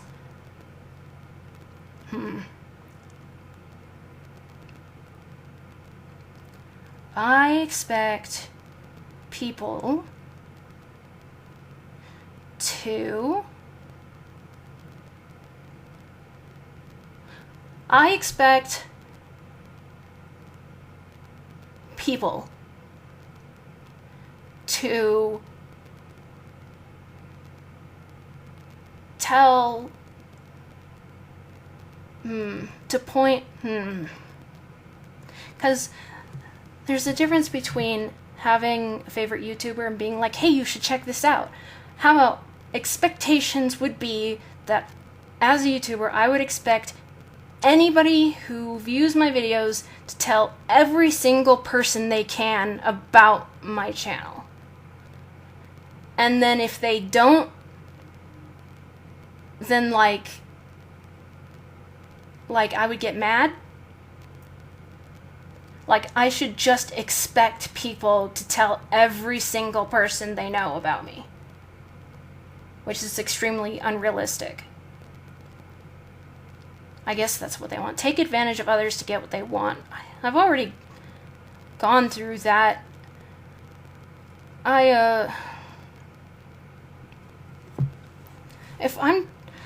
trying to stand in Isaac's shoes, and it's not working very well. Okay, if I'm Isaac, I am selfish. I want to take this person who didn't give me what I wanted and ruin their life. I want to ruin their life. That is what I want. I want them to suffer. And somehow that'll make me happy. So I will look for things that I can exploit her for. But I can't find those things.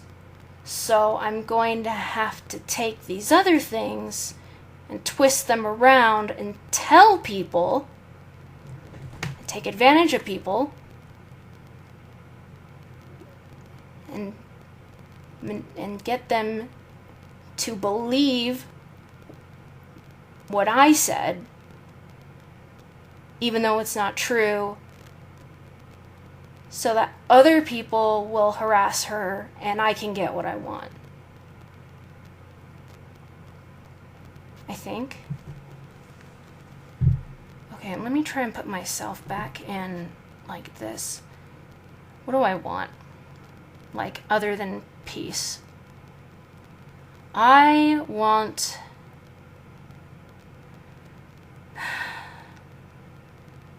Jeez, this is not easy. Like, is it physical possessions? Okay, how about this? I want 1 million subscribers. How would I take advantage of people to get that?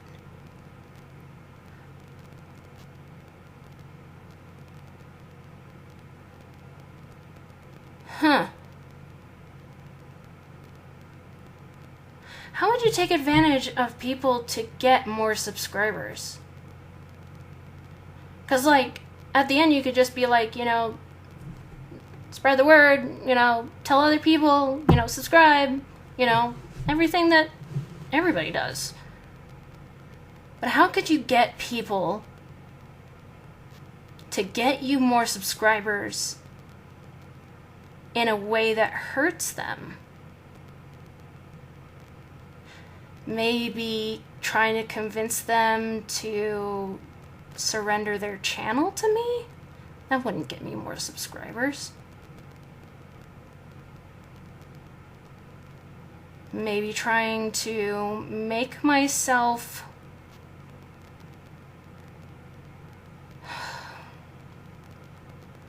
Okay, let's try a different... Okay. I can't...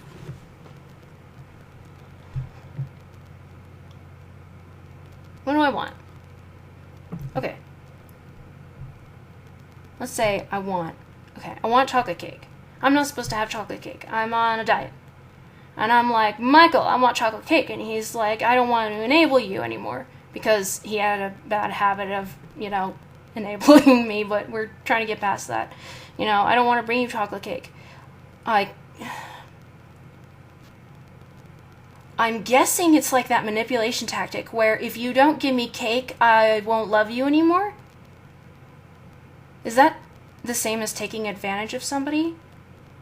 Or if you don't get me the cake, I'm going to break your computer? Or is it... The only thing I can think of is if you don't get me cake, you don't love me. Like if I sat there and be like, don't you love me? But don't you love me? You get me cake? That's the only thing I can think of. The next one is have an inability or unwillingness to recognize the needs and feelings of others. That one's easy. That one's just the opposite of what I do. If I was unable to recognize the needs and feelings of others, then, again, I wouldn't be with Michael. I wouldn't have such a long friendship with my best friend. My grandmother wouldn't like me. If I had an inability or unwillingness to recognize the needs and feelings of others, I wouldn't have stepped into Michael's shoes when I returned home and saw it from his point of view if we had switched places, if I had been the one who lost him, and been able to recognize those feelings. If he came home and I say, how was your day? And he said, I don't know, he said something like, ugh, or something. I mean, I would see that, something's wrong. Is it just the usual, I hate work, or did something happen? I asked, did something happen? How, what? The other day I had to comfort him because he had a lot of stress. He had a kind of not really snapped at me, but just did something cold toward me. When you're angry, you take things out on other people, and we don't do it very often to each other, but it happens. We're not perfect.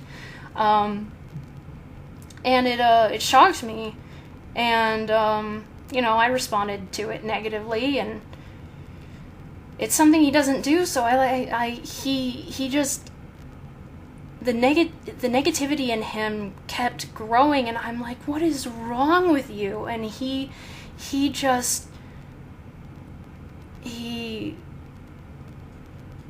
I can't even explain what he had to do in order for me to know that it was much more than the little thing that caused him to react like that. It was stress in so many different situations. Why is Johnny limping? I'm sick. What's wrong with me? Work. He was summoned for jury duty, and the state is weird about it. He had a bunch of stuff that he listed off, and it was consuming him, and I'm not as used to comforting people as I am people trying to comfort me. So I always am worried that I'm not doing it right, but I did what I felt was right, and I said, okay, well, let's address one thing at a time. And that's what we did. We addressed each stressor. I tried to lay it out realistically, and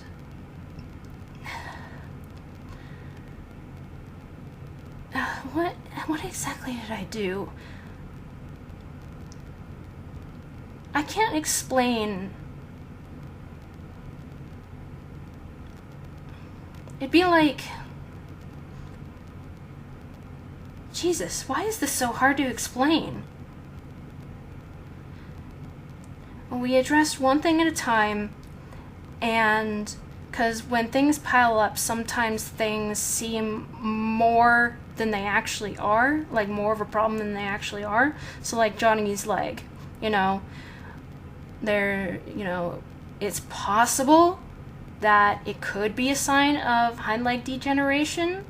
The only thing that we can do, because he's a little guy and, all the small animal vets have quit their jobs and stuff, the only thing we can do is just monitor him and take note of his muscles in his flank and make sure that they're not diminishing. He most likely did something to himself in his cage because he's all riled up and he likes to jump and play. But he's still eating and he's still drinking. He still runs around despite him limping. He's doing fine. And then with the jury duty, it's just like, it sucks.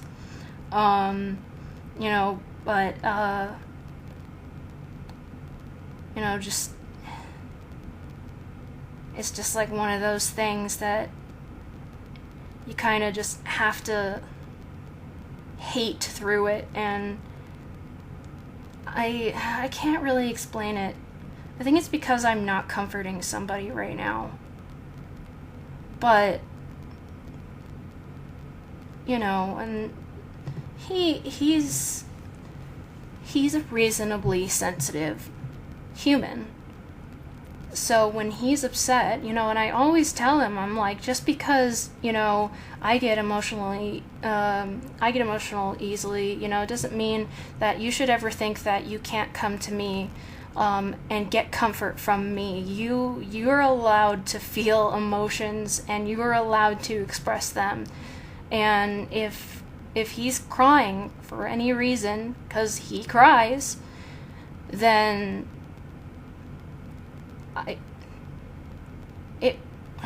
it just wouldn't feel right to just tell him to stop crying or something. It just wouldn't feel right to dismiss the fact that he's feeling distress.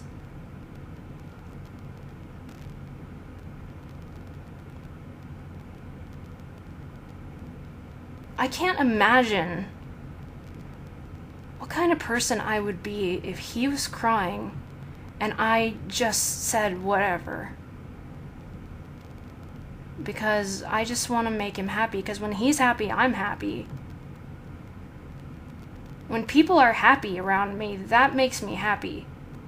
When people respond positively, that makes me happy.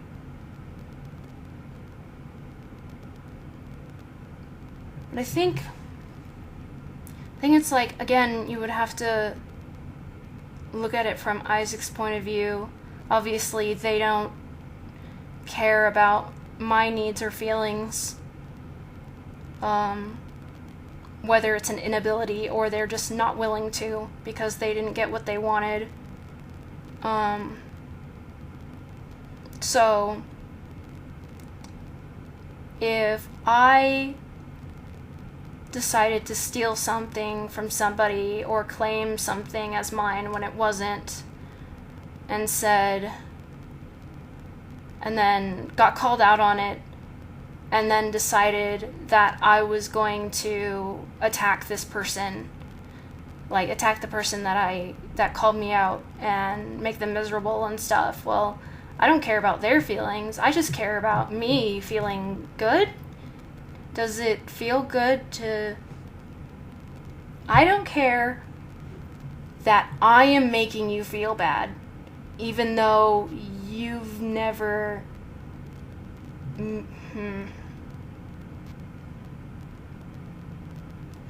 Like, I don't care about Isaac's feelings anymore. I would if they hadn't gone this far. And I had been willing to before it got this far, but they refused. So, you know, I tried and they refused. So, I mean, of course, I'm going to say that if you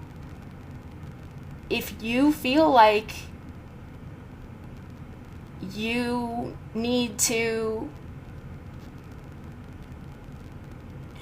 impose yourself, like if you need to hurt somebody's feelings, then you don't deserve for people to not hurt your feelings. Like an eye for an eye or something. Be envious of others and believe others envy them. Everybody's envious of somebody. And believe others envy them. So, if somebody is much more talented than me in drawing, you know, obviously I'm going to be jealous of them. I wish I was that talented, but like, it's also an admiration, you know, of the skill and the level of skill.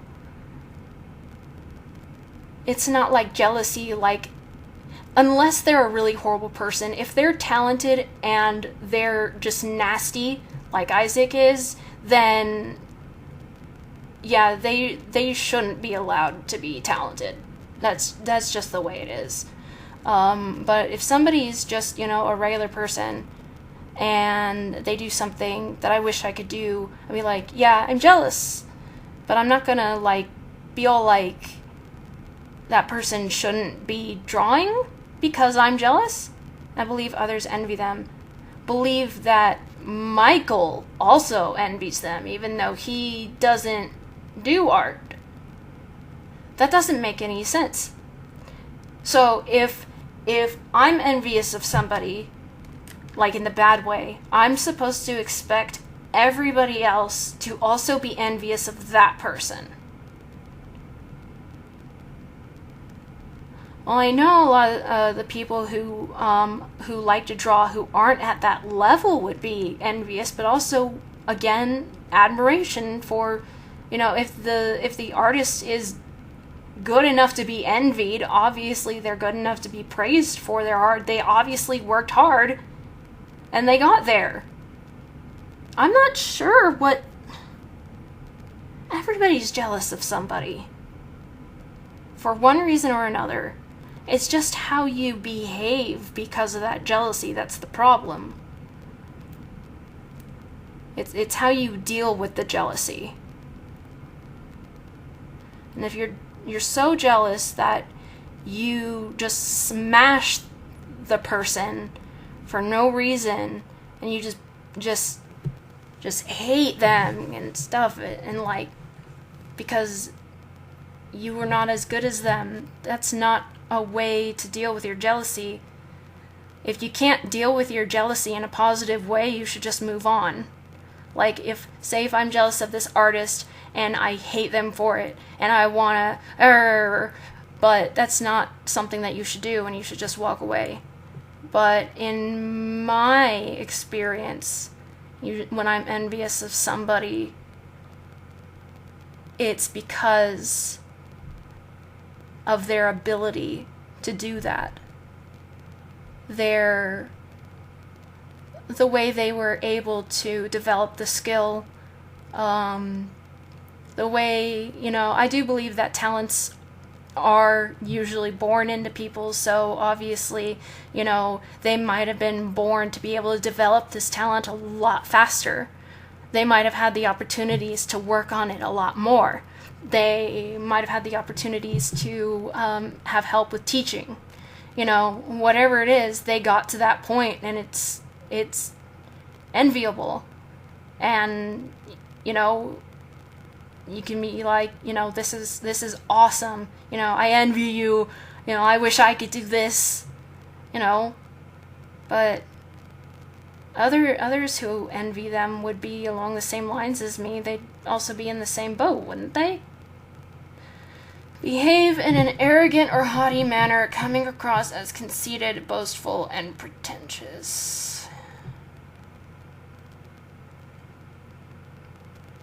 haughty.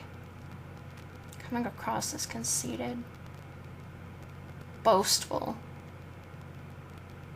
I feel like I'm not allowed.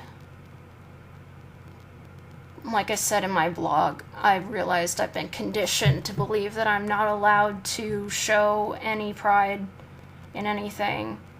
Like, if I draw Zim in a good way, like, I'm like, oh, cool, it worked. Yay! Look, he looks so good. You know, comparatively to something else. Like, if I'm having a bad drawing day and everything is looking like crap, and then suddenly I draw one thing and I am like, oh my god, it's good! You know, it looks good to me. Apparently that's not okay. Or, you know, if I draw something that ends up looking cute, you know, if I succeed in something, then I want to be able, especially if I didn't mean to, I want to be able to say, I'm glad that this happened. I like how this turned out. I mean, that's just self-esteem, right? But I'm not going to be all like, I drew Zim so good. I'm not sure how I would boast about that. Would I have to say that I drew Zim better than Joan and Vasquez can? Because that wouldn't make sense. Or if I showed more pride than needed to be, like if I said, oh, Zim looks so good, and then somebody's like, they comment, oh, this page is good. I'm like, oh yeah, I know, isn't this Zim so good? You know, or if they say something completely unrelated to that specific Zim, and I go, yeah, but this Zim is so good. Is that it? Or if, like, nobody even sees the picture, or if I,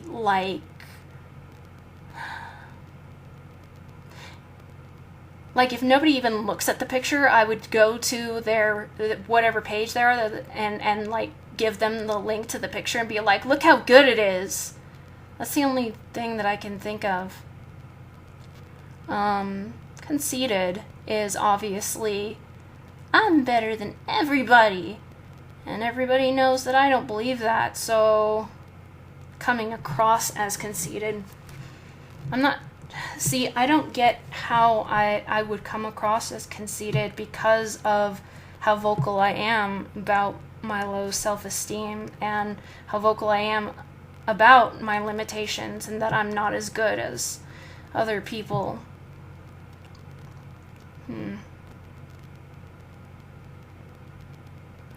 Maybe, okay, some people think that octopuses have legs or tentacles. I could correct somebody and go, actually, octopuses don't have legs or tentacles. They have 8 arms. They are arms.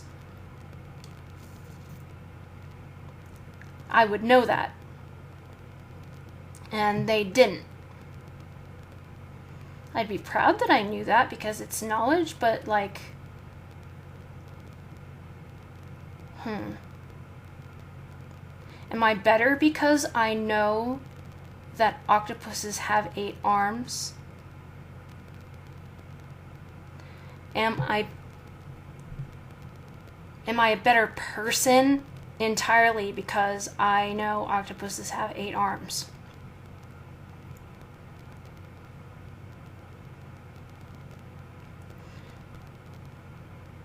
See, I know what conceited means, and I've known conceited people, but I'm having a really hard time. Let me think back on my old friend who was obsessed with being MySpace famous and very proud of being vain. Okay. So she wanted to be known on MySpace so much that she would be recognizable at like a convention or something. And that would be like, yeah, you should recognize me. Or, again, do you know who I am? That's it. Do you know who I am? Expecting everybody to know who you are. To expect everybody to notice you.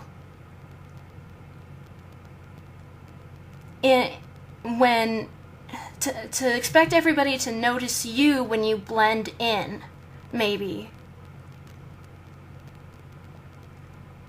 Do you know who I am? I remember they said, I'm Colt fucking Kelly, and then they said something about ruining lives or what, I'm making videos about people. So, let's see. Do you know who I am? I'm Reitanna fucking Seishin. I made muffins. Not like I baked muffins. I wrote muffins, and it's the best grimdark ever. And if I came across me saying that, statistically, based on my numbers, there's a good chance that I would say, no, I've never seen you before. Statistically. There's a it's possible, but there's a small probability that I would recognize someone such as myself with my numbers, even if I hadn't been defamed by Isaac. Even if I hadn't been ruined by that monster. The likelihood of anybody recognizing me was much lower when I did get recognized. That was the percentage of probability that I would be recognized back then, and the fact that she did recognize me is extremely unlikely, but extremely lucky. And it was cool. But like, I don't know. Boastful and pretentious. Pretentious. I actually have to look up the exact definition of pretentious.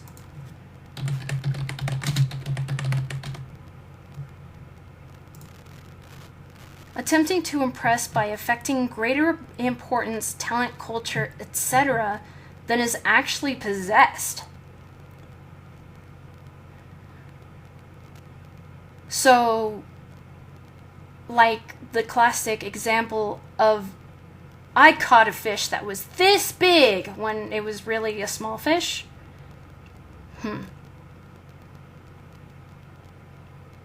Okay, how about this? I tell somebody I was in The Music Man. That's it. I didn't say I was in The Music Man as a ensemble. I wasn't a character. I was in the background in high school. If I said I was in The Music Man and nothing else, they would go, oh, wow, you were in The Music Man? You know, thinking, you know, maybe Broadway. I didn't specify that I was in the ensemble in high school. Is that it? I don't know, affecting greater importance or talent that is actually possessed. So that would probably go back to the I'm better at writing than J.K. Rowling thing. Okay. I am good at writing. I'm good at writing. So I would have to say I am an experienced writer. And or let's say I exaggerate muffins and say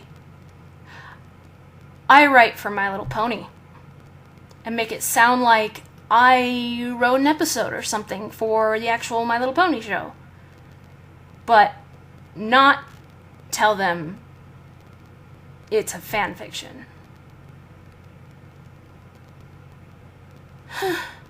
That's okay. Insist on having the best of everything. For instance, the best car or office. I would like a house. It doesn't have to be big. I would like, at least a room dedicated to crafts, to decorate the walls and stuff, and I just have all these cute little ideas with miniatures and stuff. It doesn't need to be big. I wish I could afford a house. When I used to want a car, I wanted a 2000 model Beetle because I love Beetles. Let's see. If I had to have the nicest thing, I wouldn't go to thrift stores. So if I went to the mall and... no. How about if somebody had a purse that was, like, expensive, then I'd be all like, oh, well, I have to have a more expensive purse. Or I have to have one better than that. I need to have something more expensive than that person. I don't think that purses should be that much money. I need to have... Yeah, because I wouldn't go to thrift stores if I needed the best stuff. It's like... Who cares if it's a brand name? Like, I don't care about Gucci or whatever. It's not important to me. It's just a purse. If you can go to the thrift store and get, like, a good purse for $5, yeah, you got me. At the same time, people with narcissistic personality disorder have trouble handling anything they perceive as criticism, and they can become impatient or angry when they don't receive special treatment.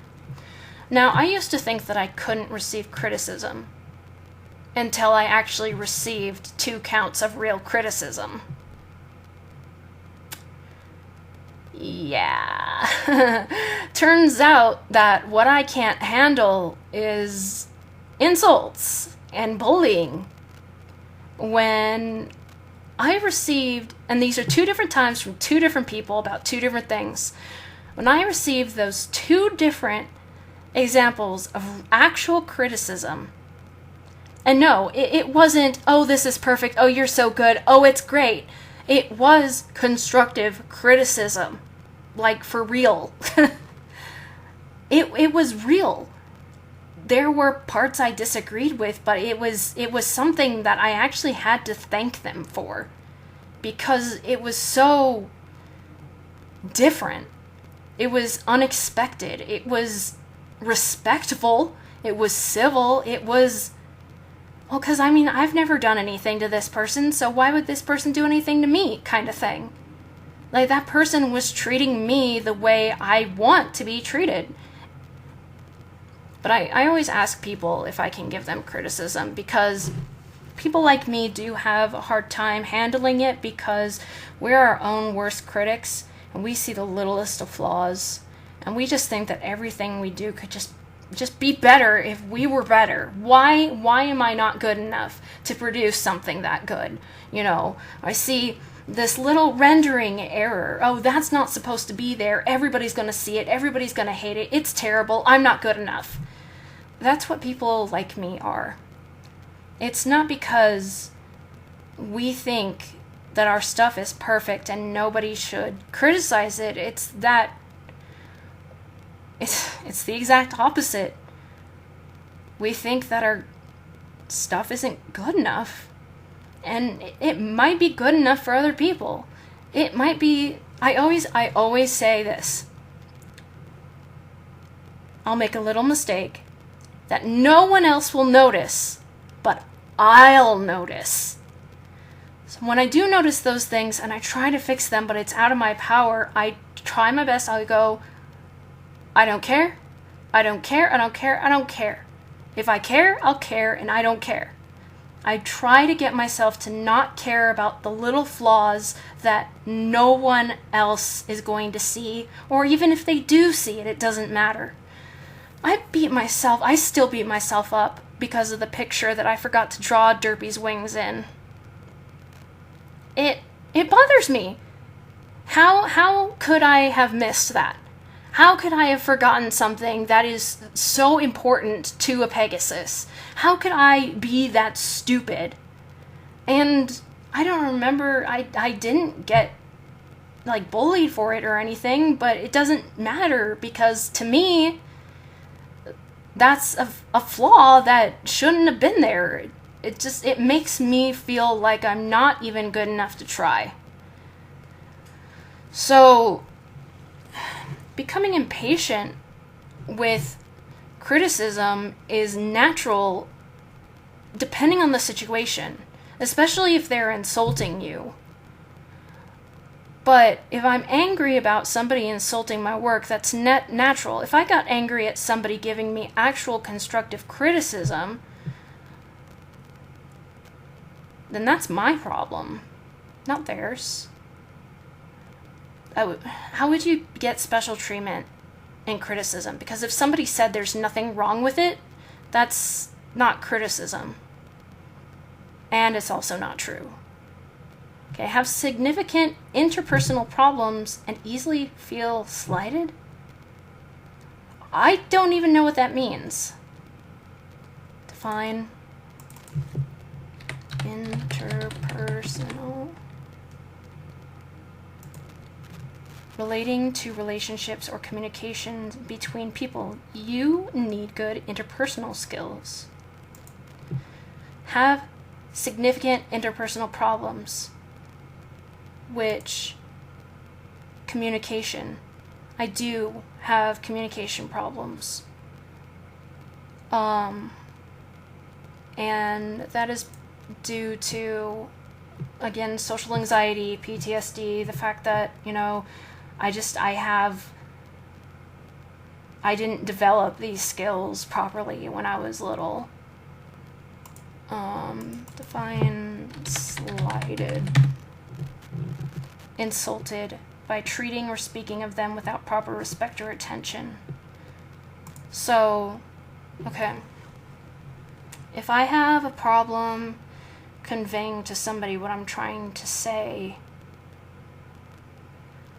that one's really hard.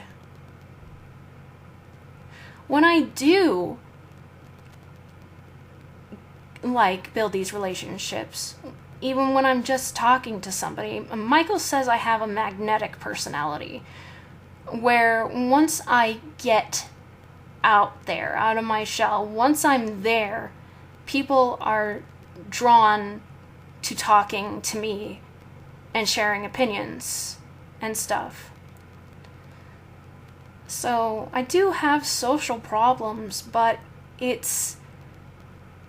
I'm not unable to develop relationships, because otherwise I'd see that, especially in Michael's friends. If I feel slighted, easily insulted, when I was younger, I was so used to being insulted that if somebody complimented me, I would think that it was an insult disguised as a compliment, that they were being sarcastic, like, oh, nice jacket, instead of, oh, nice jacket. I wouldn't be able to tell the difference. It took a long time for me to work out of that, and sometimes it's still hard to interpret. And if I think somebody's insulting me, unless it's super obvious, I have to try and tell the person, this is how I took it, did you mean it that way? And that, I wish people would do that to me, because I've had to do that multiple times, especially in the last 10 years online, where somebody would say something in text, and I have a negative reaction to it, mostly because I'm unsure if they meant it the way I took it. So I would have to ask them, that sounded blah blah, did you mean it that way? And they'll, say, oh no, that's not how I meant it. That's the way that it should be. React with rage or contempt and try to belittle the other person to make themselves appear superior. Let's say somebody, one of the examples of real criticism, if the things that they said that were constructive, if the things that I disagreed with, if I got enraged and yelled at them and said they didn't know what they were talking about, if if I did this. But I didn't, and I don't. Have difficulty regulating emotions and behavior. Off my medication, that's just what you get with bipolar disorder, and etc. Unfortunately, I'm more emotional than I'd like to be, or maybe I'm the normal amount of emotional, and people like me are the normal amount emotional, and people are just sick and twisted. And that's difficult. Experience major problems dealing with stress and adapting to change. That makes somebody... Really? But everybody feels stress. And especially people who are mentally ill have problems dealing with stress.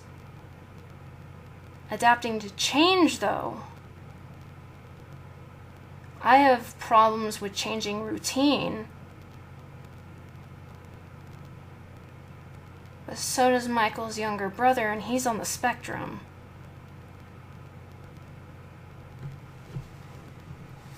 This is hard. I don't want to think that this is... If I asked my doctor, he'd tell me that this is something that isn't just with NPD, right? How is it narcissistic to be unable to handle stress? And Michael was afraid of moving to Idaho at first because he didn't want the change. How would that make him narcissistic? That doesn't make any sense. And moving is stressful anyway, so even if I was mentally healthy, it would still be stressful.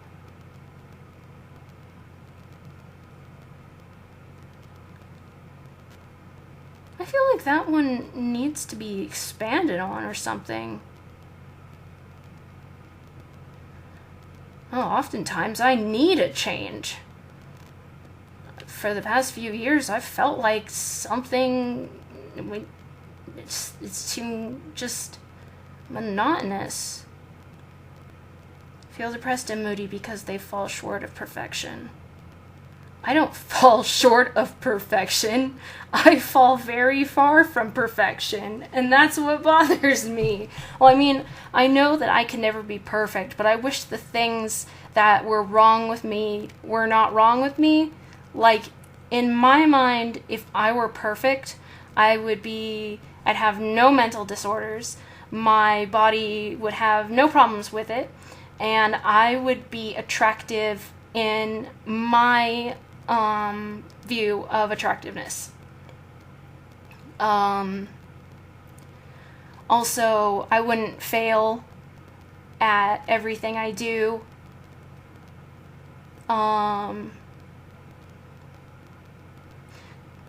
Being charismatic isn't always a good thing.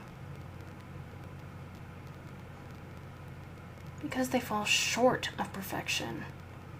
How do you feel short of perfection? Do you mean that they perceive themselves as falling short of perfection?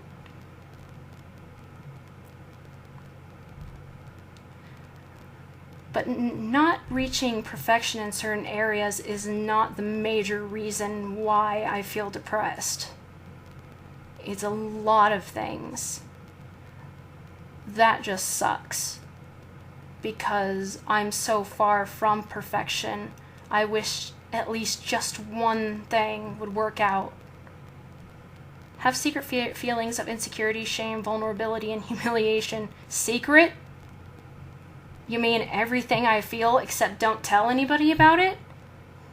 People seem to think that I, shouldn't be honest about that stuff. But here it is.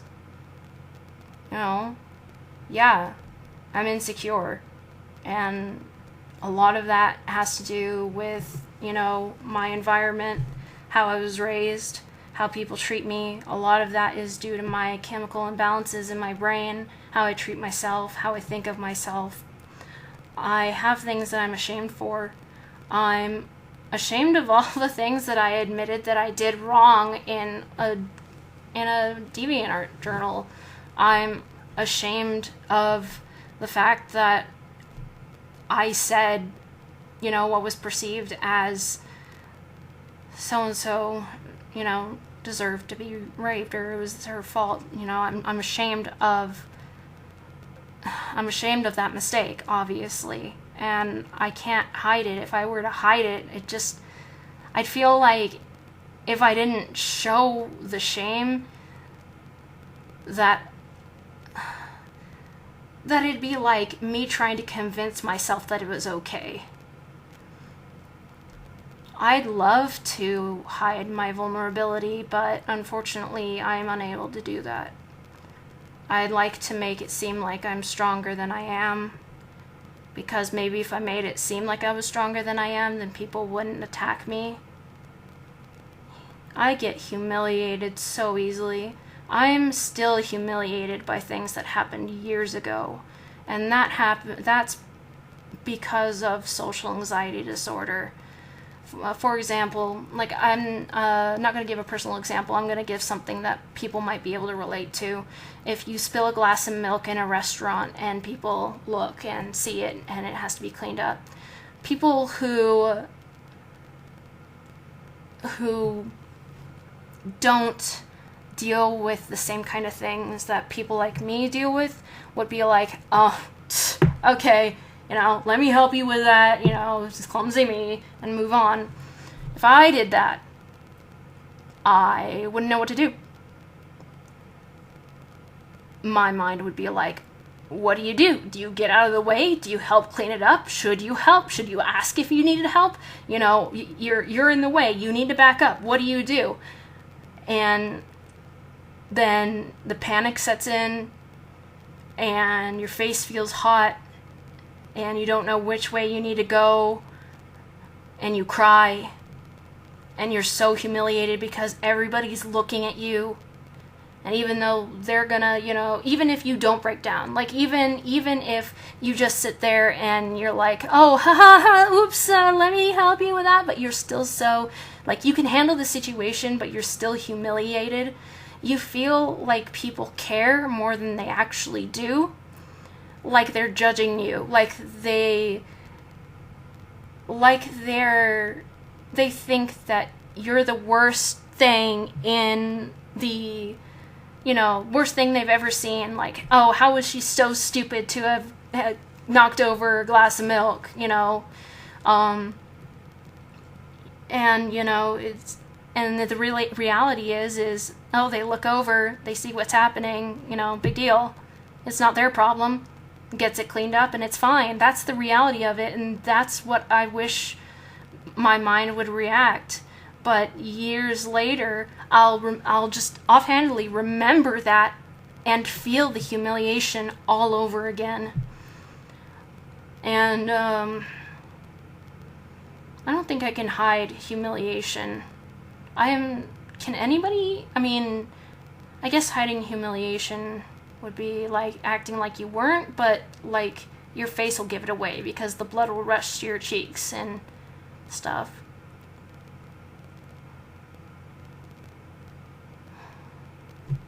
When to see a doctor. People with narcissistic personality disorder may not want to think that anything could be wrong, so they may be unlikely to seek treatment. If they do seek treatment, it's more likely to be for symptoms of depression, drug or alcohol use, and other mental health problem, but perceived insults of self-esteem may make it difficult to accept and follow through with treatment. I often tell my doctor, you know, he goes, so what's going on? He's not my therapist, so it's not like I can gush out everything. But I can tell him, you know, I've been feeling like this. You know, I really, you know, this has been affecting my self-esteem. And, you know, I feel really like this. I don't know. Because if he's explaining something to me that's related, he'll be like, you know, use me as an example, like self-esteem issues, you know, depression, and, you know, I'll be nodding. I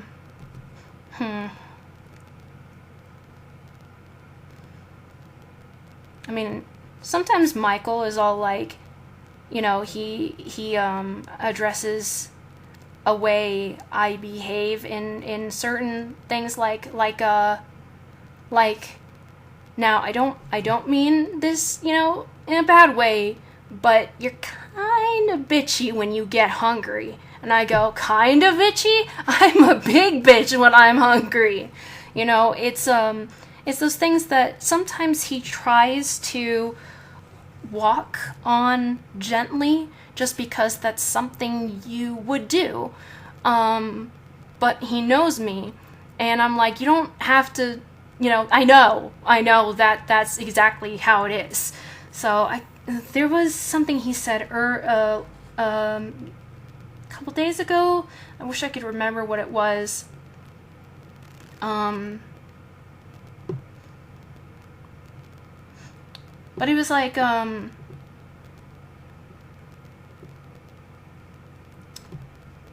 don't know what it was. It wasn't, obviously he's not like insulting me. It's more of it's a fault.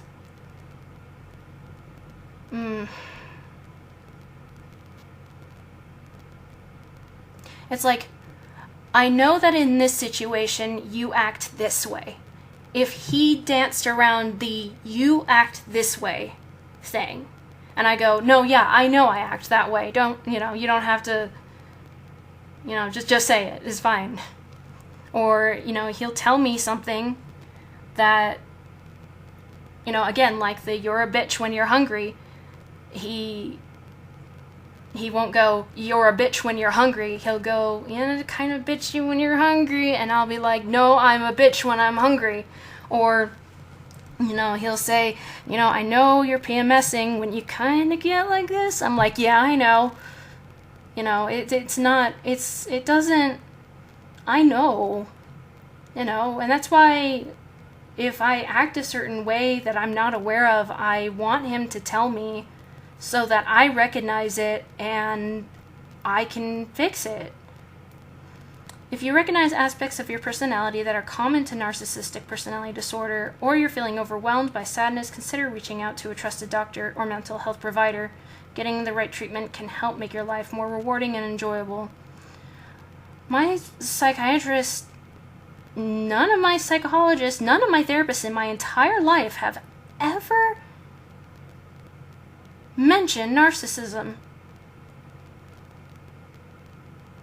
But I am going to ask I'm pretty sure I have a doctor's appointment soon. I'm going to ask for an official ruling on that.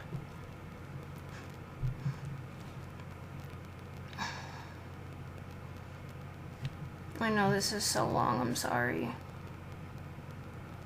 This isn't really what I wanted to do today. But like with any mental disorder, they can share symptoms. Like bipolar disorder and unipolar disorder share depression. So, you know, I can't be all like, I have unipolar disorder because I'm depressed. You know, many mental illnesses involve stress. And a lot of things, I think, though, that what these symptoms are supposed to be like multiples that show up in noticeable frequencies. And I told Michael, I'm like, if I ever show any of these, you'll tell me, right? And he says, yes, I'll tell you. But he's frustrated because I'm asking him, do I show any of these traits? And he says no. You know?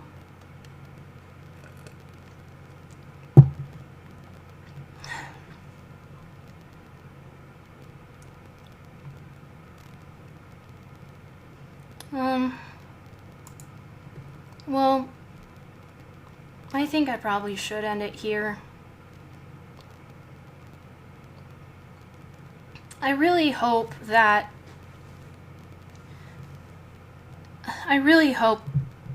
certain people did listen to this, even if it's in parts. You know, obviously not everyone is just going to sit there for 5.5 hours and listen to the whole thing.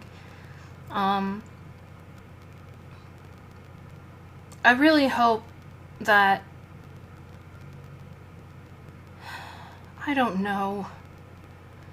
I wish there was, see, I'm not popular enough to be able to post a video proving my innocence and have everybody see it. They would have to actually be watching me or actually look for me if they weren't already, subscribed to me or whatnot.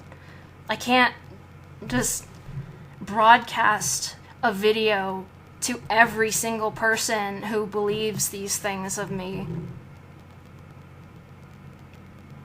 I wish there was a way,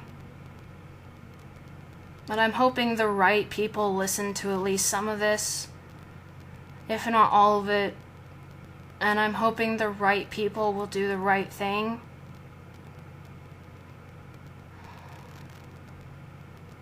I don't know.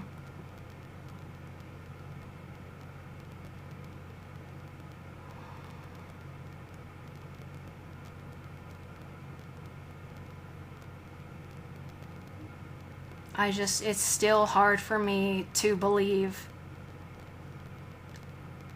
all of this has happened. It's so difficult for me to believe that people have fallen for this, or that people just do these things.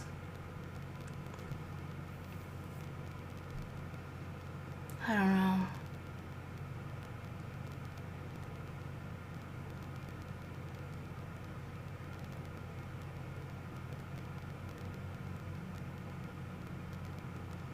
I'm just gonna go. If you've listened this far, and if you feel like I manipulated you in some way, please reach out to me so that we can talk and we can fix any negative feelings that may have come with something that I said that was taken wrong, or something that I did that I didn't recognize was wrong, that I need to learn. I don't want anybody to feel like I've manipulated them. I'm not sure what I would manipulate people to do. But, regardless, if you felt that way, it's better if you reach out to me. It's better to reach out to the person than to harass them. Especially if it's possible that the person will understand your point of view and will want to make it right.